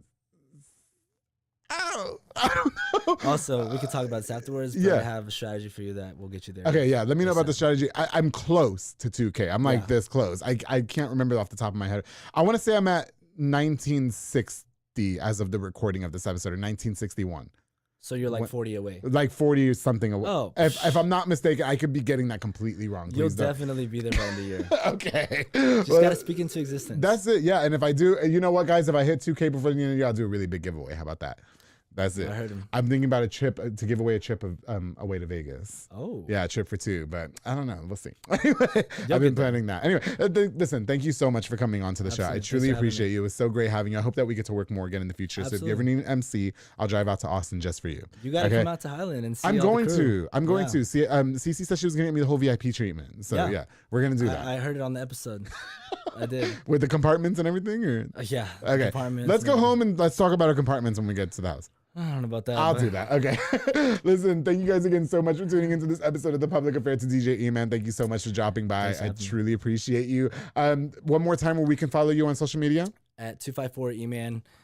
Pretty much everything. It's like Yes. TikTok, 254 E-Man Music. Music. That's it. And thank you guys. Please don't forget to like, share, and subscribe to this episode of The Public Affair. Let's get to 2,000 subscribers before the end of the year. Before we continue, before we end, I definitely want this opportunity to give a shout out to just a few more of our sponsors of this episode of The Public Affair. This episode is brought to us by Soko Soccer Academy with Dominic Gutierrez and Ariana Gutierrez. Located at 3304 Franklin Avenue, they offer team, small group, and individual skills training. They also have elite skills training to make your kid a superb star athlete.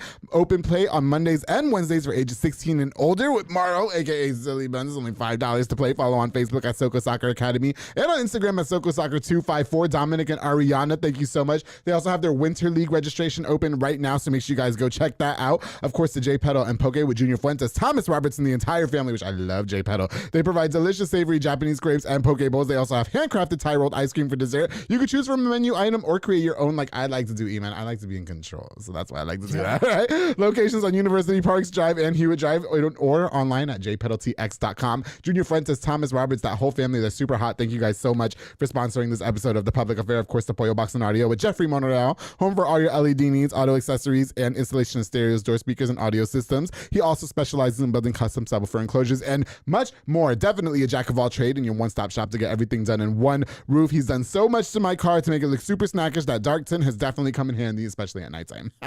But the stars be running. Anyway, thank you so much, Jeffrey. I totally appreciate you. Of course, the Junior Banda with Fat Boy Michelada Botana, who provides the best michelada and botana plates for yourself or for a party, with a menu of a ton of different items, including botana bowls, chamoy, pickles, and more, locally operated. So make sure you get the best and not the rest. Follow on Facebook and Instagram at Fat Boy Michelada y Botana and place your orders now. So Junior Banda, thank you so much for everything you do for me, bro. I truly, truly appreciate it. He's done so much for the Public Affair behind the scenes. That guy is the GOAT. Love him. And of course, I can't go on without thanking VS Transportation LLC with Pelon Villa and Yasmin Landeros. They provide power-only services locally and over the the road at an affordable rate. They also move freight in a dry van, such as box items, palleted materials, most retail dry goods, and more. And they also provide hotshot services as well. They're independently owned. You can call the number on the screen today for more information. Pelon Yasmin, that's a power couple right there, and nobody's doing it like them. Totally appreciate you guys, and thank you so much for sponsoring this episode of The Public Affair. To everybody that tuned in, thank you guys again. I've got more on the way. I love you guys. To DJ E-Man, thank you so much for coming all the way from Austin. Have a safe trip home, okay? And don't forget, darling, to always keep it between us. That's it.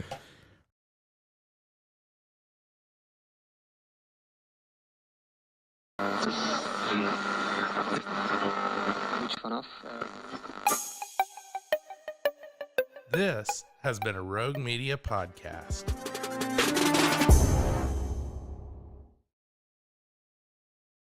Hey everyone, you're listening to The Public Affair with me, Andrew G. I see someone different every episode, but do me a favor, keep it between us. Hey guys, what's going on? It's me, Andrew G, and welcome to another exciting episode of The Public Affair. Before we continue, I definitely want to use this opportunity to thank you all so much for the love and support that you guys continue to show me. We're coming up to the end of the year, and you guys still be going hard as fuck for me, so I just really appreciate you guys. Thank you so much. Of course, the Rogue Media Network, specifically to Mike and Allison, who've been in it since the beginning and continue to put up with my bullshit. Well, they say I'm easy to work with, and I appreciate that. Thank you guys so much. Now, before we continue with this very, very luscious couple, I definitely want to use this opportunity to give a shout out to a few of our sponsors of this episode of The Public Affair. This episode is brought to us by Joe Olvera for Brothers Construction, who provides custom home designs and renovations. He also does roofing, remodeling, plumbing, tree removal, electrical work, and so much more, making all of your homes and everything look super duper lit. And his team of delicious men are ready to build affordable dream homes for you. Joe's done so much for me and the podcast. Truly appreciate that guy. Thank you so much. Make sure you call the number on the screen for your consultation. Of course, to my boy Frank Bizo at B&J Refinishing, who focuses on resurfacing bathtubs, counters, sinks, tiles, and more to original showroom quality. He offers 5-year warranty on most work and has the best prices in town. My boy Frank be doing everything. He also has inflatables, mechanical bull, margarita machine, tables, chairs, foam machines, and so much more. In case you guys are having a baby shower and you need some stuff, Frank has got you.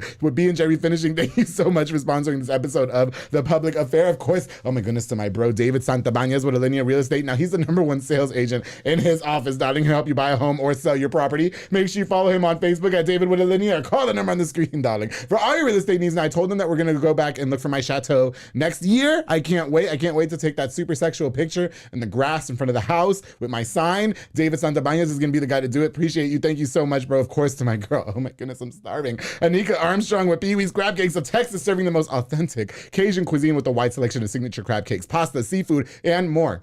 I be telling y'all my favorite is the crabby seafood pasta because it really is. But their top recommended is the Southern Fried Catfish Special served with seafood pasta, potato salad, and 6 fried shrimp. The fish is topped with Hudat sauce. I'm not telling you guys what it is. You have to go to 108 Jim Drive in Hewitt or order online at orderpeeweescrabcakes.texas.com. My girl Anika is the queen of Cajun. I want to call her the Cajun queen. I just don't know if that's appropriate. I'm going to. She's the Cajun queen. Anika, thank you so much for sponsoring this episode of The Public Affair. Of course, the Waco fencing and stuff with my boy Juan Morales, who builds privacy fences and chain link fences, darling. Perfect for all that extra at-home privacy in case you want to walk outside, whatever.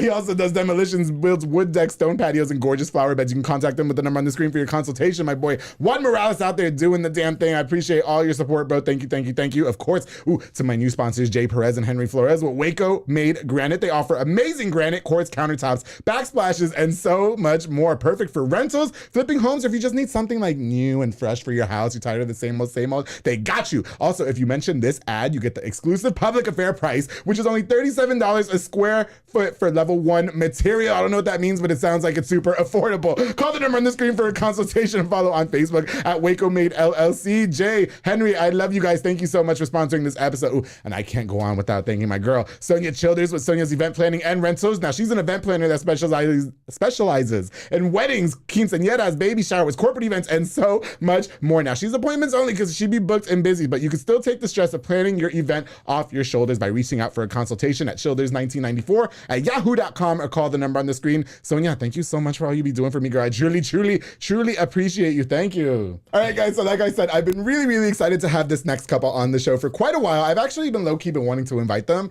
I just don't know how they felt about me, how they felt about the show, how open they are. And once I asked them, what can I not talk about? They said anything, and I said, bet you guys are invited. So I am so excited to finally have this super hot and delicious couple, and they are bearing with a child, not children, a child. Okay.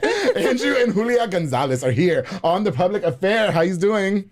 Good. Am I intimidating? Is that what's going on? Okay. I wasn't expecting it so fast. It was like, really? How are you? I've been doing this too long. Yeah. Okay. I think it's time for me to retire, Julia. Okay. No, not yet, right? Mm-hmm. No, sometimes I get tired though.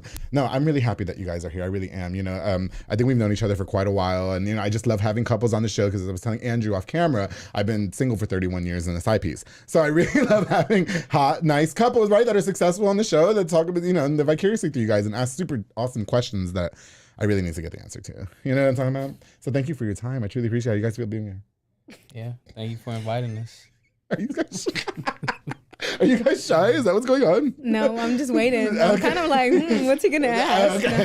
Okay. But just for the record, on camera, you guys said I can ask anything, so that's what we're doing. All right, bet. Okay, here we go. So, you know, if anybody doesn't know who you guys are, why don't you introduce yourselves to us? Why don't we get started there? So, Julia, can we start with you because we're doing clockwise, please? Yeah. So, my name is Julia. Should I look this way or this way? I don't know. You can talk to me, and that's your camera. Okay, I'm gonna look at you. You can just look at me. That's fine. So yeah, my name's Julia Gonzalez. My maiden name is Ochoa. Everybody still says Julia Ochoa, but Gonzalez. Yes. I will be 25 next month. Oh my god. Oh my god, really? Yeah, first you guys baby. are younger than me. Shit. Yeah. I thought we were the same age. Oops. Well, he's 25. I'm about to be 25. Yeah, okay, about to First be baby, married. I am a speech therapist. I work at Waco. I work for the district, so for Waco ISD and care options. Sorry, Okay. my mind went blank. So yeah, that's what I do. Are you from here? Did you grow up in Waco? Or okay, so you both of you Waco born and bred, or okay? Have you guys known each other since you were like 5, and then it's like weird because now you have sex and it's like, oh shit. It's not that kind of love story. Do you know what I mean? No. Oh, okay. Oh, yeah. I want to learn about the love. No, I always wonder because this town is so small and everybody knows each other. So when I think about you guys all smashing, it's like, oh shit, like well, you've known each other since you were fucking kids, and it's like, you know, you played in the. It's weird. It's funny because like we didn't know each other. Like we didn't know each other. We both are from here and from like South Waco, everything. Okay, got like you. Cedar Chavez, all that. Yeah. And we didn't know each other. You wasn't fucking with each other like that, no? We did not know each other. Oh, okay. Well, we're gonna get into that in a minute because you said it's not the perfect love story. I want to know everything. Okay. But Andrew, a side piece. But Andrew, how about you? Can you tell us a little bit about you while I get the towel and wipe my enhancements off? Go ahead. So yeah, I mean, I was born and raised in Waco. Okay. Currently, I'm 25. Yeah. I went to University Middle, University High. Jeez. And then now, you know, I'm currently a realtor. I also do remodeling. That's what I did before that. Right. So you were a remodeler turned realtor. Is that what happened? Yeah. Well, I mean, I still do it. Okay. My partner and I, we do flips. So. Oh yeah, there you go. You know, we'll help each other purchase a house, and then we'll do the remodeling ourselves. You can call Waco Made Granite LLC. Hello. Yeah. They'll do your granite for you. Yeah. No. We definitely got some connects, but you know, I'm for sure. No, I bet that's a really good quality to have too when you're about to sell it, right? Because then you can just go flip the house and you don't have to hire anybody to do it because you know how to do it already. I wish that was a trade that I learned. Because all you guys know how to fucking do shit like that. Like build bathrooms and shit, bitch. Okay. Yeah. I don't even want to clean mine. I have to hire somebody. Okay. So, both of you guys are from Waco, but you didn't know each other. You guys grew up in the same neighborhood and everything. Okay, how did you guys, and no, before we get to this, how was life for each of you growing up individually? Would you say there were some hardships or was everything pretty hunky-dory for you guys? I wouldn't say it was hunky-dory for me. I feel like I know my mom, she was a single mom growing up. There's 3 of us. Yeah. I was the baby. So everything was not given. I feel like I'm super blessed where I am now. But growing up, it was not. I feel like it was your average like South Waco kid growing up. Like we all had it hard. Oh, really? I feel like we did. But. Okay. But so, I mean, Dad, is he just not around or what's going on there? My dad, so he was here when I was born. He's from Honduras. So he was on a visa. Hot. Yeah.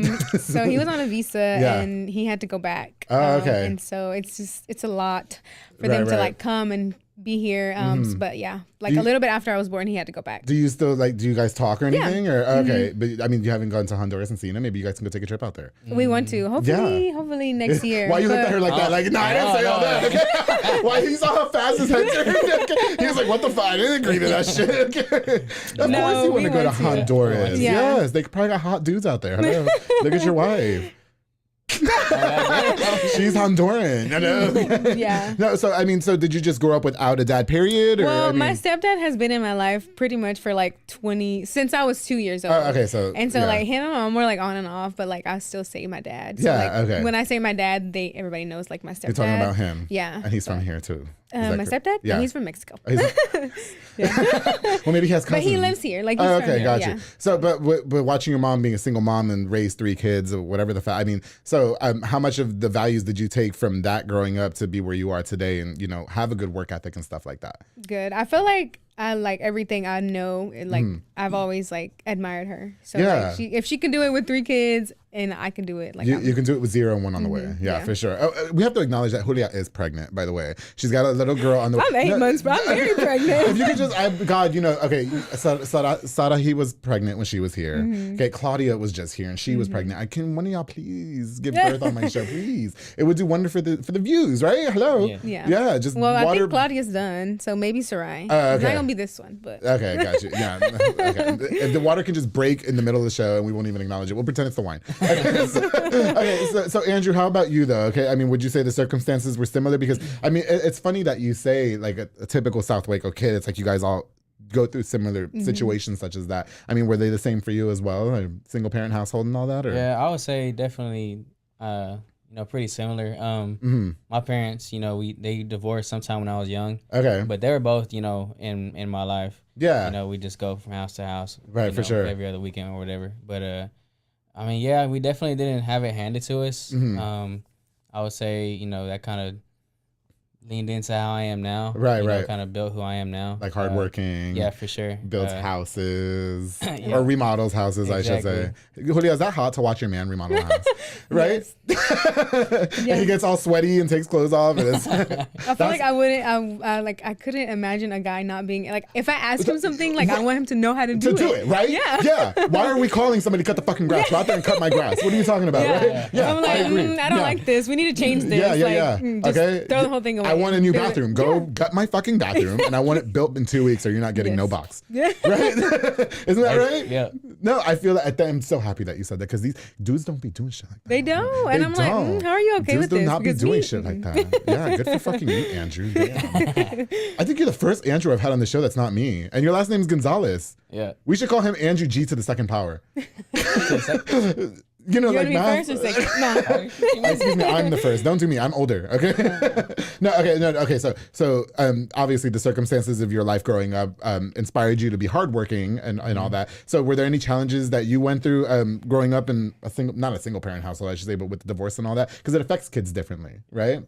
I mean, I don't know. I always felt like it. I'm sure it did, but like, it's not like I was like you dwelled on it. Yeah. It wasn't. I mean. I was really like, it is what it is, Like, how'd you grow up to not be a roach nigga? Like, that's, you know what I mean? Right? A roach? Like, what you mean? Like, roaching up on people? Roach nigga is a term that I use to describe, right? Have you heard me say it on the show? I say it sometimes. Yeah. Roach? It's a man that be like, like a player, basically. A player? A player is like a roach. Yeah, you call them a roach. That's what you call them. A roach is like a scrub or something. A scrub, it's hanging on the passenger side of his best friend's ride. Yeah. Okay. Trying to holler at me. Yeah. Yeah, I ain't no roach. No, but that's what, yeah. So, I mean, anyway, let's talk about how you guys met. Okay. So you guys grew up in the same town. Okay. And you guys don't know each other. So when did you guys meet and finally say, oh shit, we've been neighbors for our whole life and we didn't even know it? It was after high school. Really? Yeah. So I went to... No. Wait, you guys were in the same grade though, because you're both 25. He was only a year above me. Oh, okay. Yeah. Okay, got you. Anyway, I'm sorry. I was like, I graduated from the University of Texas in Austin. In my second year, I think it was my second year, I decided to come back home for a semester. Yeah. And my mom works at Magnolia, and so I was like, I'm just gonna go work there. Okay. And he worked there, and so that's how. So who saw who? Did you see him first, and he was all sweaty and sweaty muscles, or was it her? She was wearing tights. Right? Don't you just feel slutty when you're working right in the warehouse? If I worked in where I work, it's kind of warehousey, and I wear these shorts all the time just because I work with a bunch of guys, so I like to sit like this on purpose. Just in case some of them want to get down. I'm down too. Yeah. Amen. No, okay, but who acknowledged who first? I think it was him. I'm pretty sure it was him. Yeah, I acknowledged her first. Okay, got you. Well, we worked on the same team, so like that day that I went, they introduced me to everybody, and he was like the only person that they don't all sleep with each other over there. That's not a thing. Maybe not at Magnolia. I'm saying like some people got normal warehouse, right? Like Yeah. normal warehouse jobs. Yeah. Okay, so how did you end up making the move to like ask Juliet, because she's a hot Honduran fox? You know what I mean? Were you a little bit intimidated? Or? No, not really. Oh, shit. See, he is a roach nigga. He's like, yeah. Okay, too cocky. All right. Nah, I think, of course, you know, like I said, you know, I made the first move, I guess you could say. Yeah. I think you got something. Yeah, I got sick and I didn't go to work. Yeah. I think this was like not even like 2 weeks probably. Being there. Straight to the punch. Yeah, and I had gotten sick and he like messaged me like why I wasn't there. He was checking up on you. Yeah, but pretty much. Oh, okay, got you. I got you. Okay, that's. But then somehow it turned out like I brought him Starbucks when I came back. Like it wasn't even like. I buy the guys at my job Starbucks all the time, and nobody's giving me box. All right. Did you guys ever sneak away in the back and like make out? Did we? Just do it. You don't even work there anymore. You guys. I don't think so. In the front? No. Was it at the reception office? I don't think so. Listen, I told everybody that if I ever worked with my mans, we're totally doing it there, like all the time. Like that's a thing. You know what I mean? I feel like we were just too busy. Like Magnolia is so like it was always. You're never too busy to sneak away. Did you guys find a lot of struggles in your relationship in the beginning, especially in your circumstances and all that? I mean, because I would say a lot of people. This is a very small town. We all know each other. We've all done each other. Well, y'all. No, not in my case. You haven't done anybody I've done, I don't think. But did you guys find a lot of struggles in the beginning of your relationship dealing with things like that? I don't think so. I feel like we were both like not really like, just to say it, like we were not like hoes, like whores. And so neither one of us like, Andrew, okay, why are you giving looks like that? Well, to be fair, he had just gotten out of like a 5-year relationship. Oh, wow. So to be fair, that was that. But I feel like in the beginning it was, so we had got engaged the first time. So we've been engaged twice. Oh, really? Yeah. Oh. Our first time. What is this? I got more questions. Go. we got engaged 2 or 3 months like after we'd been together. Like he asked me to marry him. You were coming. It was like 3 or 4 months in, and I proposed. So you were on lunch break, and then you said, "Meet me at the boxes," and then you. I didn't do that. I made it was like a whole ordeal. At work or. No, outside of. Okay. I was gonna say that would have been cute, right? And then smashed by the boxes. Yeah. Okay. So you got engaged. Yeah. So it was pretty quick, pretty early on. Okay. But then we kind of like, I would say, I don't even know how long we were engaged. Probably some months, and then it was like we went separate ways for a little bit. Mm-hmm. What inspired going? Like a solid year. That you went separate ways. That we were engaged. Yeah. Oh. A solid year or two. I'm not trying to start fights. I'm just saying. I don't remember. She's like, why don't you know the details of time? Who the fuck is that bitch? Okay. No. So what inspired the break, and did you feel like that was necessary? I feel like it was more of like, I'm pretty sure it was me. Okay. But was she being difficult? She was being one of those. Yeah, I feel like it was just, at the time I was how old was I? Like 19 or 20. Okay. And so I think I was like, ooh, do I really want to do this? And then I was like, no, I'm sure. But then it was just like when we got to like the real stuff, I was like, man, like this is tough. And like, I don't know. I feel like if I knew I was going to marry you, it's like, this is the only person I'm going to be with for the rest of my life. Mm-hmm. And so like just having those doubts, it was kind of like, well, maybe I shouldn't, or maybe I should, or like, I don't want to, and then we just kind of like, it was just problem after problem after problem. And I was like, okay, I don't want to do this anymore. But don't you think 19, 20, that's a pretty young age to commit to being with somebody for a long, I'm 31. I haven't even found that. Do you know what I mean? And so I'm sure that's a scary thought for you. I mean, did you feel the same way? I mean, not for me. Oh, okay. I'm the one that proposed, so, I already knew, okay. So you knew she and was like, the like one. who did I say? Like, I had just got out of like a 4 or 5 year relationship. Yeah. Which is my first relationship. Okay. And so I got out of that, and then that's when I met Julia, and I was like, so that's when I decided to go for her pretty much. Yeah, I mean, she's gorgeous. Yeah, like, for sure. I already know, like what I want in life, and I really ain't trying to, be out and about 10 years of my life and then not really have nobody. Yeah. So that's why I made my move. But yeah, don't be like me, please. the only thing I got from me in my life is this show. That's it. Okay, nothing else. I do have a question for you. Getting out of a 4 or 5 year serious relationship, before you got with Julia, why didn't you decide to go out and be like, you know what, I just need to spread my wings and my legs and just, kind of go out there and explore? Why jump from one serious to another? Especially considering how young you were at that point. Yeah. Well, I mean, really, like, honestly, like growing up, I mean, some people call it, being a square.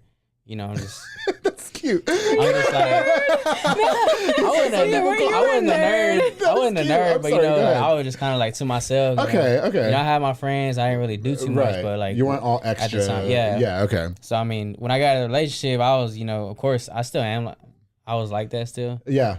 And then that's when I met Julia. So I was like, I still had that same mentality, which I still do now. But you know, at the time, you know, that was just my mentality. That's just the way you are. That's such a rare quality, especially in today's man, girl. Because all the men because all the men I know ain't like that. You know what I mean? Yeah, I'm gonna give it to him. Would you say the same for you though? I mean, I would say, in a sense, just because I didn't know him in high school, and I feel like I knew everybody. Like I was I knew everybody, and not knowing him, I'm saying he knew me. I didn't know him. He was okay. So you've been checking. I knew her brother. Oh, okay. Which I was like, oh well. Yeah. Edwin has a sister, but like I never really like looked her way. Yeah. Because like I said, like it was in high school. Yeah. I was still in my relationship at the time. Okay. I'm like imagining everything in my head. You know what I mean? Yeah, but like I just knew he had a sister. Okay. And then finally, you know, fast forward a few years. That's when I actually met her. Yeah, I got you. I'm imagining the nerdy kid in school checking out the popular girl, right? Walking down the hallways. I wasn't no nerd. No, okay. Yeah. You're talking about me. The square kid. You mentioned yourself as a square. That's why he said. I'm a G. What you mean? Right, like, I'm gonna marry her one day. Okay. One day. Okay. Hey man, it happened. So but yeah, I mean, I didn't know him. He knew me, I guess, in a sense a little. A lot of people knew me because of my brother, but even then, I knew like a lot of people. And your brother's from here? Yeah, my brother's from here. Is he? He's cute. Is he married? Yeah, he's married. He's married to a woman. Yeah, to a woman. Yeah, anyway. 4 kids, but nah, keep them. You can't stand a nigga with no fucking kids. Okay, they get in the way of everything, Julia. Just the other day, I was supposed to get some, and he's like, "No, my kids didn't go with their mom." Oh, what the fuck? You ruined everything, bitch. No, okay. So anyway, listen, we're gonna take a quick break, and when we get back, I want to know more about you guys. I definitely want to dive more into your relationship. I've got a lot more questions. I want to dive into your individual careers and all. So I want you guys to stay tuned. When we get back, we're gonna have more with Julia and Andrew Gonzalez here on The Public Affair. Stay tuned. Hey guys, I hope you're enjoying this really, really fun and salacious episode of The Public Affair with my guests, Julia and Andrew Gonzalez. Before we continue, I definitely want to use this opportunity to give a shout out to just a few more of our sponsors of this episode of The Public Affair. This episode is brought to us by Banda's Hauling Service with Julian and Ana Banda. They rent dump trailers, you fill it up, they haul it away. They also do junk removals, tree brush removals, and haul cars in and out of town in case you break down like I did on the street the other day. And Julian was there in 10 minutes. He was a knight in shining armor. He saved me. I know you do renovations. You need all trash picked up. Banda's Hauling Service is the place to go. Book now with the number on the screen to Julian and Ana Banda. Thank you guys so much for sponsoring this episode of The Public Affair. Ooh, of course, Embrace Fitness with Lisette Luna and Amanda Switzer. They teach group fitness classes that are fun and dynamic, darling. They specialize in total body workouts by Excolat and by Jackie, and Zumba Step classes are Monday through Thursday at 6 p.m. and 7 p.m. You can also contact them to rent the building for parties and small events. Oh, fun fact, that's where we met. That small building, that's their building.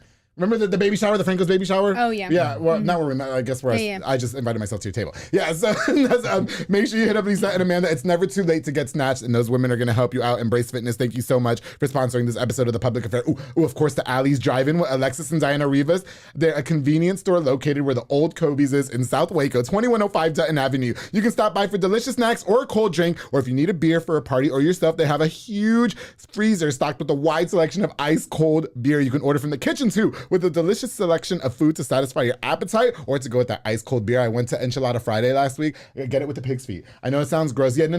You have to get it with the pig's feet. It's pickled. It's so good. Stop by the monumental and convenience spot in South Waco today. Alexis and Diana, thank you guys so much for all you do for me in The Public Affair. And of course, the Elite Barbershop with my boy Sid Rodriguez, located on Hewitt Drive. He's got me looking super snackish today. You can call the number on the screen to book or download the Squire app. Walk-ins are welcome as well. Ooh, they also have all the snacks there. Marcus Guerrero, Chris Reyes, Santos Cordova, David Rodriguez, Isaac Chavez, Clint Fletcher, and Isai over there making you look super snackish. And I didn't ruin my hair when I took a shower before this because he taught me how to put a shopping bag over my head so that way it doesn't get ruined. Elite Barbershop, thank you so much for being a longtime sponsor of The Public Affair. I truly, truly appreciate you, Sid. Thank you. And of course, the Soko Soccer Academy with Dominic Gutierrez and Ariana Gutierrez, located at 3304 Franklin Avenue. They offer team, small group, and individual skills training. They also have elite skills training to make your kid a superb star athlete. Open play is Mondays and Wednesdays for ages 16 and older at 8:30 p.m. Only $5 $5 to play. Follow on Facebook at Soka Soccer Academy, on Instagram at Soka Soccer 254. Dominic, Ariana, I love you guys. Thank you so much for being longtime sponsors of The Public Affair. All right, guys. Andrew was telling me that I wasn't being too direct enough.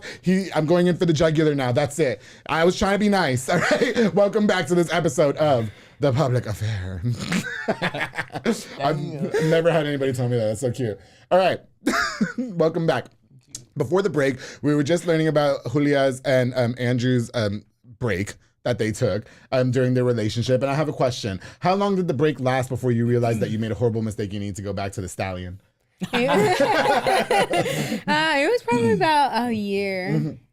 Oh, shit. Yeah, it was about a year. Did you see people in between? Yes. Yes. Andrew, didn't. You didn't? You didn't see anybody in between? No. Oh, he didn't. No, he did. He did. Oh, okay, yeah. Yeah, he did. No, yeah, I was gonna say that's what the break is for, right? Like to see other people. But it was more so toward the end. Okay. He said, not really. see, I told him, I was like, you're fucking not safe now. You should have never said that shit. No, okay, can we talk about that? I think that is important. I think that gives a lot of context that, for the importance of breaks in relationships. Sometimes, a lot of people might have different perspectives on if it's necessary to have a break in a relationship. And I mean, look, it's worked for you guys. You can, engage. You have the kid on the way. You're about to drop the baby. Yeah, don't fight me on my show. Okay. No, okay, so it was a year, and then so you're seeing all these people in that break period. Were you trying to move on, or was it just kind of like filling voids and gaps? Do you know what I mean? Or I don't know. I feel like it was kind of maybe both for me. I was kind of just like, I need do I want to move on? But then it was like, I can't really. And then it was like, okay, well, like you at least need to try. Okay. And so I felt like I wanted to, if I was going to not do it, I wanted to be able to say I tried to. That you tried, explore other options, but they didn't know how to build showers and shit, right? Yeah, for sure. They didn't get this shit. But what about, but you were just saying that, Andrew, towards the end of the break period, that you were seeing or that you kind of had met somebody. I don't know about. I didn't say that. Oh, no, I said that. Oh, she said that. But I don't know about in the beginning or middle or anything. Okay, else. I misquoted. Okay, Andrew, what was the break process for you like? I mean, for a minute, I ain't gonna lie, I was really depressed. You were sad. Okay. I wouldn't say I was depressed. But, okay. But yeah, I mean, for the most part, a lot of it, was just keeping busy, passing time. Right. I never really. I always knew in the back of my head, or I felt like in the back of my head, regardless of what I do, no matter who I see. Yeah. If Julia was to want to get back with me, I'd drop what I had going to get back with her. But like I said, a lot of it was just passing time, keeping busy. Kind of building stronger relationships with my closest friends. Really, with a couple of them. Really. That is so cute that you said that. That is. That is. I'm not playing. I'm being real. Okay. Yeah, I mean. Okay. That was a year-long process. Yeah, but okay, so you obviously took it a lot harder, with the separation process and all that. Yeah, I think that's fair to say. So did you ever try okay, I think this is. A year is a long time. Do you know what I mean? That is. And so did you ever be like, okay, I think that's really it. Now it's time for me to just let bygones be bygones, or? Yeah, I did. Feel that, especially once it was kind of known, she's with somebody else now. Okay, yeah. And it's kind of I gotta keep moving. Pick up my bag, keep moving type thing. But shoot, I don't know. I kind of lost my train of thought. That's cute. No, okay. Yeah. Oh, okay. Yeah, and then you don't say nothing.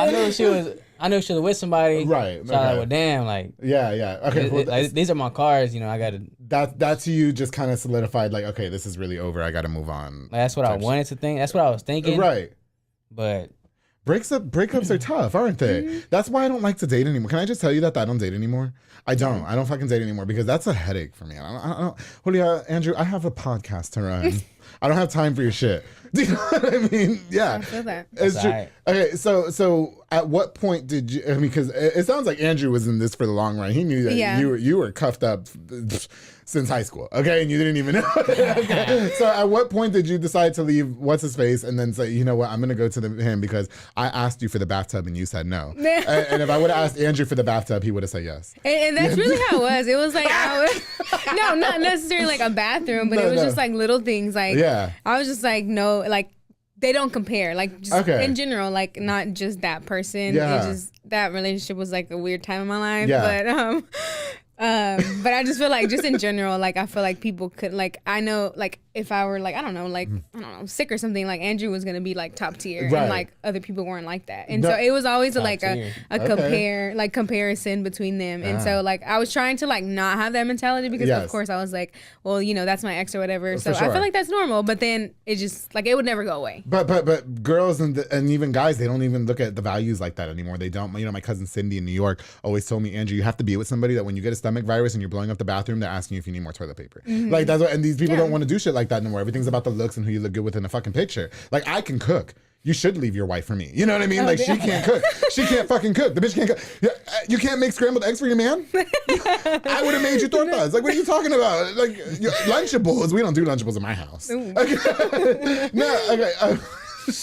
I'm sorry. I veered off. Okay, so did you think though, like who reached back out to who after the break? I mean, were you always in her DMs? For the most part, he was always like consistent about it, and it was like I was like sometimes responsive, sometimes not, and then like towards I feel like I don't know if it was like the whole year. It was just like, oh, come over type, so you know, come over and so I would little playtime. And then but then it was just to the point where like, okay, like that's not how it should be. Like, you know, I don't want to just like because but don't you miss that? some of the best ones, but right? Yeah, remember those fights you would get? Remember Andrew when you thought she wasn't gonna come over and then she came over? And then it would always be like, come over or like come stay over. Okay, wait. Okay, so okay. God, none of this is in my notes. See, this is what I'm talking about. Okay, sorry. Okay, no, I love this. Okay, so but you're obviously trying to be Miss Moving On. Andrew's constantly. Is it fair to say, Andrew, that you were constantly in the DMs, like, hey, what you doing? Like, how's your day going? For the most part, Like, I really just kind of didn't want to lose her all at once. Yeah, for sure. Thing, but shoot.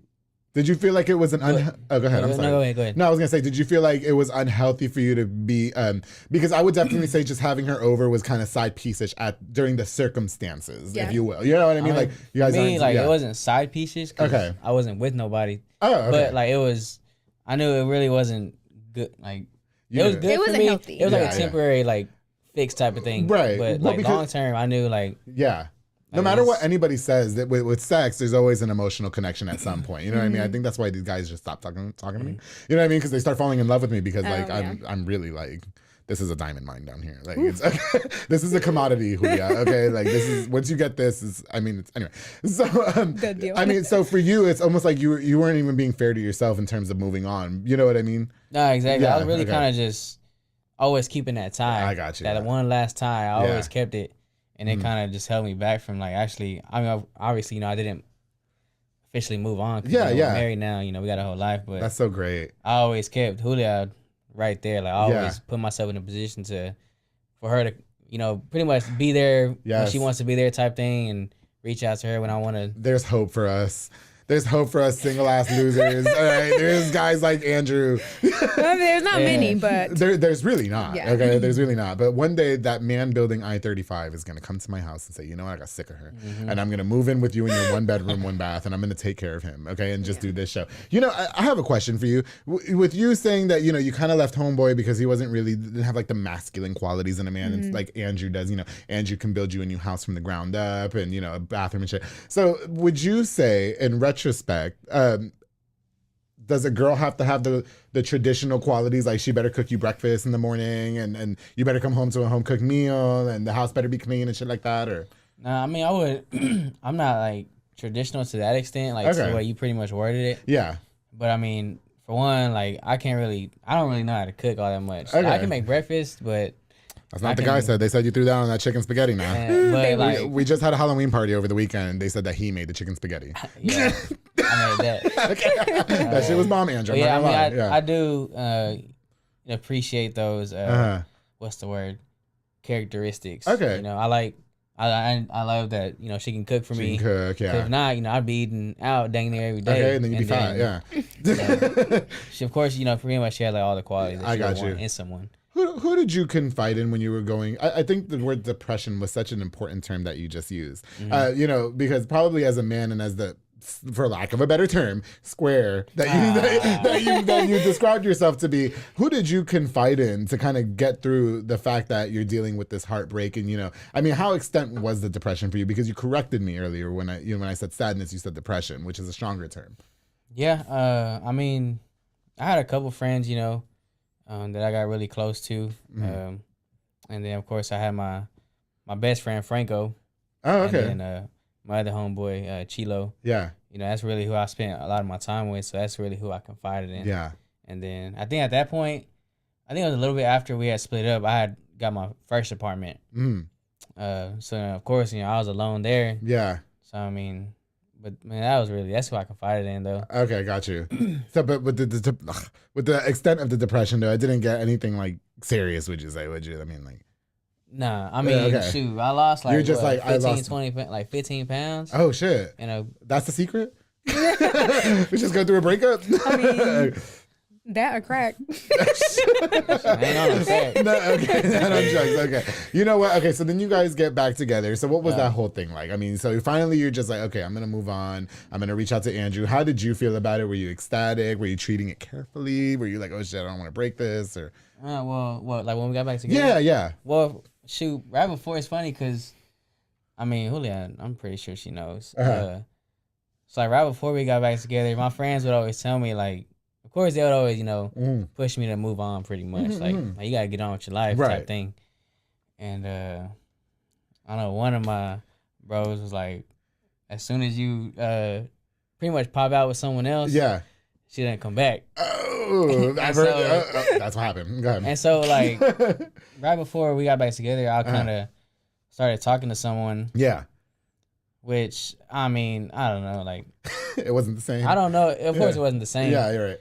But, sure enough, we went out. You know, we went out to George's in the South. Oh, shit. That's where everybody be. Over there on Spate? So that's Did y'all just see that meme on Facebook getting viral right now that says, I'm so single, you can go to me on George's on Spate? See it. Yeah, I like, that George's on Spate is very side piece. I live by the one in Hewitt, but the one in Spate got some different shit going on. It's not the fucking same. That's everybody in the South. Yeah, okay, so you pulled up to George's and then your senses started tingling. You see him over there with some girl.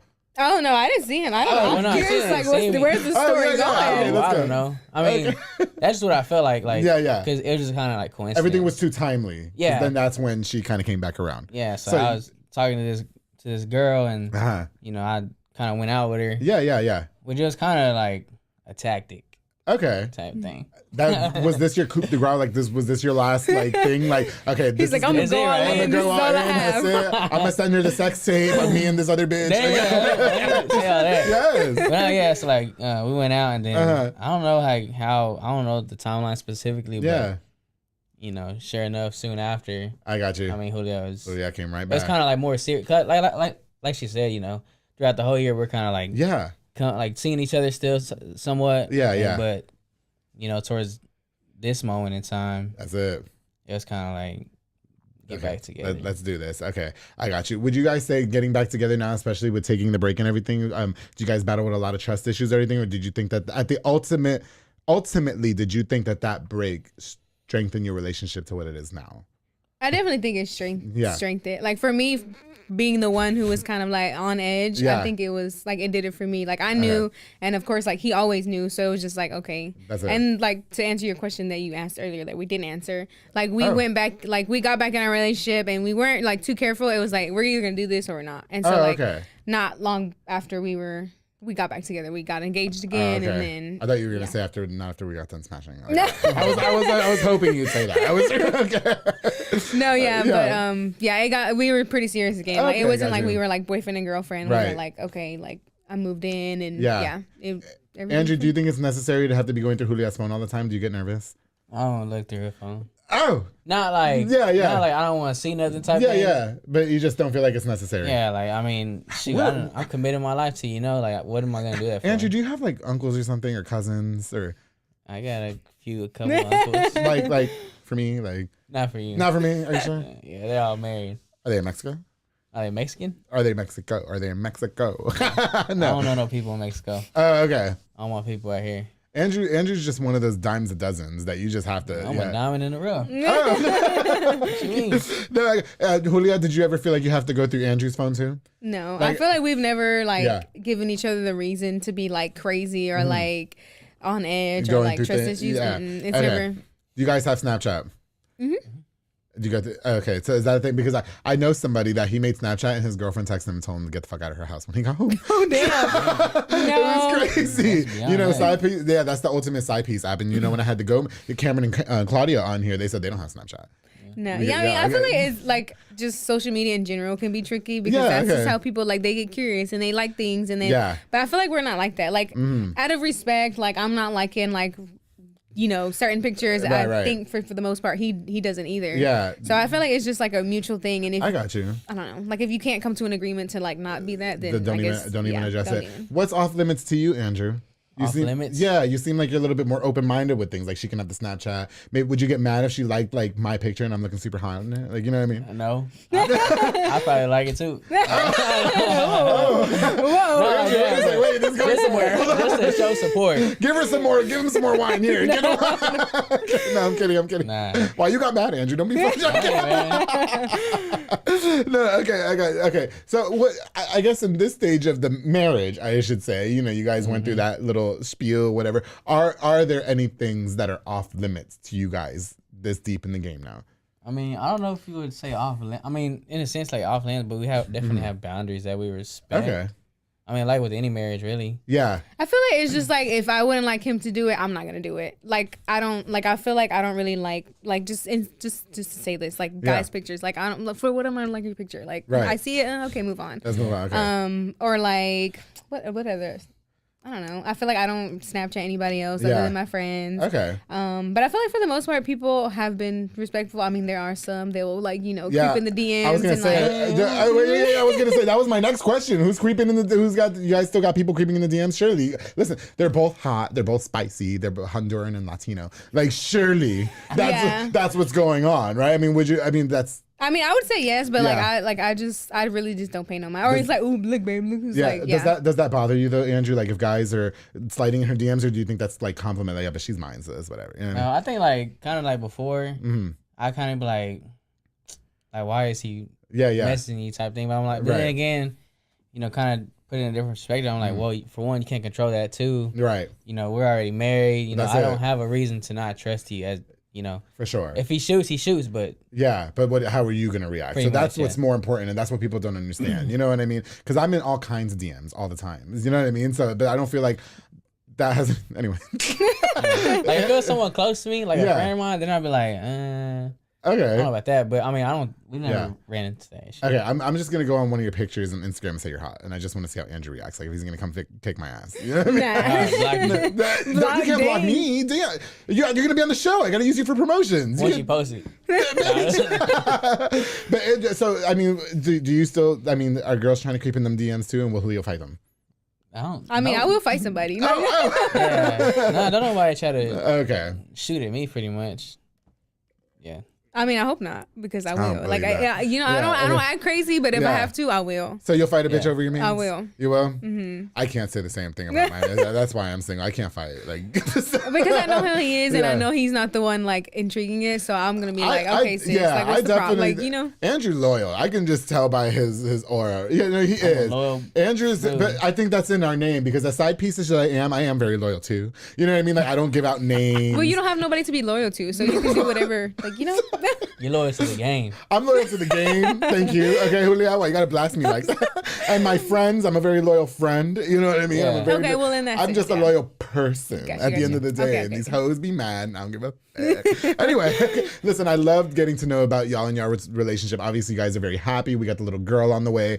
You know, before we go, I definitely want to talk to you guys. Can you believe it's been an hour? I want to talk to you guys about your careers. You know, Andrew, you are a realtor. You just kind of started in the game not too long ago. It's been like a year, less than a year? Or? Less than a year. It's been like 8 months now. Yeah. Okay. Yeah. And so you came up under Cameron and Claudia. Well, Cameron Gomez, Claudia Gomez too. I mean, is that fair to say they're together, kind of? So basically, the same shit. Yeah. Okay. So why that career path? You know, there's so many realtors out in town. That's a very competitive market to be in. Mm-hmm. You know, and you have a really good head on your shoulders, and you're very much a people person. But why did you choose to go into that career field, and do you find any challenges being in that career field? Yeah. I mean, to be honest, like before, you know, like I said, you know, we did remodeling and we ultimately flipped the house. Yeah. Which is in a way like investing into real estate. Right, for sure. Which is what I've always wanted to do.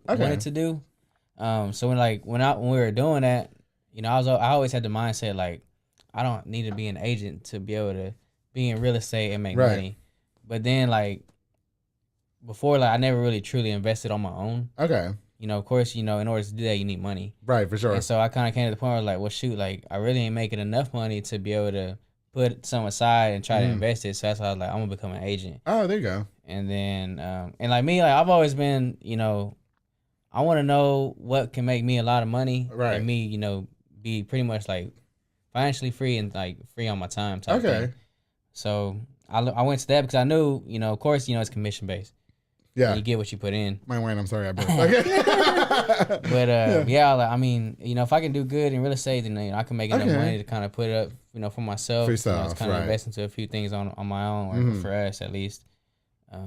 And so yeah, I mean, that's why I became an agent. Okay, got you. Do you find the career path being suitable for you now? I mean, do you think it was the right choice, or you still kind of just? I definitely love it. You know, I've never really said that about anything that I've done. Yeah. You know, I never really see myself remodeling. Okay. You know, but here I am still doing it. You know, I like that I've learned a lot. Yeah. And I always say like I feel like I can build a house by myself if I wanted to.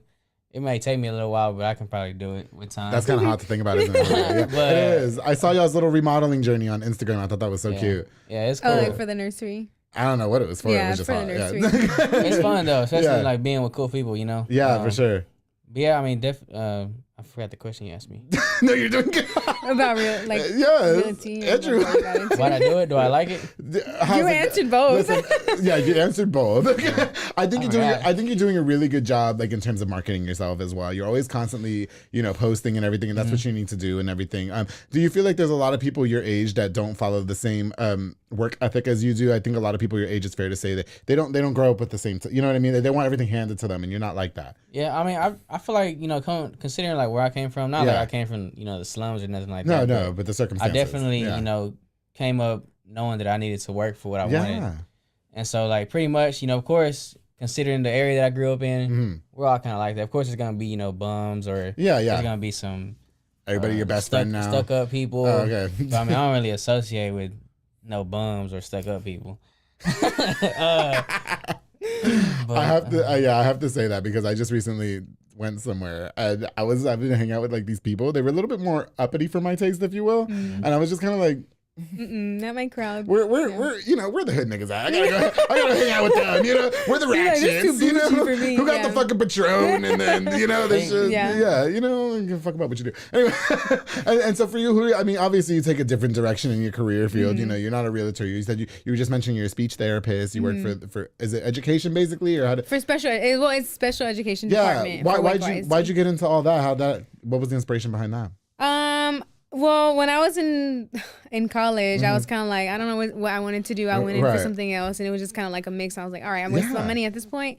Well, not my money because I was on a full ride scholarship. But anyways, but just time, I guess. And then, I don't know, I was talking, or like went to one of the little fairs at school, and then they mentioned like communication and science disorders. That's what I got my degree in. Oh, okay. And then I applied and got in, and then it was good for that. Yeah. I'm definitely not like I love my 9 to 5. Right, for sure. I'm not like, oh, I need to make a lot of money in a little bit of time. Right, nah. you're just good. I love what I do. So, Andrew, did you go to college? I went to MCC for I think like 3 years, and I stopped. And you stopped. So no degrees? No degrees. I was trying to get my associate so I can join cause I wanted to be a police officer. Yeah. That would have been hot too. But I think at the time, I would have graduated with my associates and still needed to wait like another 2 years to actually join the academy. Yeah. I was like, I'm not going to do that. And then I think that's when everything was kind of like popping off. For sure. Everything was real heated with police officers and just communities of people. So you just kind of... so I think at that time, I just kind of dropped back into pretty much I became a warehouse baby. There you go. So working. No, well, that's, I don't have a college degree either, and it's working out for me so far. And then I'll find my man that can remodel like you did, and then that's it. I'll be set for my whole life, There it is. Yeah. Okay, so how long have you been doing this career, and you sound like you're pretty much enjoying it right now? Yeah, 2 years. Okay. I graduated in 2020. There you go. Okay. It's so great. You guys are young. You guys are vibrant. You guys are successful. You guys are about to be new parents. Before I leave, I want to kind of get a glimpse of that. Are you guys nervous about what's to come here in a month? Your whole life is about to change. You're only 25 years old. I mean, you have a lot of responsibility on your shoulder, Andrew. You know what I mean? Is that a lot of pressure, and how do you handle it? It's a lot of pressure. I mean, low key, yeah, it is. Yeah. I mean, of course. But I mean, I'm excited for the most part. I'm pretty much, I feel like I'm in a good position in my life to not have to stress about a whole lot of things. Yeah, for sure. I always, I'm really grateful for the position that I'm in, and yeah. Blessed, of course, but absolutely. Yeah. Julia, how about you being a first-time mother? Are you scared about, we talk a lot about postpartum and stuff like that, and growing up as Latinos, maybe that wasn't something that's discussed, but it's probably going to happen. You know what I mean? So are you nervous about what's to come afterwards and how you guys are going to handle that?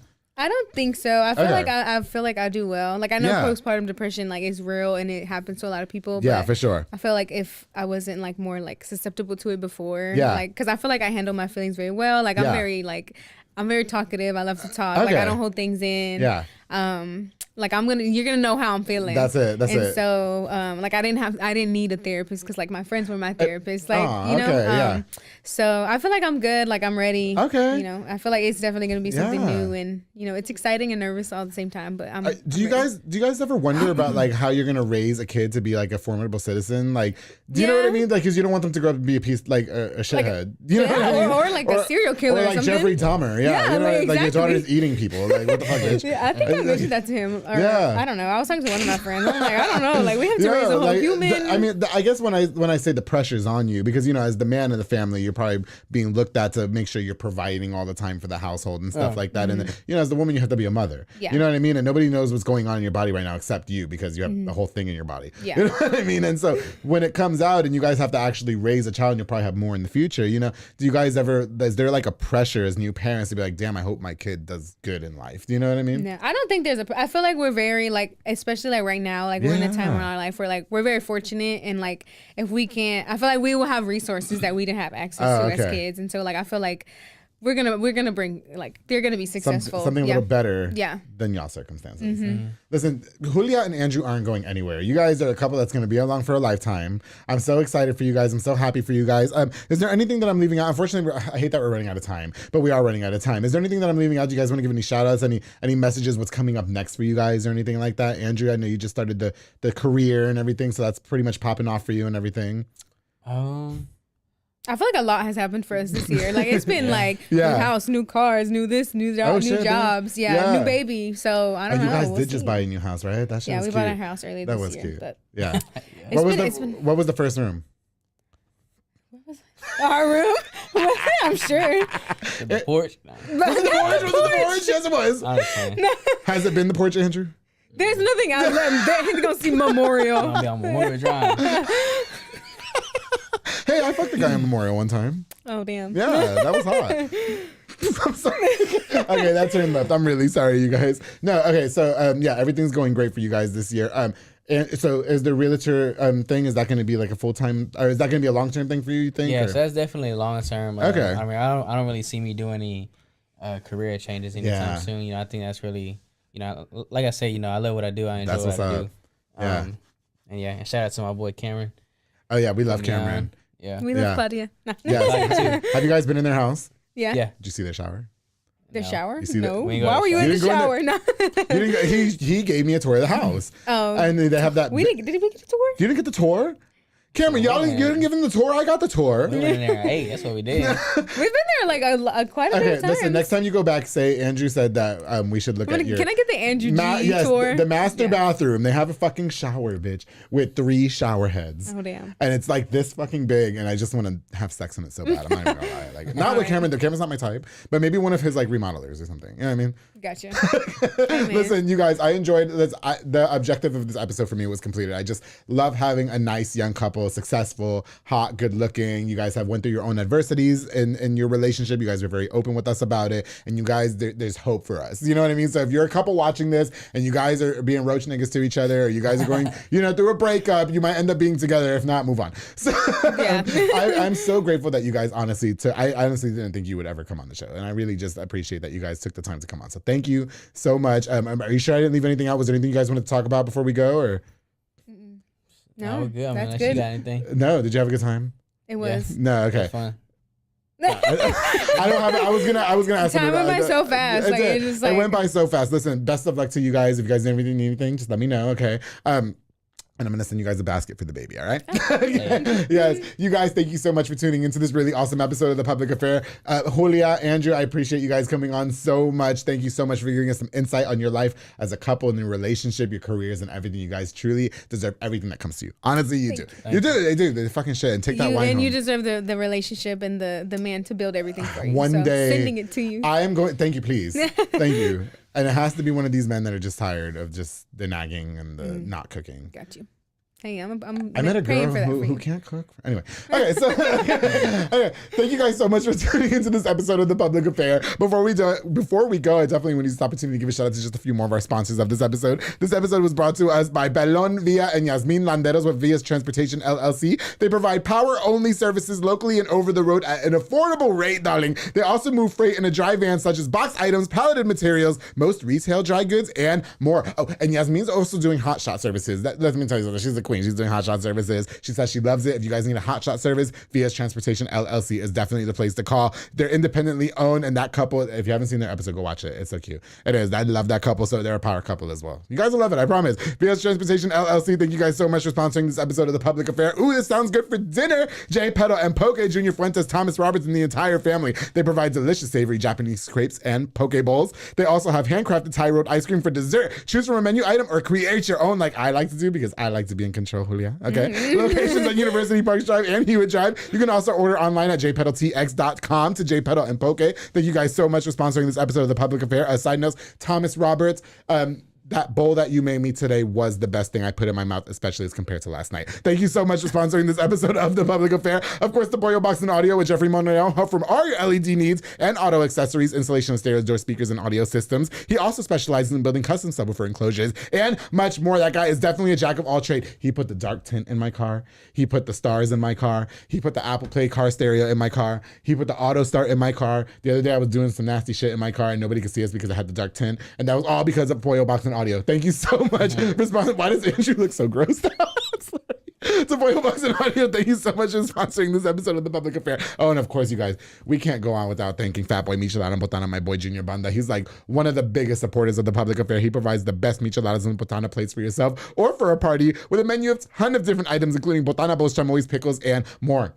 He does deliveries too. If you order the candy, he'll come to your job wherever you want and he'll get it to you. He's locally operated, so make sure you get the best and not the rest, darling. Follow on Facebook and Instagram at Fatboy Michelada and Botana. Place your order now. My boy Junior Banda, thank you so much for all you do for me and The Public Affair. I truly appreciate you. You guys, thank you so much for watching this episode and supporting this podcast.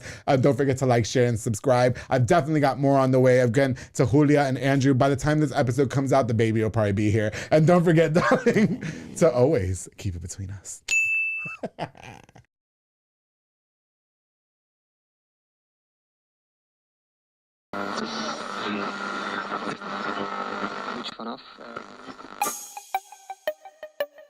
This has been a Rogue Media podcast.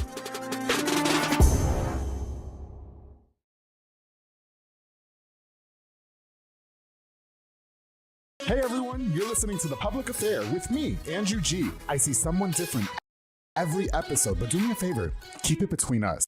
Hey guys, what's going on? It's me, Andrew G, and welcome to another exciting episode of The Public Affair, one that I've been trying to put together for many, many weeks, darling, and we've had to reschedule, but he's finally here. And I'm gonna let you know well, you guys already know who it is because I do the announcements, but before we continue, I wanna use this opportunity to thank Rogue Media Network, Mike Allison. I can't remember the new guy's name, but he's out there recording us right now, but big shout out to you too, and everything that you guys do for The Public Affair, I truly appreciate it. Of course, to everybody that continues to like, share, subscribe, everything to The Public Affair, show all the love and unconditionally, you guys truly mean the world world to me. Thank you so much. Before we continue, I have to have my mimosa in hand. And I just want to give a shout out to a few of our sponsors of this episode of The Public Affair. Look, I drank before this. You know that, okay? Yeah. This episode is brought to us by Four Brothers Construction, my boy Joe Olvera, who provides custom home designs and renovations. He also focuses on roofing, remodeling, plumbing, tree removal, electrical work, and so much more, darling. Joe and his entire team of delicious men are building affordable dream homes for you. Call the number on the screen with my boy Joel Olvera, Four Brothers Construction, who has been a longtime sponsor. Thank you so much for all you do for me and the show, bro. Of course, the B&J Refinishing with my boy Frank Biza, who focuses on resurfacing bathtubs, counters, sinks, tiles, and more to original showroom quality. He offers 5-year warranty on most work and has the best prices in town. My boy Frank is definitely an entrepreneur. He also has inflatables, a mechanical bowl, margarita machines, tables, chairs, a foam machine, and so much more, making all your parties super duper lit. Let me tell you something. Frank is the epitome of a hustler. I love that guy. We've known each other since we were teenagers and we're total bosses now. Thank you so much for all you do for me, Frank. I truly, truly appreciate you. Of course, to David Santabañez with Alinea Real Estate. He's the #1 sales agent in his office. He's going to help you buy a home or sell your property. Make sure you follow him on Facebook at David with Alinea. I call the number on the screen, darling. For all your real estate needs, my boy David Santabañez is truly the GOAT. Definitely the #1 real estate agent in town amongst the others, and he is the best. I love that guy. Thank you so much for all you do for me, bro. Of course, the Pee-wee's Crab Cakes of Texas. Oh, I'm starving, Anika. I'm starving. Serving the most authentic Cajun cuisine with a wide selection of signature crab cakes, pasta, seafood, and more. Now, my favorite is the crabby seafood pasta with a little razzle-dazzle. You just change the penne pasta with the fettuccine. It's amazing. The top recommended is the sun-fried catfish special served with seafood, pasta, potato salad, and 6 fried shrimp. Now, the fish is topped with Who Dat sauce. Now, Christian, I'm not going to tell you what it is. You got to head over to 108 Jim Drive in Hewitt or order online at orderpeeweescrabcakeonthego.com. To my girl, Nika Armstrong, thank you so much for all you do for me in the public affair, girl. I truly appreciate you. Of course, the Waco fencing and stuff with my boy Juan Morales. Now, Juan builds privacy fences and chain link fences. That's perfect for all that extra at-home privacy, down in case you want to walk around any type of way. He also does demolitions, build wood decks, stone patios, and gorgeous flower beds. You can contact him with the number on the screen for your consultation. My boy Juan is definitely the GOAT. I truly appreciate all you do for me, bro. Thank you so much. Also, huge thanks to Waco Made Granite by Jay Perez and Henry Flores. They offer amazing granite quartz, countertops, backsplashes, and so much more, you guys. They're perfect for rentals or if you're flipping homes or if you just want something new and you want something fresh looking, all right? You can also mention this ad for exclusive public affair pricing, darling. That's right. Only $37 a square foot for level 1 material. You can't beat that. Waco Made Granite has the best pricing, darling. Call the number on the screen for a consultation or follow on Facebook at Waco Made LLC. Jay Perez, Henry Flores, thank you guys so much for sponsoring this episode of The Public Affair. And of course, the Jimenez Bakery with my boy Enrique Jimenez. They're a local bakery specializing in a wide selection of fresh and affordable pan dulces, darling. They also have, oh my goodness. They also have the best tres leches cake for yourself or for a party. The mocha tres leches, that's my shit right there.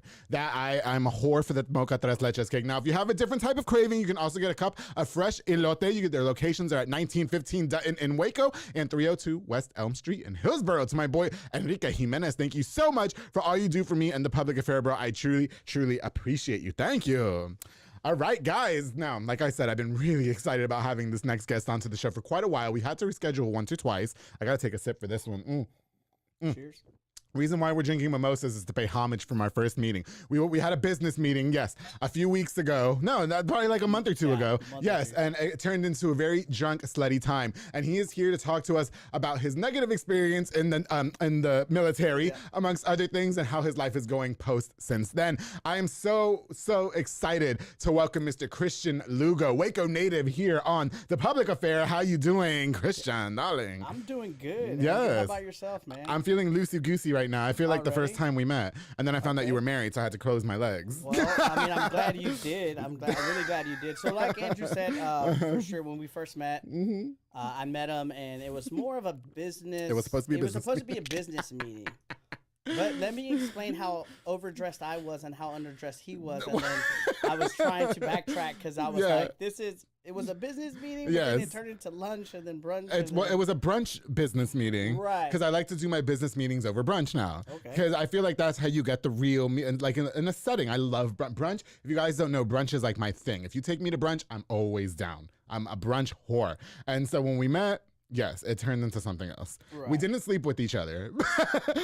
Thankfully. Yes, I wanted to. But then he said he had a wife and she was picking him up. I was like, oh shit, hold on. Let me not fight. Because then I ended up meeting Rachel. I met the family. They were very kind. I loved them all. And you guys were so great. And I will say, we actually moved pretty fast. Yeah. Usually, nobody will meet my family because I'm a very reserved person. Okay. But as you can see, the mimosas, whenever we were drinking, yeah, it just opened up a whole different person. The business meeting went out. It went out. It wasn't business anymore. And then after that, it was just pure pleasure. I know yes, it absolutely was. Now, you didn't give me the pleasure that I was seeking, but somebody else did, Christian. I will say that. Well, I'm glad somebody came that to my house and planted their seeds in my garden, and it was beautiful. We made music. Yes. I'm glad someone topped you off. They did. Thank you. Even though, yes. You're welcome. But you know what I thought was so cute, too? I cannot for the life of me remember what I did or said at Allie's Drive-In.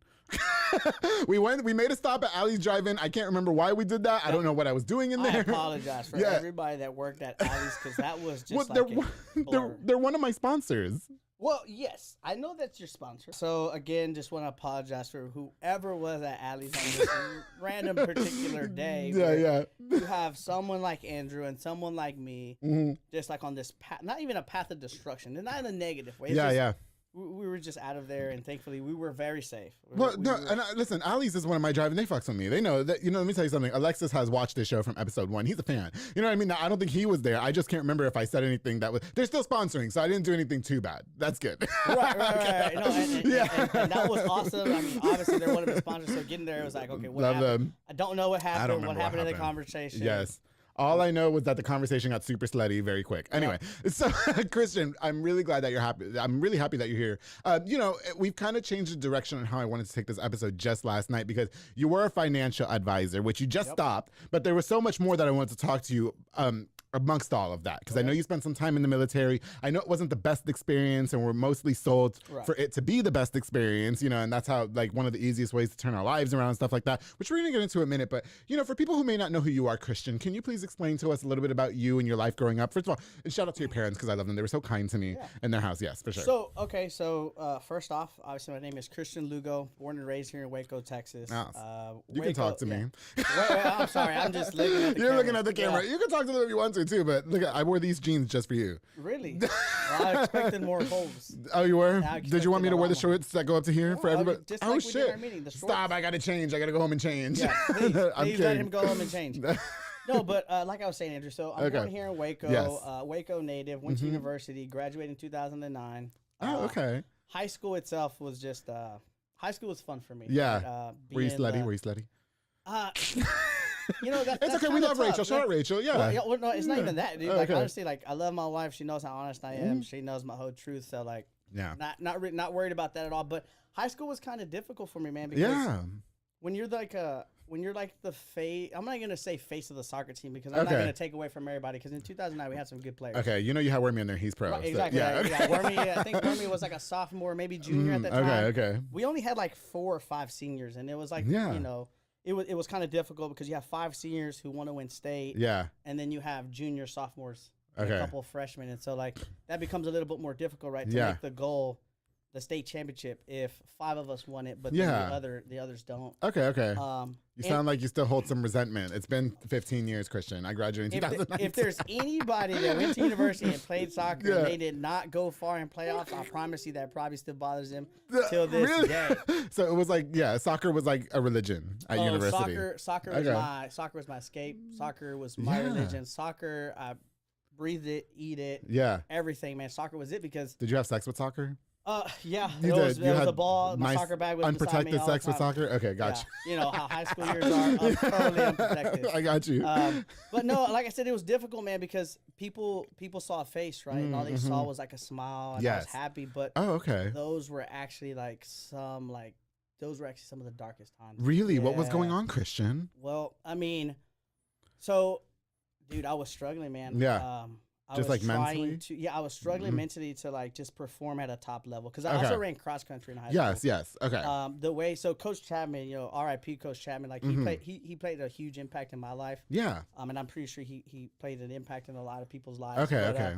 Man, I was struggling and it made it real difficult because I was drinking at a young age. I started drinking at 12. I started drinking at 12 years old. I was going to Mexico for the summers. Oh, yeah. So they drink when they're 5. Yeah, believe me, I was there. Okay. We were sending the 5-year-olds to get us beer. I was like, what is this? What is this? No, yeah. So, so in Mexico, right, you start drinking young, man. And absolutely. Out there, life is a little bit different. And so I started drinking at a very young age, 12, 13. Okay. And then that also followed me, it followed me back. But my parents didn't know that I was drinking. Like, they had no idea. You think they didn't know, or you think they were playing stupid? Because your parents don't strike me as stupid. They strike me as they know what's popping. Right. So I'm pretty sure they probably knew what was going on, but it was probably one of those awkward, like, man, we don't really want to confront it because if we confront it, then it may open this whole box of just unknown stuff. Okay. So maybe they just weren't ready to open that box yet. Yeah. And the reason why I think that is why I was struggling was because my dad, he almost passed away. Oh, wow. Whenever, let me see, I was probably in 8th grade. My brother I was in 6th grade. My brother was in 8th grade. Yeah. Or actually, he was in high school. I'm sorry. Yeah. Getting my dates mixed Whatever up. the details of time were. Right, but yeah, whatever the details, right? Where I apologize because obviously it's something very traumatic that happened in my life, and I can't put a like a date on it. But I found it very difficult because my dad almost passed away because he had an aneurysm. Oh. Right? And he lived with this aneurysm for about like a week. Oh, wow. For like a week. Yeah, and yeah. Usually, like, if you look at, like, the studies and stuff, it's like a day or two. Or even sudden, people and pass just, away. Yeah, man. You're And done. so he had, like, this major surgery, and, like, seeing him at Parkland Hospital in Dallas when I was so young, like, my teenage years. Yeah. You know, that. It fucked you up. Because I just almost lost someone who was very important to me. You For know, sure. Like, the only male role model that I know besides my grandpa, who passed away as well. Yeah. But when I almost lost him, I mean, it was kind of surreal because, you know, he was the only person that was he was the go-getter. He was the one at work. My mom stayed at home. Okay, got you. Took care of us. So, like, now that he was carrying the family, if you will. Right, yeah. Yes. He was the caregiver, man. And so, like, it was difficult because we lost that. Yes. You know, and seeing, like, this person who you think is strong and indestructible laying in a hospital bed with, like, you know, stitches and cuts and, like, you know, can't talk, like, that was difficult. That was hard. It was heavy for my mom, and it was heavy for us because we're still trying to go to school. Yeah. And then we didn't even know, like, where is the next meal going to come from. You know? Okay. So, well, because mom's not working, and everybody mom had to be at the hospital with all the time. Yeah. So who's working? And and who was taking care of us? It was my grandma from Mexico. Okay. And thankfully, she's still alive to this day. She Shout has out to dementia. Grandma Mexico. Okay. Yeah, grandma. I mean, she's living with my mom. My mom takes care of her. She has dementia. Okay. That's a hard thing to see too, though. Dementia, Alzheimer's is terrible. Difficult, it's terrible, man. Like, my grandma sits there and she's like, "Hey, how are you?" And I'm like, "I'm good." And then she forgets and she's like, "Hey, how are you? And who are you?" And I'm like, "Oh, it's me, Christian." It's Christian. You know, I've been going to for sure your house in Mexico. Alzheimer's runs in my family. Oh. And so it's a horrible disease to see somebody go through. Terrible, yeah. And anyway. Okay. So, you know, you're going through all that, right? And so you were drinking at 12, right? And then you stop. When that happened, did you pick it back up, or were you always drinking, or how did that work out? So I picked up drinking, man, because you know, being a Hispanic family, I mean, everybody drinks. Uncles, they do. Aunts, we talk about this. Yeah. Everybody drinks. Everybody fights. Everybody has their own ways, right? But everybody loves each other. Yeah. For me, right, coming back to the States, I can't. My grandpa had a store in Mexico. Yeah. So getting alcohol in Mexico, even if I went to go buy, it wasn't a problem. Yeah, it wasn't nothing. When you come here, it becomes a little bit more difficult, right? Yeah. You're like, okay, I can tell you're like 13. Yeah. But in Mexico, they just don't care. I know that's not anything to joke about, but it was so crazy to me that we were sending the kids to go get us our liquor and our beer, and I was like, what? And they're coming back with the six packs and everything, and I was like, this is like Mexico. First of all, beautiful country, beautiful country, but it's some different shit going on in Mexico. Dude, I'm telling you, it's because life is different, man. It's just so different. Everything is not handed to you, even to go to school. For example, my dad, he came to the United States at like 17. Okay. He only went to like middle school. Yeah. But like they have to pay for uniforms. They have to pay for supplies and stuff. And for so sure. his family at that time didn't have it. And so the dream, whenever he was 18, was obviously, I need to get across the border, get to the United States, and start working. And start a life. Yeah, for sure. Okay, got you. Did you ever feel like, you know, with all that going on, not did you ever feel like, but how were you able to eventually overcome, you know, your dad going through that? Because he's alive and well now. You know what I mean? Alive. Yeah. Kind of well. But okay. Yeah, so obviously my dad is still alive. He carries those scars with him every day. I think it was just watching how people around me came together for us. Okay. Because like I said, nobody was working. Grandma came from Mexico to take care of me, my brother, and my sister. Yeah. On top of that, we're all still going to school. So how are we getting to school? You know, so I used to get picked up by a bus out there in Kendrick Elementary. It's where me and my sister and my brother used to go every day to get picked up. But once my brother got to high school, you know, it was really just me and my sister. Yeah. So I think I overcame it again, just watching everybody get together. Okay. So you guys had a pretty good family dynamic. Well, for the most part. So yes. So our family did help. But mostly it was my teachers at my school. Oh, really? Yeah. That surprisingly, like, just came, like, out of nowhere. They did, like, food drives, hand drives. For sure. And then, you know, raise money and. Yes, and my teacher, her name is Robin McDurham. I believe she used to be, like, on the Waco City Council. Oh, okay. But shout out to Robin McDurham, who, like, helped out my family, and Miss Diabri. I apologize, I don't remember your first name, but the teachers really came together for, like, our family, and did, like, this whole, like, food drive and stuff. Yeah, and, yeah. Like, they were always checking on us and taking donations to get my mom, because she was staying at Parkland, and the only thing that she was eating out of was, like, a vending machine. So, so my mom was sleeping over there, vending machine, and so just watching everybody come together, man, I think it really helped me out so much. And that's how you know your mom is loyal too. She stuck by her mans. Oh well, hey, yeah, they ain't sticking by their mans these days. I am. I'm telling you, man. Mexico women are different, man. They all stick with their man through thick and thin. It's not like that's it. They are. They sure will. Nowadays, you get sick and it's like you're in the hospital. All right, I'm out. Well, all right. For full disclosure, Christian, I'm not Mexican, but I'm very loyal too. Okay. Well, that's good, I am very loyal as well, darling. You know what? So did it affect you? Because you mentioned that, you know, I guess back in the day you played soccer with like the best of them. You know what I mean? And so was it affecting your performance on the field and stuff like that? Like going through all this, and give me your glass while you talk so I can pour you up some more. Okay. So yeah, man. So it became difficult because.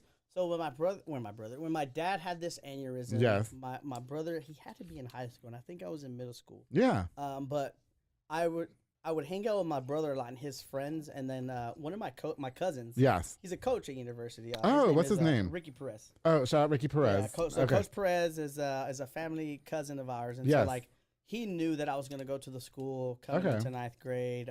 Coach Chapman knew I was coming in, and there was a lot of good players already at university, right? Yeah. So I had this like goal set in my mind that like my freshman year I'm gonna make varsity. I'm gonna play. You're gonna play, yeah. Right, and so like my first year, like once I get to university, and I went to the old university, the one right here where that Bubba's and everything. Yeah, like it was like little portable buildings, wasn't it? Watching it get like now it's like this immaculate. It looks like a freaking college now. Dude. Yeah, it's watching beautiful. It go down hurt me so bad. Really? I was like, man, maybe my son could go to that high school. Please, he can still go there. So okay, much. It's beautiful. Yes, of course. But no. So how I overcame it was.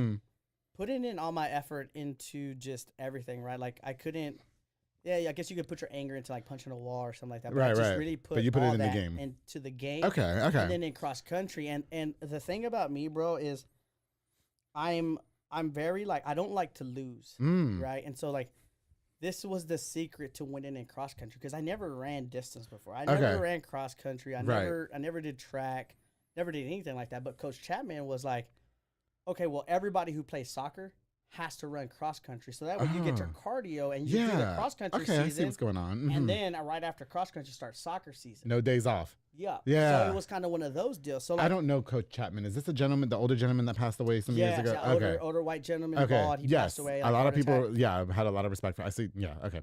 Yeah, man. Just so I can get some context in my head. Okay. No, it's all good. And it's awesome because you get to see like, how many different people you interview, but somebody can always say that Coach Chapman was probably like someone who like impacted their life. For sure. And Coach Chapman was that for me because my freshman year, I went to their office and I said, hey, I want to be captain of the varsity team as a freshman. Yeah. I know that's never been done.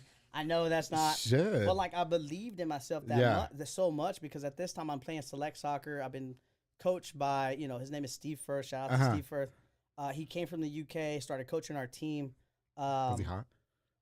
He's pretty tall. Some of those, yes. Yeah, okay, then he's hot, yes. This okay. guy's like 6'7" with a British accent. Slide in my DMs, Coach Ehrman, whatever his name is. What's his name? Steve Firth. Steve Firth. Yeah, I think he's out there coaching. You can get this Firth. Here. But you can get this Firth.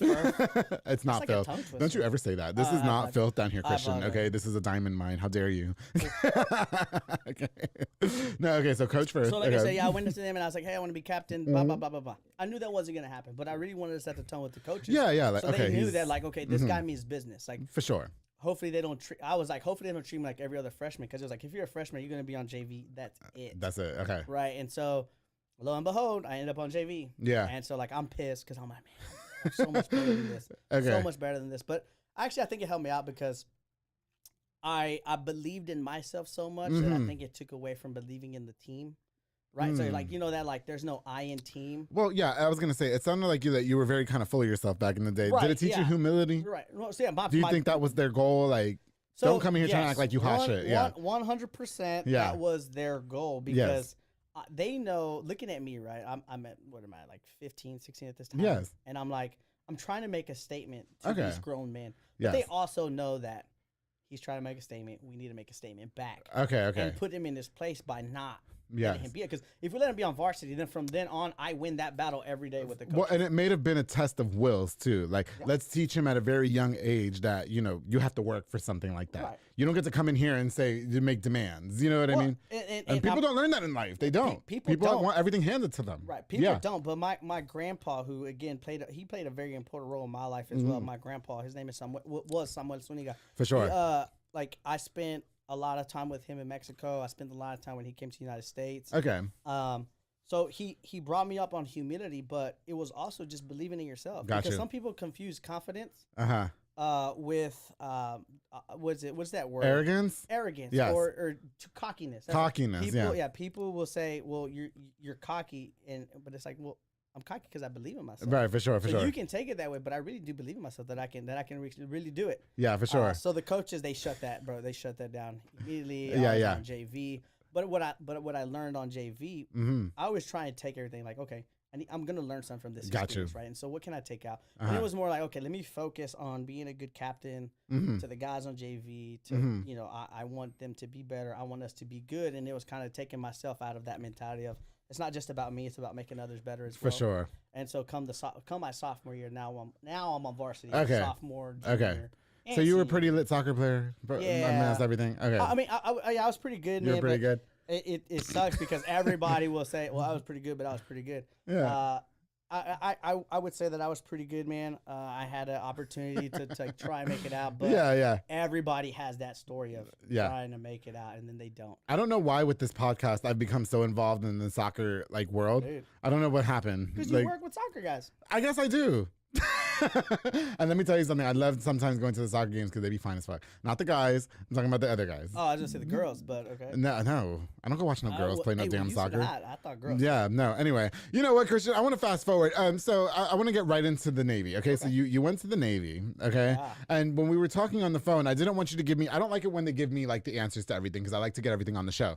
And so you were saying that it was a pretty toxic environment for you to be in. So I will say, yeah. So I joined the Navy at 24. Yes. At this time, let's see what was going on. I had graduated from MCC. I got a certificate in computer information systems. Yeah. And I applied for this position at this Walmart distribution center. I was already working there. I was working on the floor. Yeah. Doing normal No, you were stuff. working. You were going to college. And I was going to college. And finally, once I got that degree certificate, I applied for a technical coordinator position, which is office. You're in the office. You're in AC, that's with Walmart. With Walmart. With the distribution center. Okay. And here's the thing: my dad worked there as well. Oh, sweet. Yeah, so I can't work with my family. Fuck that. Well, I thought the same thing, but me and my dad didn't see each other because one thing that affects me a lot, right, is I don't like working with family because I don't like seeing my dad work hard. Because I feel like I need to go help my dad. Okay. So I would leave my position. Yeah. Go check on my dad, see if he need anything. For sure. And then come back. So when I applied for the job, and they were moving me into the office, man, that kind of hit me because I was like, on hot days, my dad is still going to be out there on the gotcha. trucks. So it's bothering you because you're seeing your dad work too hard, but you're working with your dad, and you don't feel like he should be working as hard as you. Is that what you're thinking? Yeah. Okay. If it was up to me, man, I wish my dad could just retire, relax, and then Is he still working now? Still working now. He's still working now.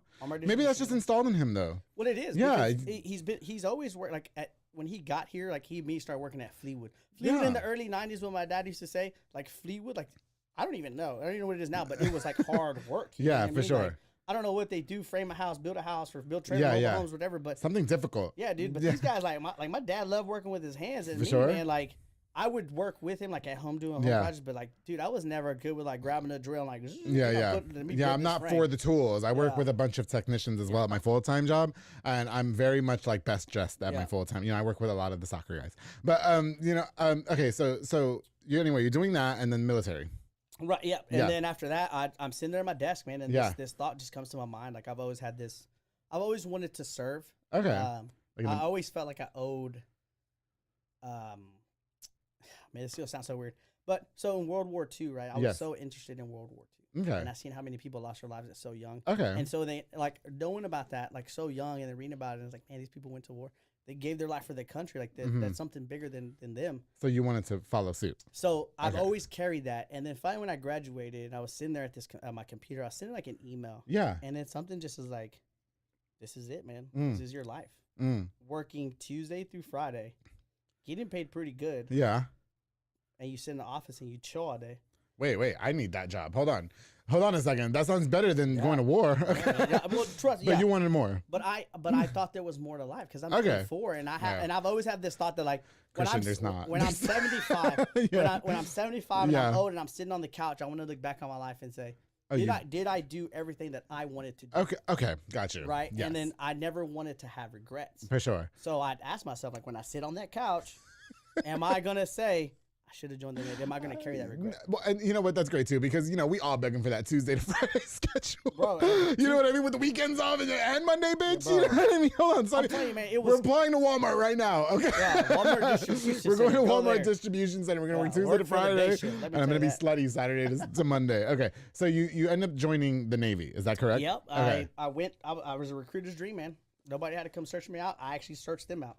You know, a recruiter came and picked me up at my house in high school one time. Picked you up. Yeah. I thought that was a little weird too, but he was kind of hot. But I was underage. So I didn't want to like try anything. You know what I mean?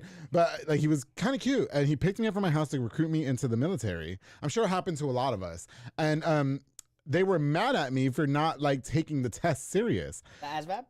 I don't know what the fuck it was. I was like, I didn't want to do this to begin with. Why you picked me up? He was like, you're never. Well, let me. You know what? Shout out to that bitch too. You know what? Let me tell you something. He said I was never gonna amount to anything in life. And welcome to the public affair, bitch. How about that? Okay, fuck that guy. He says you are never gonna learn anything because you don't take nothing serious. It's like I have a podcast. You ever heard of FTP? Fucking what? Fuck that puto. No. He did. He fucking made me feel like shit, bitch. I was a sophomore. I was in pajamas and they came pick me up. He said, you're going to go to Afghanistan and you're going to play Xbox all day. Yeah, right. Well, I don't like X. Yeah, I was going to say, yeah, right. Go ahead. Elaborate. Yeah, so after that, man, I went to the recruiter's office and I said, hey, this is what I want to do and I want to do it. And how am I going to go about it? They were kind of taken back because not everybody walks into the recruiter's office and says, this is what I want to do. Okay. You know, and I've already looked it up and I've already researched it. This is what I want to do. So they were kind of like, okay, cool. Like, whoa, calm down. Yeah. You know, there is a process. Like you haven't even got to level 1. What's going on here? I'm like, no, like, let me go tomorrow. Yes. So at that time, 24, I was like, okay, went in there, told them, they're like, okay, there's a process to this. Got you. We want to know if you're serious. I was like, I wouldn't be serious if I didn't come here. Right. I came looking for you. We ain't you wasting didn't call time. me. Yeah. Yes. What are we doing? And so from there, man, like it took me 9 months. To get in? To get in. I thought they just wanted you. No, it wasn't like that because I was trying to go for a certain job that required you to have like certain like you needed certain numbers when you do like this physical test. Oh. And so like I was like at Gold's Gym, man. Like, 4 a.m. I was there working out. I'd go to work in the office, not do much, just get paid. Then as soon as I'm off, I'm out running in like Texas heat with the sweatsuit on. Then I'm going to go. Oh, so you were trying to get in shape. Yeah, like I was already in shape. I was just trying to get to the pinnacle of like what in shape was for me. Because once a goal's put in my head, that's it. I'm going for it. You're going for it. Okay. Dude, I even went sober those 9 months. Oh yeah. Okay. Like, that's how dedicated I became to it. Right. Like not drinking, no partying, no not nothing. drinking. No. It was just get up at 4, go work out. All I want to do in the military is be the decoy that has to go to the terrorist. I'll sleep with the main terrorist guy, right? And then you guys come in for the kill. That's all I want to do in the military. I don't need to be fit for that. You know what I mean? I got people in my DMs right now for this pudge. Well, yeah. Well, it's big boy season. Well, I'm not big boy anymore. Why didn't right? we think about that? Huh? Why didn't we think about sending you? Like you could Hello? have been like a spy. We would have been killed. Whoever. Yeah. You know what I mean? Like. Sure. Guys, I make the perfect decoy. Look at this. I'm a snack. I'm a whole meal. We should have sent me as a Saudi like decoy. I'm not playing no fucking games. I'm being for real. Like we could have went in there. We would have had. Listen, I would have gotten the. No, let me not. Because everybody that gets the Purple Heart deserves it. So yeah, I'm not playing with that. Here's the thing though, like veterans will tell you that when somebody sees a Purple Heart, you may feel like, okay, they deserve that. But us in the military, we're just like. You were just the last one that got shot. I mean, wait. So you have everybody was on the way out. You were the slowest one. So. Oh my God. Okay. You know what, Christian? Listen, Christian. I have so many questions about the military. Okay, and listen, everybody's experience with the military is different. You know, and let me take this opportunity before we go to break to say that I support the troops. I am grateful for the troops because I can't do something like that. Do you know what I mean? Like, and the fact that people are brave enough to go out there and defend our country in different countries and go to war like that, I commend you. I am going to support you 100%. I just full disclosure. I just want to say that before I start making jokes, because I'm gonna make some jokes. You know what I mean? And people like you know what I mean? And that's the veterans, absolutely. Us veterans, man, we have a different. What is it? We have a different. The way that we talk to each other is very different, right? Yeah. We may say something to each other like, "Hey, what's up, motherfucker?" And somebody may take that. Yeah. But somebody like. When you're in the military, can be like, "Hey, what's up, motherfucker?" So if I go to the military, they're gonna call me a bitch and a fag. They probably will, but they don't mean any. But they don't mean. I'm joining the public affairs canceled. But they don't mean any. But it's like not any harm. It's like they accept who you are. They're just gonna give you a nickname off of that. But it's like no harm, no foul. I want to be Sergeant Fag. That's all I want to be, is Sergeant Fag, and sent me in as a decoy to sleep with the enemy and then snipe them. Listen, there you go. Christian, that could definitely be you. I've got tons of questions about the military because I know you didn't have the best experience in there. But we're going to take a little break, okay? And when we get back, we're going to learn more with Christian Lugo about his time in the military, his negative experience in the military, and what was really going on behind the scenes. He's going to give us all the dirt here on the Public Affair, so make sure you guys stay tuned in. Hey guys, I hope you're enjoying this really, really special episode of the Public Affair with my very special guest, Mr. Christian Lugo. Before we continue, I definitely want to use this opportunity to give a shout out to just a few more of our sponsors of this episode of the Public Affair. This episode is brought to us by the Queen, Ms. Juliana Resendez with JR Renovations. She's a general contractor specializing in commercial businesses and residential homes. She's a true queen, leveling the playing field in a male-dominated industry, Dolly. You can follow on Facebook and Instagram at JR Renovations or call them on the screen. My girl, let me tell you something about Juliana. Juliana has had a wall of shit just recently fall on her, and I just have so much respect for her. She is over there handling it like a true queen that she is. I want to like emulate my work ethics from her. Juliana, thank you so much for all the support that you give the Public Affair. I truly, truly appreciate you, girl. And you know that I'm here for you. That's all. I just want to use this opportunity to say that. That girl, you know, she's got a friend in me. That's it. Of course, the Banda's hauling service with Julian and Ana Banda. They rent dump trailers. You fill it up and they haul it away, darling. Your car breaks down. You call Banda's hauling service with Julian and Ana Banda. My car broke down. He came and got me. He said I'm going to be there in 20 minutes. He was there in 10 minutes. They also do junk removals and tree brush removals and haul cars in and out of town, darling. Book now with the number on the screen to Julian and Ana Banda. Thank you guys so much for all you do for me in the Public Affair. And I just want to say that I'm truly, truly, truly grateful to see how much your business has grown with Banda's hauling service. Congratulations to you guys. You guys deserve everything. Of course, the Embrace Fitness with Lisette Luna and Amanda Switzer, those snacks. They teach group fitness classes that are fun and dynamic, darling. Those girls are hot. They specialize in total body workouts by Escalate and by Jackie and Zumba Step. Classes are Monday through Thursday at 6 p.m. and 7 p.m. You can also contact them to rent the building that they use for parties and small events. Those girls right there, they're snackish. They want to make you look snackish. Embrace Fitness. Thank you guys so much for all you do for me in the Public Affair. I truly, truly appreciate you. Y'all know we can't go on without thanking Allie's Driving with Alexis and Diana Rivas. We were just talking about them. Their convenience store located where the old Kobe's is in South Waco, darling, 2105 Dutton Avenue. You can stop by for delicious snacks or a cold drink. Now, if you need a beer for a party or yourself, they got you with a huge freezer stocked with a wide selection of ice cold beer. You can order from the kitchen too. Huge freezer, a lot of beer. Me and Christian went in there when I was drunk. Okay, they also have a delicious selection of food to satisfy your appetite or to go with that cold beer. Go there for Enchilada Friday and get it with the pig's feet. Get it with the pig's feet. I know pig's feet does not sound good, but I want you guys to get it. Mason, go get it with the pig's feet, okay? You can stop by this monumental convenience spot in South Waco today to Allie's Drive-In. Thank you guys so much for sponsoring this episode of The Public Affair. Of course, to my girl Nancy Pulsini with Parkway National Insurance, who provides insurance for all commercial trucks and tractor trailers. She also provides insurance for contractors along with home and auto insurance. Basically, for all your insurance inquiries, you got to hit my girl Nancy Pulsini with the number on the screen. Y habla español también. To my girl Nancy Pulsini, thank you so much for sponsoring this episode of The Public Affair. And of course, to one of the longest running sponsors of The Public Affair, who's made sure that I've looked super snackish for more than 120 episodes of the show, Mr. Sid Rodriguez with Elite Barbershop, located on Hewitt Drive. You can call the number on the screen or book the Squire app to book your next appointment. Now, you walk-ins are welcome as well. They have Marcus Guerrero Royal, Chris Reyes, Santos Cordova, David Rodriguez, Isaac Chavez, Clint Fletcher, Isai, all snacks making you look like a snack too. Elite Barbershop, basically when you go to Elite Barbershop, you're going to look like a snack like me.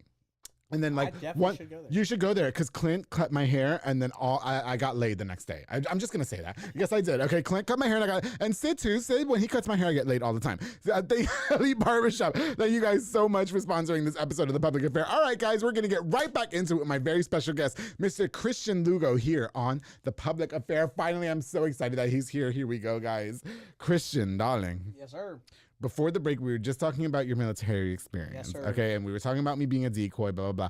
But, you know, when we were on the phone, and I didn't want you to get too into it when we were on the phone because I don't like rehearsing the show. Right. Okay? And so you said that your experience, and listen, everybody's experience with the military is different. You know what I mean? Yep. And listen, big shout out to like my friend Manny Palomino who served in this country, and you know everybody who served in this country. Like I said, I'm a big supporter for the troops. You guys do something that people like me just don't have. I don't have the heart. I don't have the courage. You know what I mean? And people like them, they go out of the country and they defend this country. They make sure that we get to do things like I get to do this. You guys have my 100% unconditional support, 100%. Now, your experience was a little bit different inside the military. Can you walk me through that? Yeah. So again, mine wasn't different because I'm joining at 24, right? So at 24, I have I would say life experience. You know, like I was already going to college. I had just finished. I just applied for this job, and so like it's a pretty big position with not much to do. Yeah. So I joined the military, right? And then the big shock for me, it was tough because I was the first person out of my family to join the military. Okay.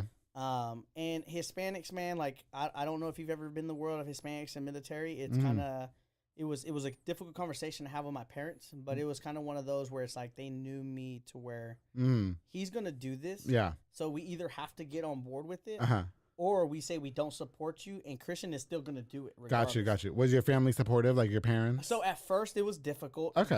But they know me. Yeah. They know me very well. Like you're gonna do if you don't support me, I'm still gonna. You're gonna do it regardless. Right, I'm gonna do it regardless. I got you. So it's kind of just better just support them and say, hey, go for it. Don't even fight it. Just do it. Yeah. Okay. And that's how I've been. Yeah. Right? That's how I've been. Okay.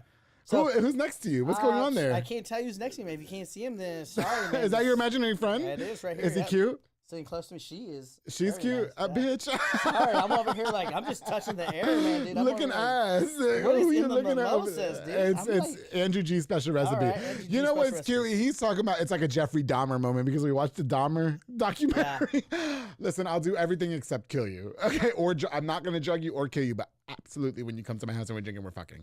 Absolutely, I don't give a fuck. You're not coming to my house and drinking, and we're not fucking. That's not gonna happen. Okay. All right? Yeah. Okay. Anyway. Noted. But so I'll sit over there next to you if you want me to, Christian. Okay. I mean, hey, dude, it's okay because I'm over here just grabbing. No, air. Rachel will fight me. Rachel looks like she's quiet, but she's deadly too. She looks like she'll fight. Man, she is like the complete opposite of me, man. Like when I talk about introvert and extrovert. Yes. Two opposites. She was so kind though. Shout out to Rachel, girl. I love you. Yes, that's it. She is the whole angel in this. That's it. I don't know how in the world I haven't gotten in trouble, and that's all due to her because she keeps me like very in check. She keeps you in check. Okay, dude, got you. I tell you, man, like I should have been in jail so many times, and I'm not. That you know, you got a loyal bitch behind you, and that's what's wrong with you bitches. Y'all ain't loyal. That's what I'm talking about. Bitches like Rachel's loyal. Man, she's loyal. Rachel, come get her man. When we were at brunch, she came, made sure that she took the car from her man. Yeah, she sure did. You ain't driving. She met us at the house. I drove him. I don't know how I drove him, but I did.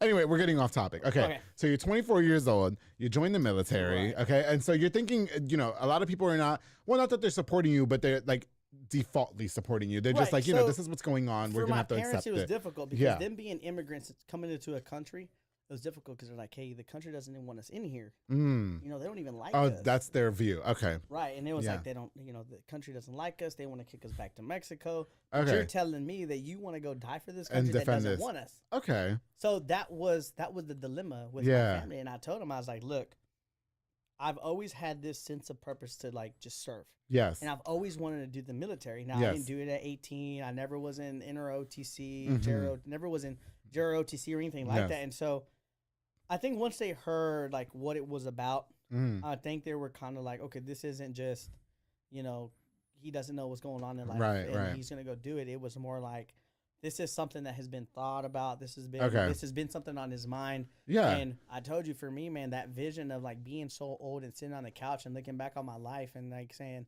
well, did I do everything that I wanted to do? Yes. Okay, I did. Right. You know, I did, and I don't want to have in Mexicans we call it like a spina, like a thorn in our side, or like a thorn in your foot. Yeah. You have to get that thorn out. Like, sácate la espina. You have to get it out. Go do it.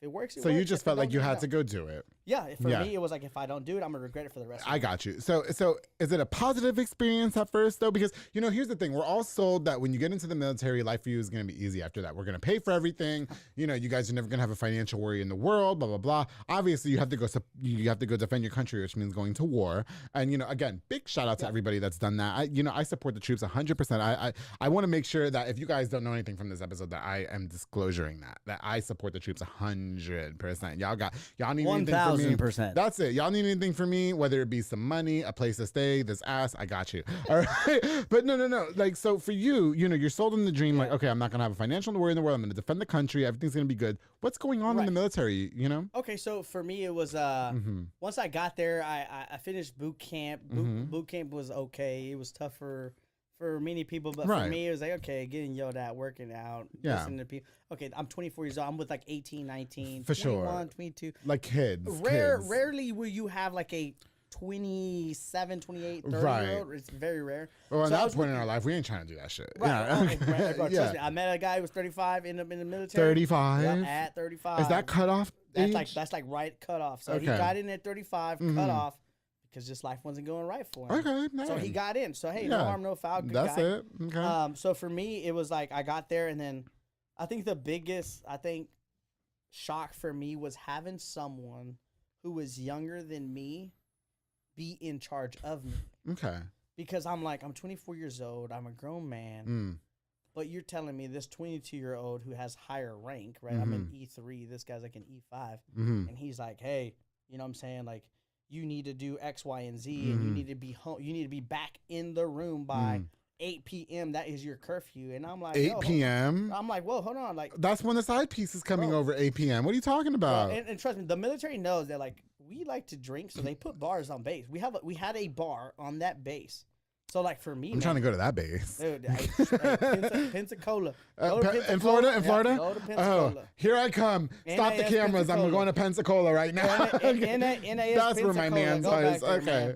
It's called Portside, man. And let me tell you, man, on that, dude, I close my eyes because I have so many embarrassing moments at that place. Oh, wow.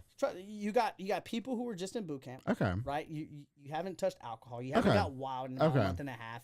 And then once you get out, it's like, hey, you're back on this base. There are rules, right? You have to be back phase 1, phase 2, phase 3, phase 3 being the highest, right? Phase 3 means you can sleep wherever you want so long as you show up the next morning. Like I can be a side piece on phase 3. Yeah, whoever gets there from boot camp, phase 1, you got to be in at 8 o'clock. Okay. So you got to learn how to get drunk real quick, real fast, early. Oh, wait, no problem. We day drink here. Hold on, wait. I'm taking notes, Christian. Go ahead. Let me get my Apple pen. Here we go. Why do you think most of us veterans are alcoholics? Well, because that's why. You're getting drunk at 3 o'clock in the afternoon. You're trying to get drunk before your curfew. Right, which is 8 p.m. And then after that, you go to phase 2, then it's 10 p.m. Now you're getting drunk early, faster, and now your curfew's at 10. Okay, 10 p.m. Once you get to phase 3, you get into that overnight. Phase 3 is when I can become a side piece. Right, phase 3 is you're going to Pensacola Beach. Pensacola Beach. You're already getting a room. Right, you're going to go out. You're going to get on Tinder. Grinder. Okay, Grinder. Well, I'm going to say Tinder for me. Tinder. Grinder. Swipe. Match. And then you match. Okay. Got the room. I don't know what we're doing. What we doing? Now I got a side piece because I'm on phase 3. Boom. Boom. Okay, back to it. Anyway. Phase 3. Side piece. Okay, Allison's going to love that when she edits this. Okay, so you're on phase 3, right? Yep. Okay. So phase 3, and then from there, man, it's just, let me tell you, man. The things that happen on that base in people's cars and dude, you had at this Are they getting point, blowjobs? Are they getting blowjobs? Okay. Let me tell you this. You were saying the military, you're not gonna have to worry about much. Well, that's what they sell us, Christian. With all due respect, you know what I mean. But see, I'm coming at 24, as in I'm getting paid as an E3, and that's about $800 a week. That's about 2 weeks. Oh, that ain't shit though. So E3, you're getting about $800. But here's a trick, though, man, and I would tell everybody, here's a trick. If you join the military at 18, and you're married, Mm-hmm. dude, you're gonna. Oh, you get more money. Yeah, that's why my cousin married so young. Yeah. You get money. On top of that, you're 18. Then you own a house. You have a mortgage. Then that puts you ahead of the game of every other 18-year-old, right? Okay, got you. But that 18-year-old is probably going to make a career out of the military. Yeah, so for he's sure. going to do his 25 years, his 20 years. Mm-hmm. And then, he's going to be in charge of someone like me who's 24 that has real life experience. But do you think that it was a pride thing for you? Because you even said that when you were in high school, you had a difficult time like settling for less and all that jazz. I wouldn't say it was pride. It was more trying to get back into the mentality of, I no longer make my rules as a civilian. Okay. Someone else is now making those rules for you. Okay. Right? Yes. No, go ahead. So, and once you start realizing that every single rule and everything that's coming, like, you have no control of your life or your time. Gotcha. And that's where the negative portion came in from, because I joined with no family. Like, me and Rachel, I think at that time we were separated. Yeah. Like, we've been together since we were 17, and then I think around 24, 23 is kind of when we separated to try to figure out who we were, because we were together for so long. Yeah, and it happens, right? Yeah, for sure. And that's something that I'm glad that me and my wife can talk about now openly, because back then, man, like if me and Rachel tried talking about this back then when it happened, dude, like, dude, I'm aggressive and I'm upset, but like we're so past that, and like, we've been so past that we can look back and be like, man, we needed to go through that for sure to make us I applaud so you much guys more for stronger. That. Absolutely. You mentioned in your time in the military that they were kind of desensitized, for lack of a better term, to the outside world. So you mentioned that you struggled a lot with alcoholism. You met some people that were struggling with depression, and your personal experience, again, because I want to talk about your experience. For full disclosure purposes, this is not how the military is. This is Christian's this perspective. Is my right. Okay, so you felt like in your time in the military that they were very desensitized to those issues. So what was going on behind the scenes? So what had happened is once I got through Pensacola, got through the school and everything, you get to your final like permanent duty station. That's what they call it in the Navy. Your permanent duty station. Once you get there, like, this is where you're going to spend your time.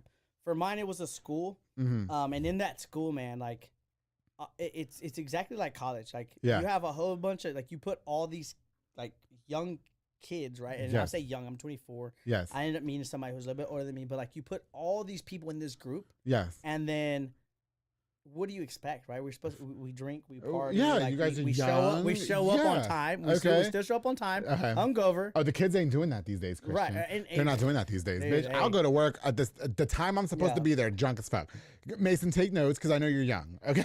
Yeah. Hey, Mason. Mason, take notes, take man. Notes. All right, dude, I'm telling you, dude, because and that's one thing that we were doing, man. We had barracks. They gave us a place to stay for free. Yeah.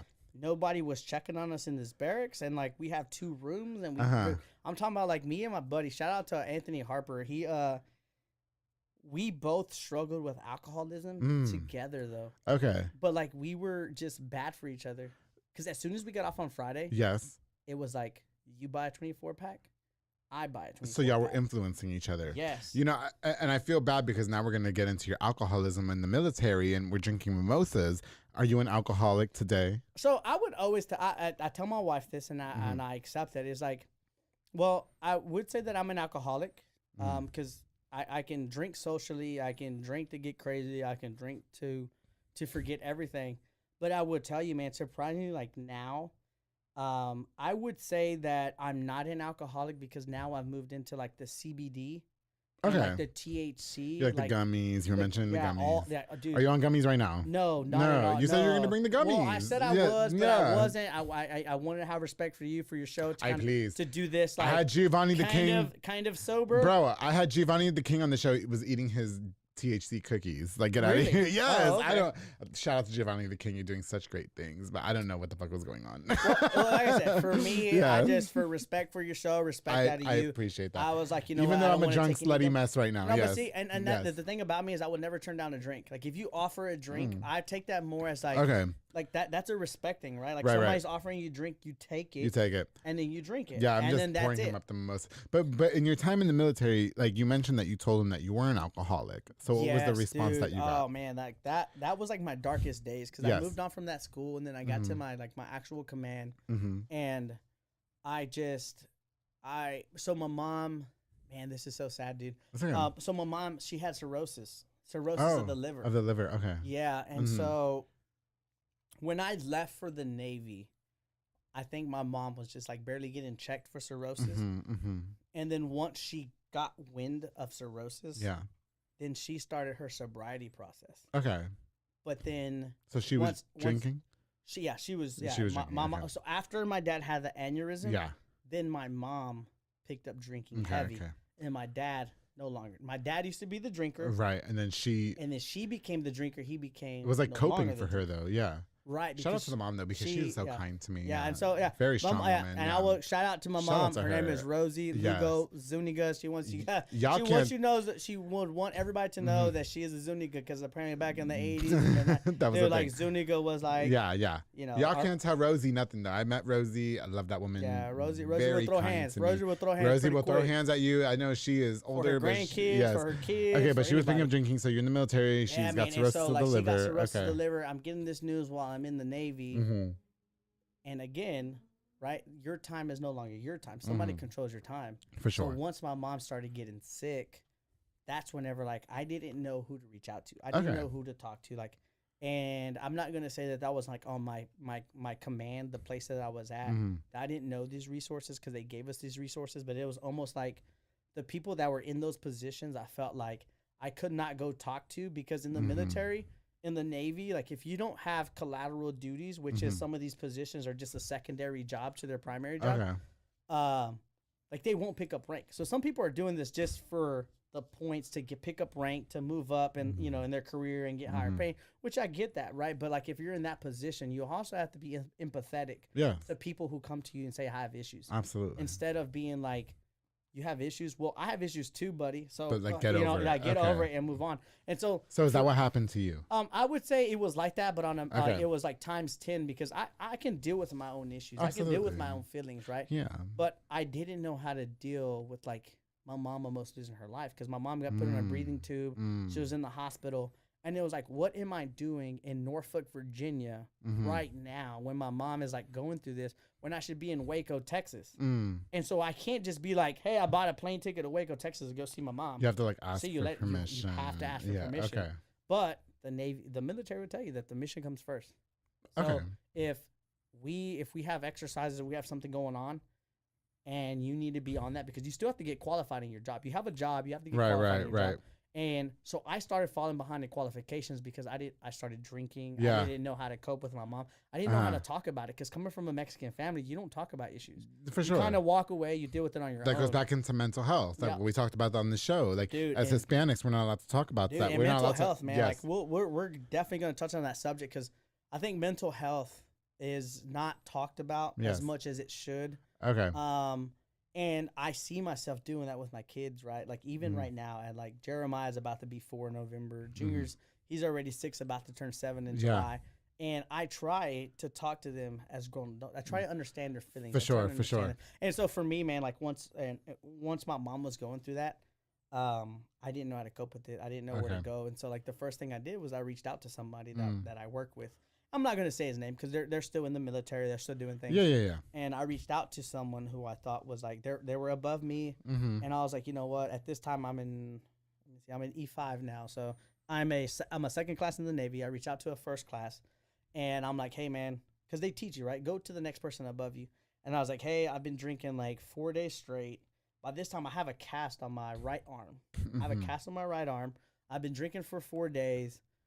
I don't know what's wrong mentally with me. I'm trying. I woke up that morning and I talked to Rachel, and I was like, hey, like, I don't know what's going on. Something's affecting me. I think I know it's my mom and her cirrhosis, but I don't know how to cope with that. I don't know how to deal with it. Right. So you're turning to drinking. Right. And so like, I started drinking, because drinking makes you forget everything. Drinking makes you forget the pain. If you're drinking, you know, when you're sad and someone breaks up with you, we did at Ali's Drive-In. Like, right, I don't remember, but they're sponsoring, so it wasn't that bad. Exactly. Like, I didn't sleep. So here's the worst. Here's the worst thing, man. Like I resorted to something that I saw when I was younger. Everyone resort to, which was alcohol. Right. Okay. My uncle broke up with his girlfriend. Alcohol. My mom is mad as that. Alcohol. Okay, you know, so on and so on. Alcohol. So I went to alcohol. But that's what I saw. But when you told the person I'm an alcoholic, like I'm drinking profusely, they were just like, it was like, okay, meet me at that's called Tim Hortons.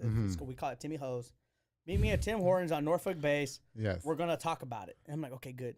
I'm getting somewhere. And so you guys talk about it. We talk about it. And he goes, all right, man. Let me tell you what I do when I drink, because now I'm realizing that he's an alcoholic as well. Okay. So he's like, I give my wife the keys, and I can't drive to go get beer. And I was like, oh, that's cool, but I live down the street. I live down the street from a store. Yeah. So if I give my wife the keys, I know I can walk. You can walk to Allie's, drive in, and get some ice cold beer from their big freezer. There you go. You can walk to Allie's. And in my case, in Norfolk, it was like a 7-Eleven. Yeah. So once you realize, okay, well, that's not going to work. He's like, well, what if you just drink 12 beers and that's it? I was like, no, you're not listening to me. Yeah. Every time that I pick up something, like, I'm going to go 100 miles an hour. Okay. Because I want to forget, and I don't want to feel. You want to forget what's going on. Right. Yeah, for sure. And then little by little, I started realizing that, okay, he's not here to talk to me about me.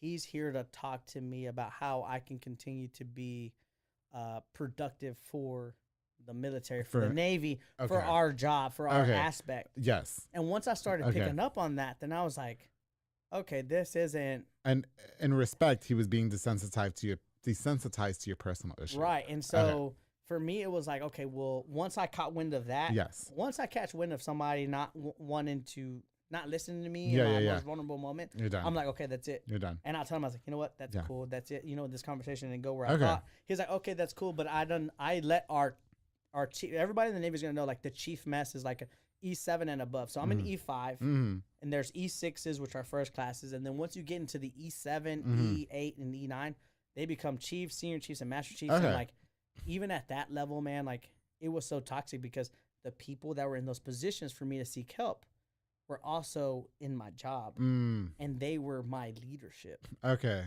So then once they caught wind that I was having issues, it almost put me to the side. Like, I felt like they were putting me to the side. Yeah. And said, hey, if you don't want to do this anymore, you don't have to do this anymore. Just go. Okay. Become someone else's issue. Yeah. So then what did I do? I immediately ran and I left that job. Yeah. And I became someone else's issue. Right. And once I became somebody else's issue, I'm like, okay, I'm on the upside, right? Like, I got rid the people that weren't listening to me, that didn't believe what was going on, or didn't even want to help me out. Like, I'm away from them. So I thought that was a positive. Right. And then I come here to Texas. I go to San Antonio. I go to this school. And my first week there, I got kicked out on a Friday. Wow. Yep. And I can speak openly about this because there's people that are still in the Navy that will support me and back me 100%. Yeah, for man. sure. Once I got there, man, I guess there was this rule in fine print that was like, you can't go 15 miles outside of San Antonio. And at that time, I hadn't seen my family about a year, a year and a half. I mean, you're a few hours So I'm like, away. I'm in San Antonio, so I'm like, I'm just going to go home. And I'm not doing nothing bad. Let me tell you, right. We were coming, as a matter of fact, it was around this time because I remember the fair. I drove from San Antonio, picked up my family. We went to the fair. Got to the fair. I get a call. They're like, hey, where you at? I'm like, who is this? And they're like, you need to be back in San Antonio, like, within 5 minutes. 5 minutes, bitch. And I'm in Waco. like, It ain't gonna be no 5 minutes. Yeah, I'm like, no, it ain't gonna be 5 minutes. Like, it's gonna be 2 hours. Like, hey, you're supposed to have watched 10 minutes ago. I'm like, hold on, because I'm considered now what's a fleet returnee, right? Like, who's been in the Navy. I go to a school where people were coming out of boot camp. They still have certain rules, and it was like, hey, fleet returnees have no rules. You just need to show up Monday through Friday, do what they do. You guys will be good. That was presented to us. And so what did I do? On Friday, I go home, right? And Saturday, Sunday, I spend time with my family. Go back on Monday. For sure. Dude, I got that call, man, and I was like sweating bullets because I was like, fuck, man. Like, I've never done anything to get in trouble. Yeah. Now here I am potentially about to get in trouble. Because when you get in trouble by the Navy, that's it. Dude, they'll take your pay. Yeah. And at that time, I was the only one working. Okay. You know, my wife, Rachel, was going to school at that time. I was the only one working, and so here I am in this predicament. Like, they're about to stop my pay. I'm going to get deducted in rank. Like, it just sucked. Yeah. And when I tried fighting for myself, for the truth, and I was like, hey, when we came here, you know, the people in charge of us told us that we didn't have to do that. But now you're saying, who was in charge of them, saying we had to do that. Right. And so I had to go meet this lieutenant. I had to go meet this lady who's in charge of the training. Yeah. And, dude, the guy lied. He lied in front of me to her to make himself seem like he had put the rules out. Like, he said, hey, I told these guys they couldn't do that. Right. And I'm sitting there looking. I'm like, dude, I'm not a liar, man. I can't sit there and lie to someone in their face. For sure. And he actually did that. He lied to my face and said, I told you you couldn't leave. You had to be here. Yeah. You know, blase. And I'm like, no, you did not. Yeah. And then I showed that lady my text messages with the other fleet returnees that have been in the Navy. Okay. And they were like, yo, we had no clue. We had no idea. I showed her the proof. She was like, well, I think you're lying. She took that guy's side. And from there, man, I got kicked out of that school. Okay. So you were done. Dude, and I'm like, okay, you know what? I left the other place because I became someone's issue. I got here. I just went home. Right. I came back immediately when they told me to. problems. And still problems. And so then I said, you know what? That's cool because there was like a little clause in the contract that was like, if you fail to convert to a new job, then you can just get out of the Navy. So that's what happened. So I would say, okay, hey, it says this in the verbiage. I'm gonna get out the Navy. Boom. So I went to this class to get out. And then on the last week, that was supposed to be my last day in the military. Good thing he reads the contracts, by the way. You have to read the contracts, guys. Yeah, read the contracts. Read the contracts. Read the contracts because I still got tied into a year and a half. Okay. I still got tied into a year and a half. Okay. When I left, I was like, okay, I'm ready to get out. I'm in San Antonio. Waco's about 2 hours away. It doesn't make it that difficult. Me and my wife are good. 2 hours. If you drive I hate when enough. people lie about the length of a commute, Christian. All right? It's 3 hours. Shut up. Okay, 3 hours. It's 2 hours to Houston, 3 hours to San Antonio. Okay. Hold on. 2 hours to Houston, 3 hours to San Antonio? 2 hours to Austin, 3 hours. I said that wrong. Okay. Okay. No, bitch. but so and so that's what it was, man. It became a I was like, okay, I'm ready to get out. Yeah. I'm here in San Antonio. Waco's right there. You're going home. We're close. Yeah. And then when this lady called me and she was like, hey, I have some news to break. I was like, okay, what is it? She's like, I sent that verbiage and everything up to the highest person that you can send it to. For sure. And they said, no, you still have a year and a half left to complete. Okay, so you had to fulfill your year and a half. So from there, it was like... Well, did they breach contract at that point, do you think? Dude, you know, in the military, again, it's difficult because, like, nobody cares more about you than you. So, like... If you go out seeking for help, you got to understand, man, everybody's just there to get an easy paycheck. Okay. You're going to find people very rarely that will help you out. I was one of those few people that would help people out. Absolutely. And so for me, man, once it was such a fucking bummer because I thought I was about to be out. Yeah. My family was like 2 hours in They reach, were right there. And I was like, man, I'm about to get out. And you have a year and a half left. Dude, and then they said year and a half left. You're going back to Norfolk. I got you. On top of that, we're gonna put you on a ship. Oh wow! On a like in the ocean, Navy in the ocean, ship. Yeah. You know, and let me tell you, man, with fucking Free Willy and shit. Dude, get out of here. Yeah. Coming from like the aviation side of the Navy, where you don't really see ships, and you don't stay on ships, right? I was like, holy fuck, man, this is gonna be a huge fucking shock. Yeah. And like, dude, I dreaded it, and I dreaded it, and I was like, oh. And this is where the mental health issue came in because I was like, fuck, dude, like, what am I going to do? Like, I was drinking heavy. Yeah. Like, I was talking to Rachel, and I was like, I don't know what I'm going to do. I have no idea how that life is. And, man, that life, what I've heard sucks. Yeah, for sure. Fucking sucks. And trust me, man, I got the shit in the stick. And my last year and a half in the Navy, it fucking sucked. Yeah. But I'm so glad that I had the friends around me to go through that suck with. And dude, and I'm telling you, man, like, that suck with? We sucked together. Everybody sucked together. Yeah. Dude, it's not gay if it's underway, man. I'm telling you, man. And I'm joining the Navy. Join the Navy, bro. I'm telling you, man, it's not gay if it's underway. But, man, I had really good friends, man. Really good friends that I met. I got put in a position where, like, I could talk to everybody, help people, and do everything. So you guys were all there for each other. And that's what, dude. And we used to stay up until, like, dude, when I say, like, 4 in the morning. Yeah. Like, we worked from 7 to 7. Okay.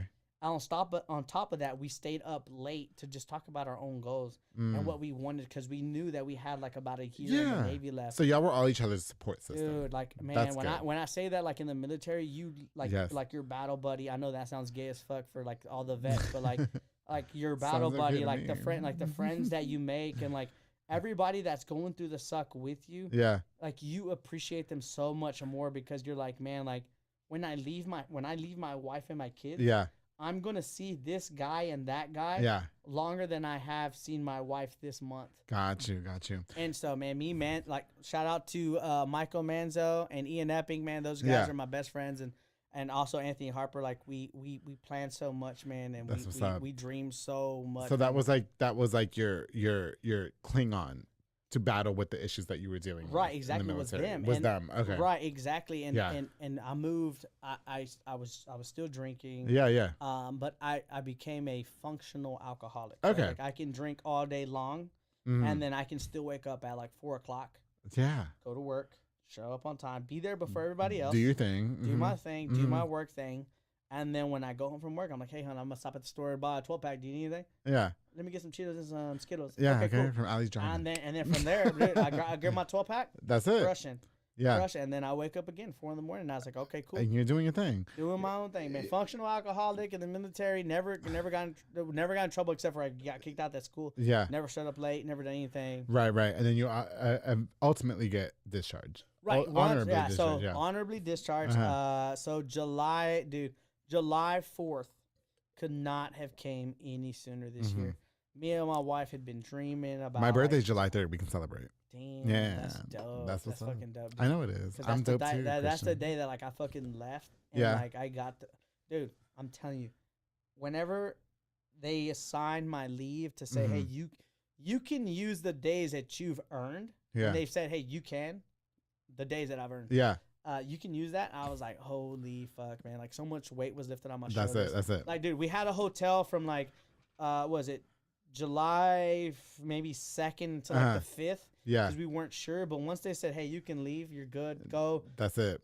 Dude. Full on slutation, party. Yes. I'm telling you, but if you think that there's no party or no slutation or no nothing. Oh, honey, please don't play with me. I'm telling you, man. That please don't Navy, play with me. Yeah. Dude, Them DL military, man. I've seen married people go to different countries. Yeah. Get with someone else in their command or who they work with. Yeah. Become buddy, and then go back home, come back to the States, and then they go back to their marriage. Oh, but that's Waco. That's the town. Yeah, these guys go back to their wives. I said that.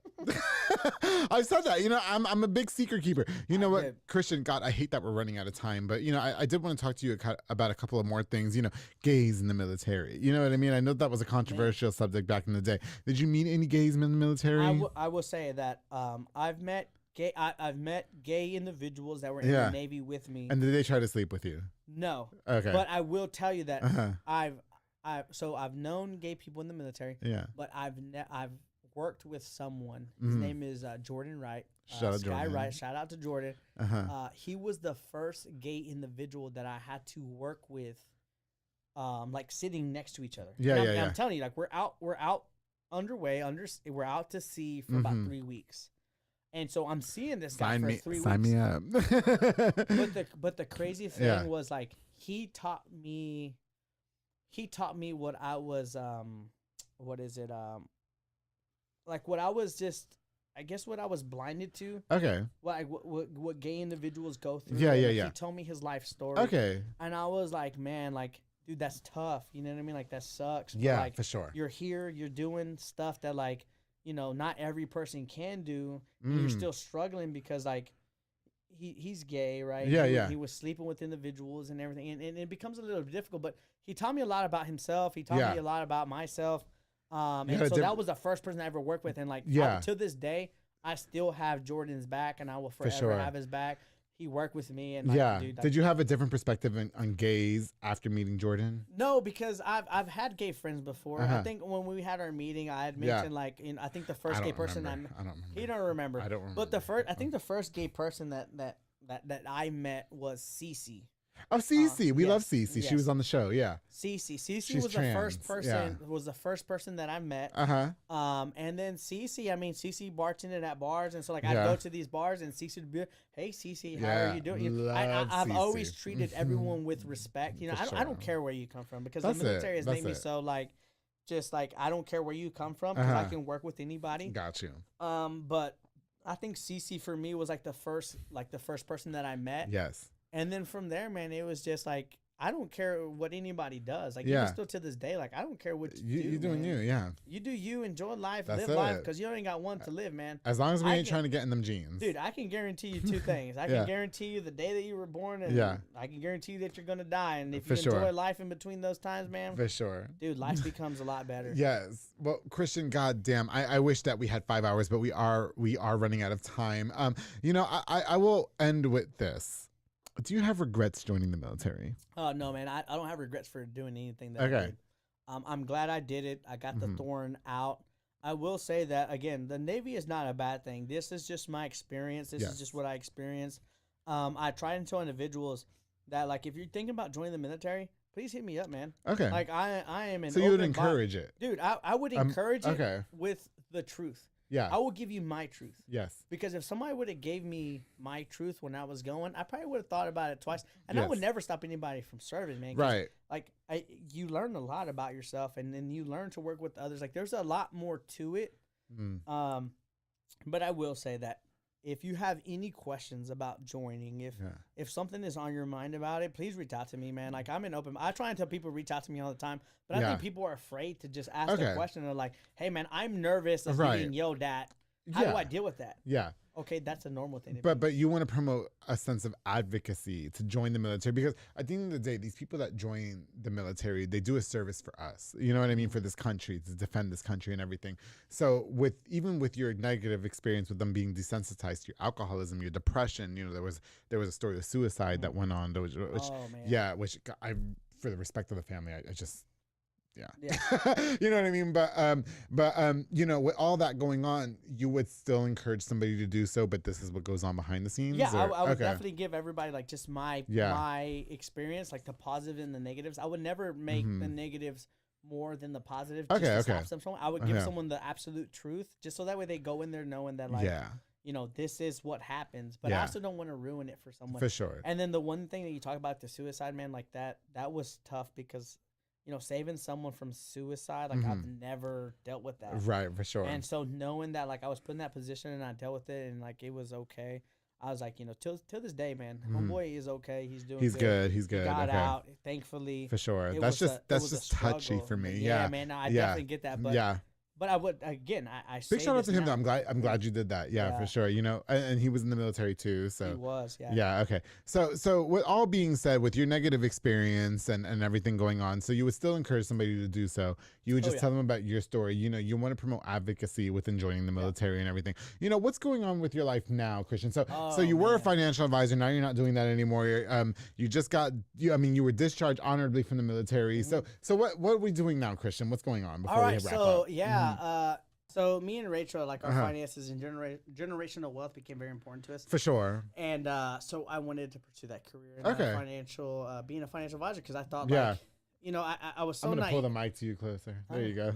I was so naive to the fact that, like, when someone needs help, you can't make them, like, you can take a horse to the water, but you can't make it drink it. Exactly. So I was like, I know you need help. Let me help you understand that I'm trying to help you. Like, and that's where my frustration was growing, because the first people that I went for was, like, everybody in my Facebook. Okay, got you. And yeah, because you called me. Dude, and I was so, but here's the thing though. I was so naive, because I was in the military for 8 years. Yeah. So people that I was reaching out to, they hadn't seen me in, like, 8 years plus. Yeah. Yeah. And so me reaching out to people, like, I attacked it with the sense of knowing, like, they could potentially think that this is like spam, you know, some type of like scam them or whatever. Mm-hmm. And I really wanted to come off as personable, but I really tried to attack the people. I'm not even gonna say attack. That is the worst word. He called me. I looked up his Facebook and I was like, oh, he's hot. I'm definitely calling him back. Well, yeah. So it was more like I knew you had a podcast, right? And I was like, okay, well, I want to get to Andrew, because I know Andrew has, like, many connections. Yes. And so once I got to you, you know, as open and as nice as you were, like, I was really surprised, because I'm sitting in my apartment in Norfolk, and I'm sitting at this, like, kitchen table, and it's, like, fucking black, and I'm like, man, I'm trying to figure out, like, how can I have an income coming in by the time that I separate from the Navy? So, you know, I was watching your podcast, and I saw your podcast, and then when I called you, man, to just be taken back from how, like, down to earth you were. You had no clue who I was. Official. I was just official. Like, I am with everybody. And I'm telling you, man, like, I was playing Nintendo when you called me. Andrew was himself. Yes, in my underwears. He was himself. and like I said, man, like I think that's real cool of you, man, because thank you. I've always told you, and I told you over the phone, I was like, you give people like me a voice. Yes. That's struggling through stuff that maybe people didn't even know that I was struggling with. Yeah. But you're the voice for us, and you're the voice for like Waco, for just someone every day like us to just come out and come on the podcast and explain our issues. Because people can look at me and be like, man, high school, man, this guy was good at soccer, but they didn't know that I was struggling. That you were struggling so much more, right? Because it was still like there's like domestic violence, and there was so much more that you get into, man. And I went to Coach Chapman. Yes. And the reason why I want to say this is because Coach Chapman played an important in my life in my role, because I never broke down in front of anyone. And the first person that I broke down in front of was Coach Chapman. Okay. And I called him and I was like, hey, Coach, like, he was in my avid class. I was a senior. He came out. Yeah. And, dude, like, I broke down crying. And he's like, what's going on? I'm like, my mom's an alcoholic. Yeah. You know, Dad's and dying. like, Dad was like, like, you know, and then how do I deal with this? I'm supposed to be this high performing athlete, and what am I doing? You know, and then like, dude, like, he cried with me. You know, Coach Chapman, you know, as tough as he was very sentimental, and like he cried with me, and he's like, what can I do to help you? And I was like, well, I don't ever want to be taken away from my family, but it's just, this was the cards that I was given was alcoholism, domestic violence. Right. And he helped you get through all that. Dude, and also mental health, man. Because when I was in high school, dude, not like there was never a time that I didn't think about killing myself when I was in high school. Wow. But so to be like, because of everything that was going on. Because of everything that was going on. And I was like, man, like, my life fucking sucks. Dude. Yeah. And to this day, man, like, I wear this watch, dude, but if I take off this watch, man, like, it literally hides the scars from where when you were cutting I tried to kill myself. Wow. Okay. Yeah, dude. And so that's something that like only Rachel knows, but like I'm willing to share with you and especially your podcast, because mental health is very serious, and I contemplated suicide like at a very early age. Right. And I always like, dude, I would think like, man, I'm in high school. Like I did the you remember at Midway University did those car crashes? Yes. Like, yeah, because I went to Midway. Dreams. What's it called? I can't remember what it's called, but they did the mock car crashes with the drinking and driving. So actually, my senior year, I was a part of one. You were part of that, okay. Yeah, and so I was the one that died in that car crash. And so, like, dude, like, struggling with my mental health, and then seeing how people would react. Yeah. If I was like it, dude, it completed the circle for me. I got you. But I never took it that far to take my life. And so, dude, like, it's just, dude, mental health is a struggle. We've talked about it on this show. You know, I have to give a shout out to Dominic Villa, who was probably one of the first guests that I've had on this show, who comes from South Waco, Latin American guy, who touched on mental health, and you're doing so as well. You guys are from the same area of the city. You know what I mean? You know, Christian, would you say life is going good for you now, though? I mean, you're a father of 2 boys. Yep. You're married to a beautiful wife. You know what I mean? So how's life for you now? Dude, what's next for you? So, like I said, life for me has changed because after doing 8 years in the military, I can proudly say that I am a 100% disabled veteran. Yes. So I will be retired from this point forward. Yes. So I will I will get a check every month. Yeah. And it puts me in a weird predicament because it's now I'm in control of my life. Okay. Right? So now I get to do what I want to do. For sure. Right? So I enrolled into UTA. Okay. I said, you know what? I want to get a bachelor's in communication. There you go. Because again, I feel like just everything that I've been through has been through a lack of communication. Okay. So it just seemed right to go to school for communication. Okay. So now I get to go to school. I get paid for going to school. Mm-hmm. I also get paid for now being a 100% disabled veteran. Okay. And so now, like, I feel like I'm in control of my life. Mm-hmm. I've now expanded to I haven't. This is like my first drink of alcohol. Besides, like yesterday, right? We went to a pumpkin patch out in Dallas, but like I had one beer. Yeah, that's literally what I had. But like now, I'm into the whole CBD and THC, and I wish that like every veteran or everyone in the service could at least try it, because man, like the drastic change from drinking alcohol to just doing a CBD gummy to just even like smoking flower that's not even real THC, dude. I'm saying, man, like this is all legal, dude, and like it helps me out so much with like my anxiety, with my depression, and I'm a whole completely different person because now I get